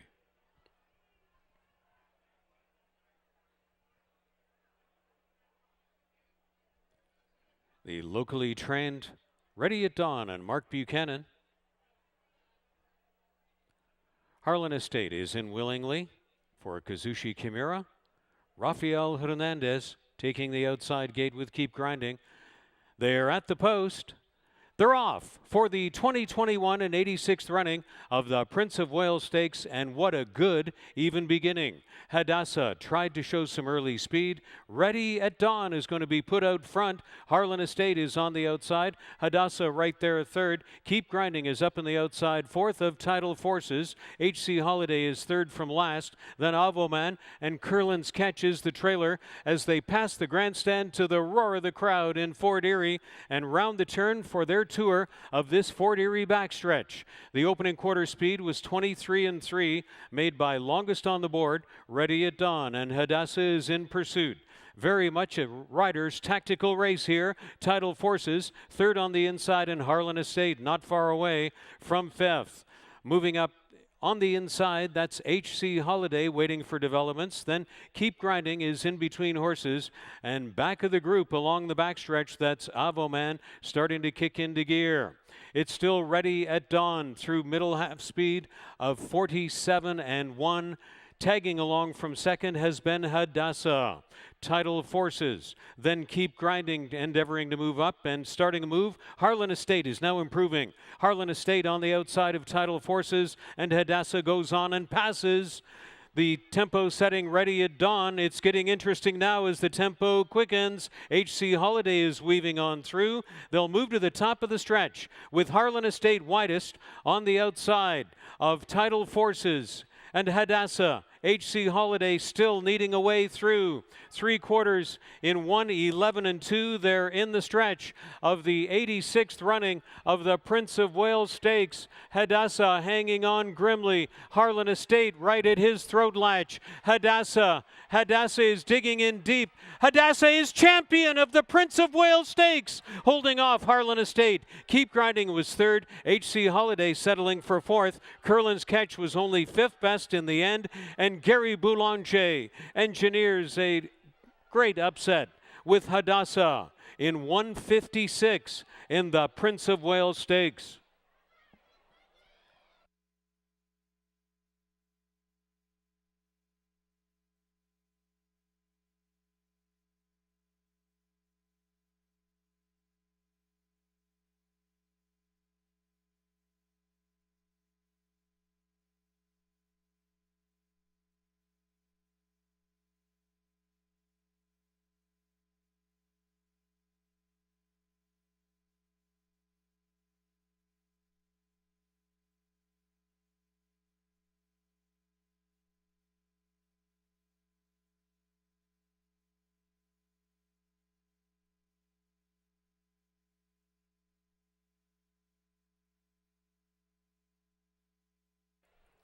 "4785" is posted on the board. And the running times recap from the Prince of Wales Stakes. The quarter in 23-3, half mile 47-1, 6 furlongs 1:11-2. The mile rating was 1:36-4, and the mile in 3/16 in 1:56. Unofficially, Hadassah is champion of the 86th running of the Prince of Wales Stakes.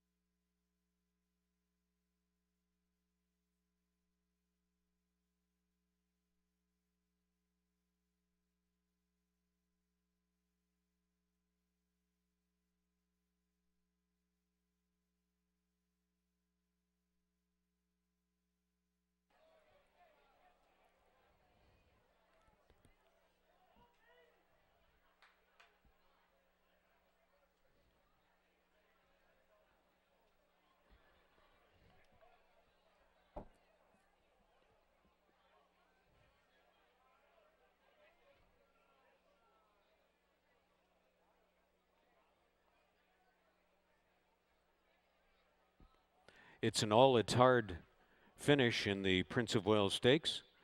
Kevin Attard taking down first, second, and fourth place, and Tino Attard taking third. So an all-Attard superfecta in the Prince of Wales Stakes.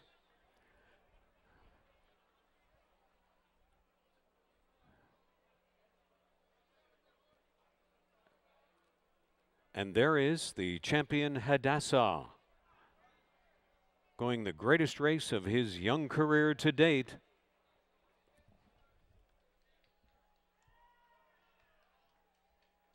Returning to the Fort Erie Racetrack, infield stakes champion, Winner's Circle. 3-year-old bay gelding by Air Force Blue from Lady Hadassah by YYY. Bred in Ontario by the owners, Al and Bill Olwelling. Trained by Kevin Attard, and Gary Boulanger mapped out the winning trip with Hadassah.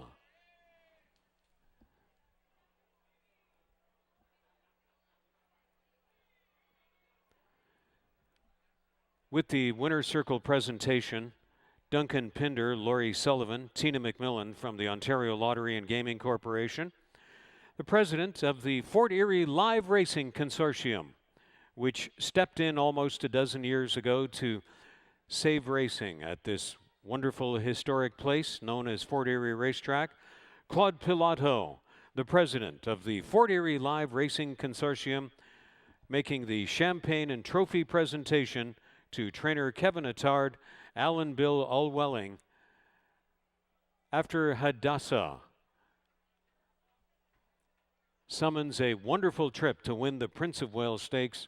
Much more from Winning Connections live in the Winner's Circle in moments. And Hadassah was off at way over 6-1, 15.50 on the win ticket, 7.40 and 4.60. Harlan Estate 5.20 and 3.50.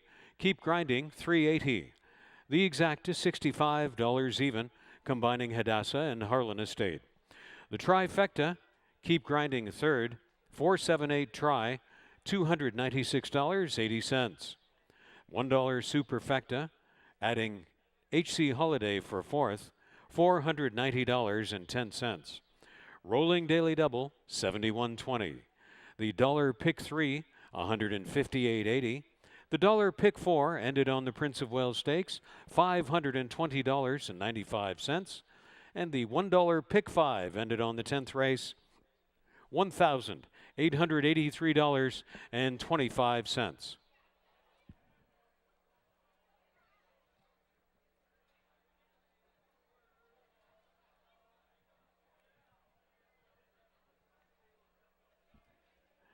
Those of you off track or watching on FortErieRacing.com or the internet platforms may be interested to know that winning rider Gary Boulanger doing an interview with Chad Rosema from the Sports Network and Woodbine Entertainment Group just at the moment. And we'll be able to get to Greg Blanchard and his coverage down there in just a few moments as the jubilation continues to spill over from the infield stakes champions Winner's Circle here at Fort Erie Racetrack.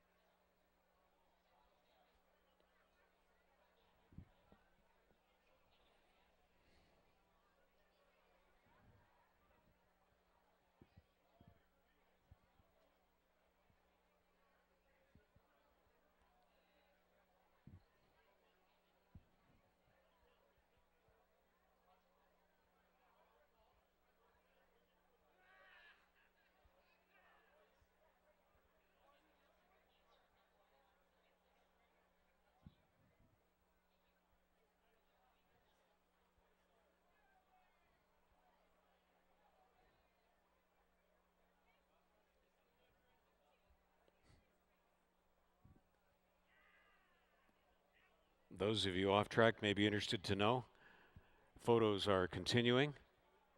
Winning rider Gary Boulanger is in fact kissing the trophy from the Prince of Wales Stakes.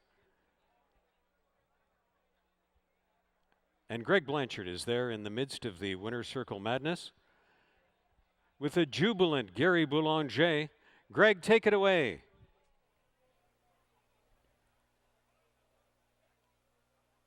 All right, thank you very much, Frank Salive. We've got the happy connections here. Gary Boulanger and Kevin Attard, a dream day for that operation as well. Gary, a Hall of Fame career. It's been a long and, sometimes up and down in recent years, but here you are. What does this mean? That means more than anything in the world. Second to my son. He's the most important thing to me. And Christian, I love you, Jen. Daddy did it, buddy. And I think you had a chance to work the horse here over the track, right, before today. And did that give you confidence in the way you handled him? Yeah, I mean, he showed like he really took to the dirt, but he's kind of showing he's starting to mature. He was a lot more settled today, easier to get settled, and he responded when I wanted to. He waited when I wanted to, and showed a lot of determination. But I really think he's starting to mature well. Excellent. We look forward to seeing that, in future races down the road and perhaps a few weeks at Woodbine. Congratulations. Thank you.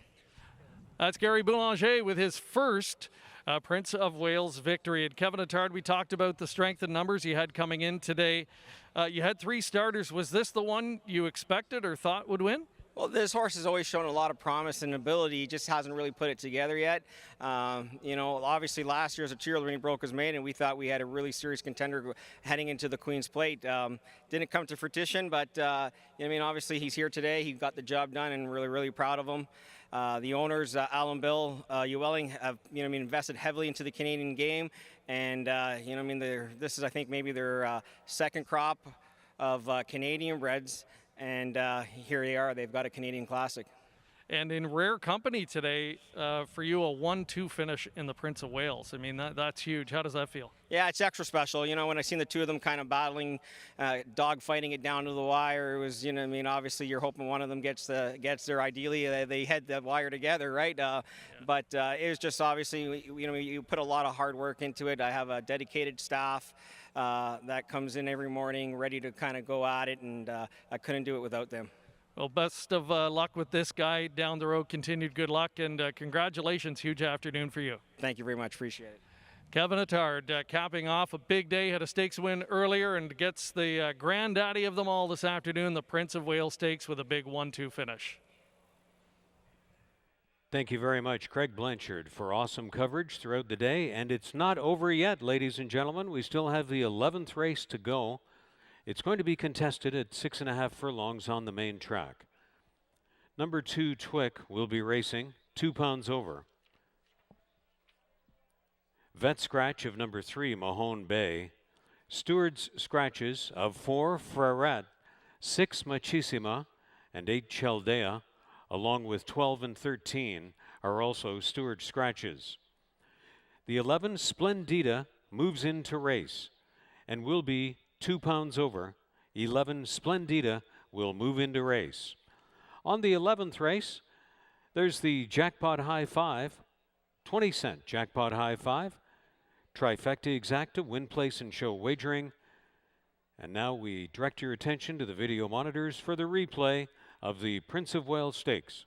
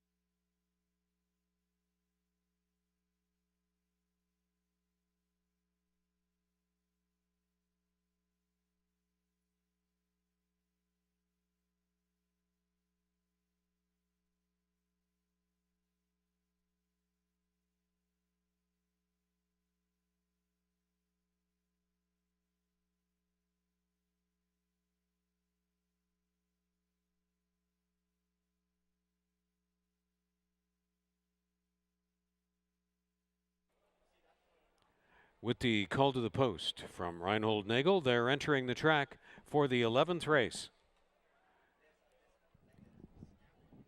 Much more racing season to go in 2021 here at Fort Erie Racetrack, ladies and gentlemen. We're with you every Monday and Tuesday. Post time 1 p.m. right to the end of October. That's live racing action from Fort Erie Racetrack each Monday and Tuesday to the end of October. First post each Monday and Tuesday, 1 p.m. If you can't make it to the track, we invite you to visit us often at FortErieRacing.com.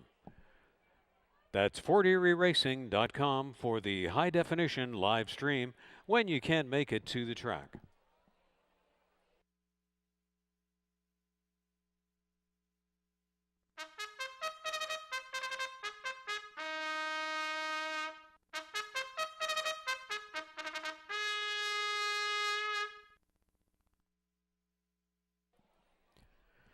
Here's the field for the 11th race post-parading, led by Light It Up, number 1, owned and trained by Allison Crook, and hired to ride Robert Taylor.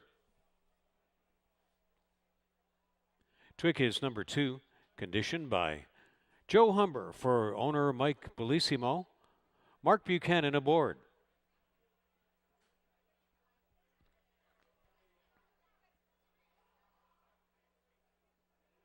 Next on the parade is 5 Savoya, campaigns for Julie Ayres, and in the saddle, that's Emil Ramsamy.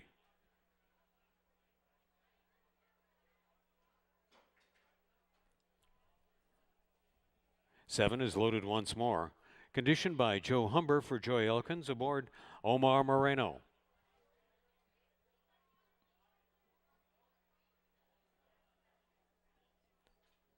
Classy Delight, number 9. Races for Mary Steve, trainer Des Maynard, and in the irons, Devin Johnson. Juan Crawford, the jockey of 10, Tourist Attraction, trained by Ravendra Raghunath for Centennial Farms of Niagara.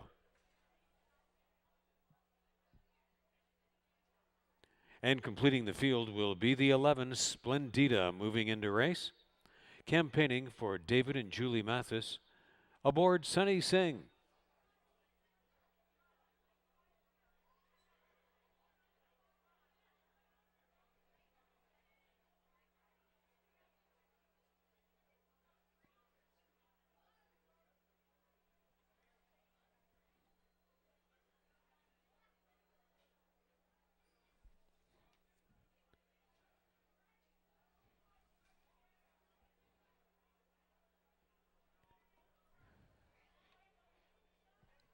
Splendida now on track to complete the field for the 11th. On this event, the Jackpot High 5, in addition to Trifecta, Exacta, Win, Place, and Show. Post time fast approaching for the 11th from Fort Erie.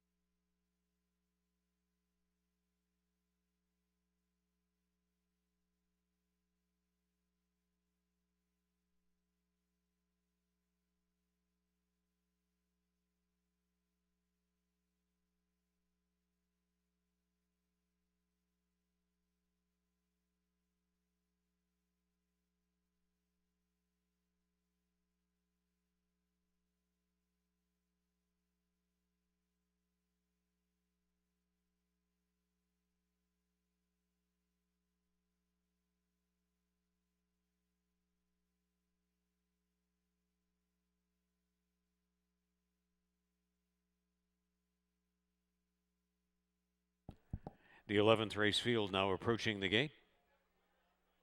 Time running out for the Jackpot High 5 and all 11th race wagering.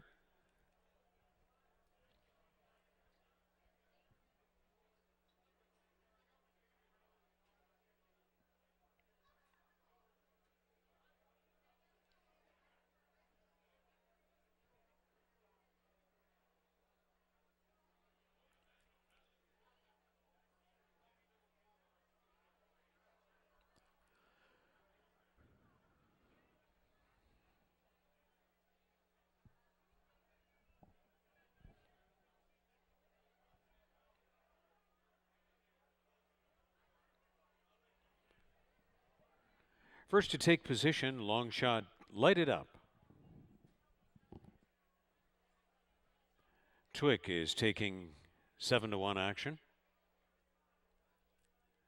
Double digits on Savoia the Gray. Favored Loaded once more.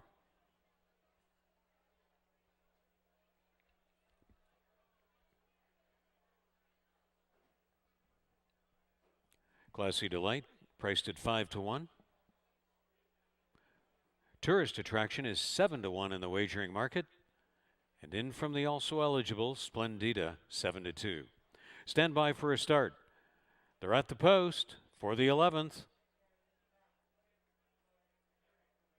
They're off in the finale on Prince of Wales Stakes Day at Fort Erie Racetrack. Great break for Splendida from the extreme outside. Loaded once more is part of the early pace, so is Savoia down along the inside. They're going to be tracked by Classy Delight along the backstretch. Tourist Attraction will run up near the pace. A bigger gap back to Light It Up and Twick as the trailer. So it's 3 across, front end action on the way to the final turn with Savoia, flanked by Loaded Once More and Splendida, and catching them a little bit is Classy Delight up in 4th. Tourist Attraction still 5th, and then Twick and Light It Up the back markers. Tourist Attraction has suddenly backed away from the field. Savoia at 4-1 will bring him to the top of the stretch. After speed of 22-4 and 46-1, it's Savoia. Loaded once more.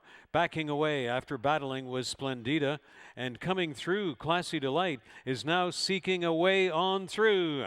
They're in the stretch. Savoia made the pace. Classy Delight has split them. On the outside, Loaded once more, but it's Classy Delight and Devin Johnson finding a way on through. Classy Delight is going to win by wide open lengths in the nightcap. Here's Loaded once more for second. Then for third, Savoia hung on over Light It Up. Twick was 5th. To bottom out the Jackpot High 5, and Classy Delight won by wide open lengths at 9-2 in 118-4.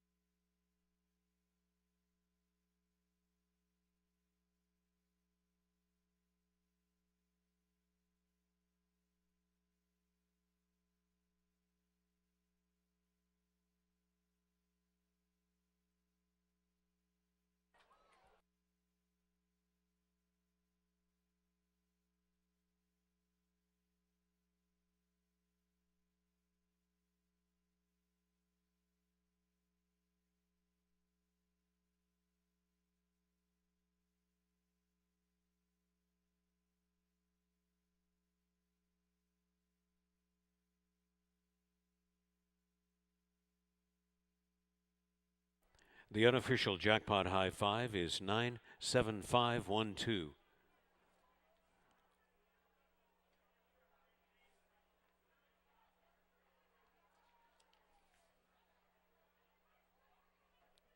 $97512, the unofficial Jackpot High 5, through running times of 22-4, 4 furlongs 46-1, 6 furlongs 112-1, and the 6.5 furlong running time of the 11th in 118-4.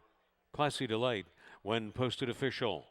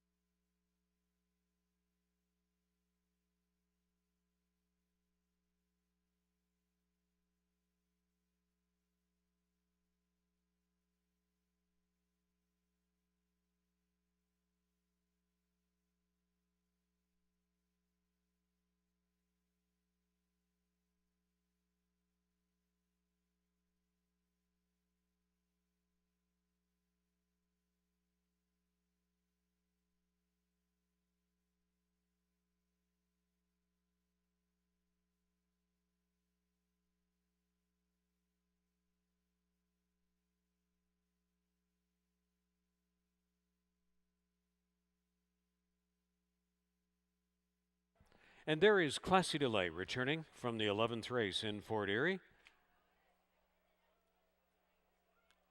8-year-old bay mare by Summer Bird from Classy Caitlin by St. Pilado.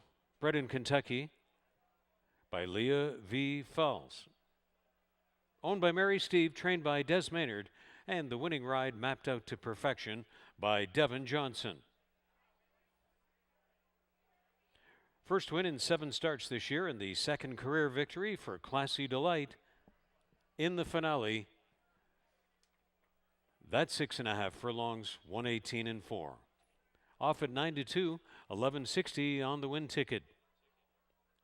460 and 290. Loaded once more, $3 and 220. Savoya, 310. The exacta 2180, the trifecta 6950. The jackpot high 5, 97512, returned $739.90. Multiple winning tickets, so we carry over $4,430 to the final race next Monday. Next Monday, racing resuming at 1 p.m. And into the final race, the jackpot high 5 carryover, more than $4,400. The program's final rolling double 8520, and the last $1 pick 3, $196.80.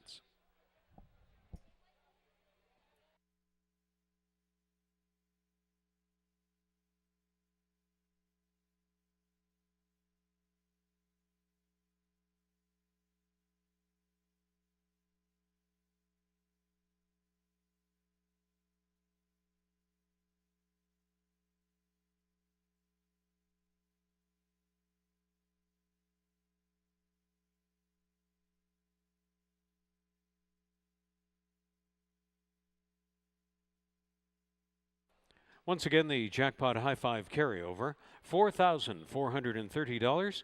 Live racing resuming next Monday, September 20th at Fort Erie Racetrack. Our live racing schedule through to the end of October, 1 p.m. every Monday and Tuesday.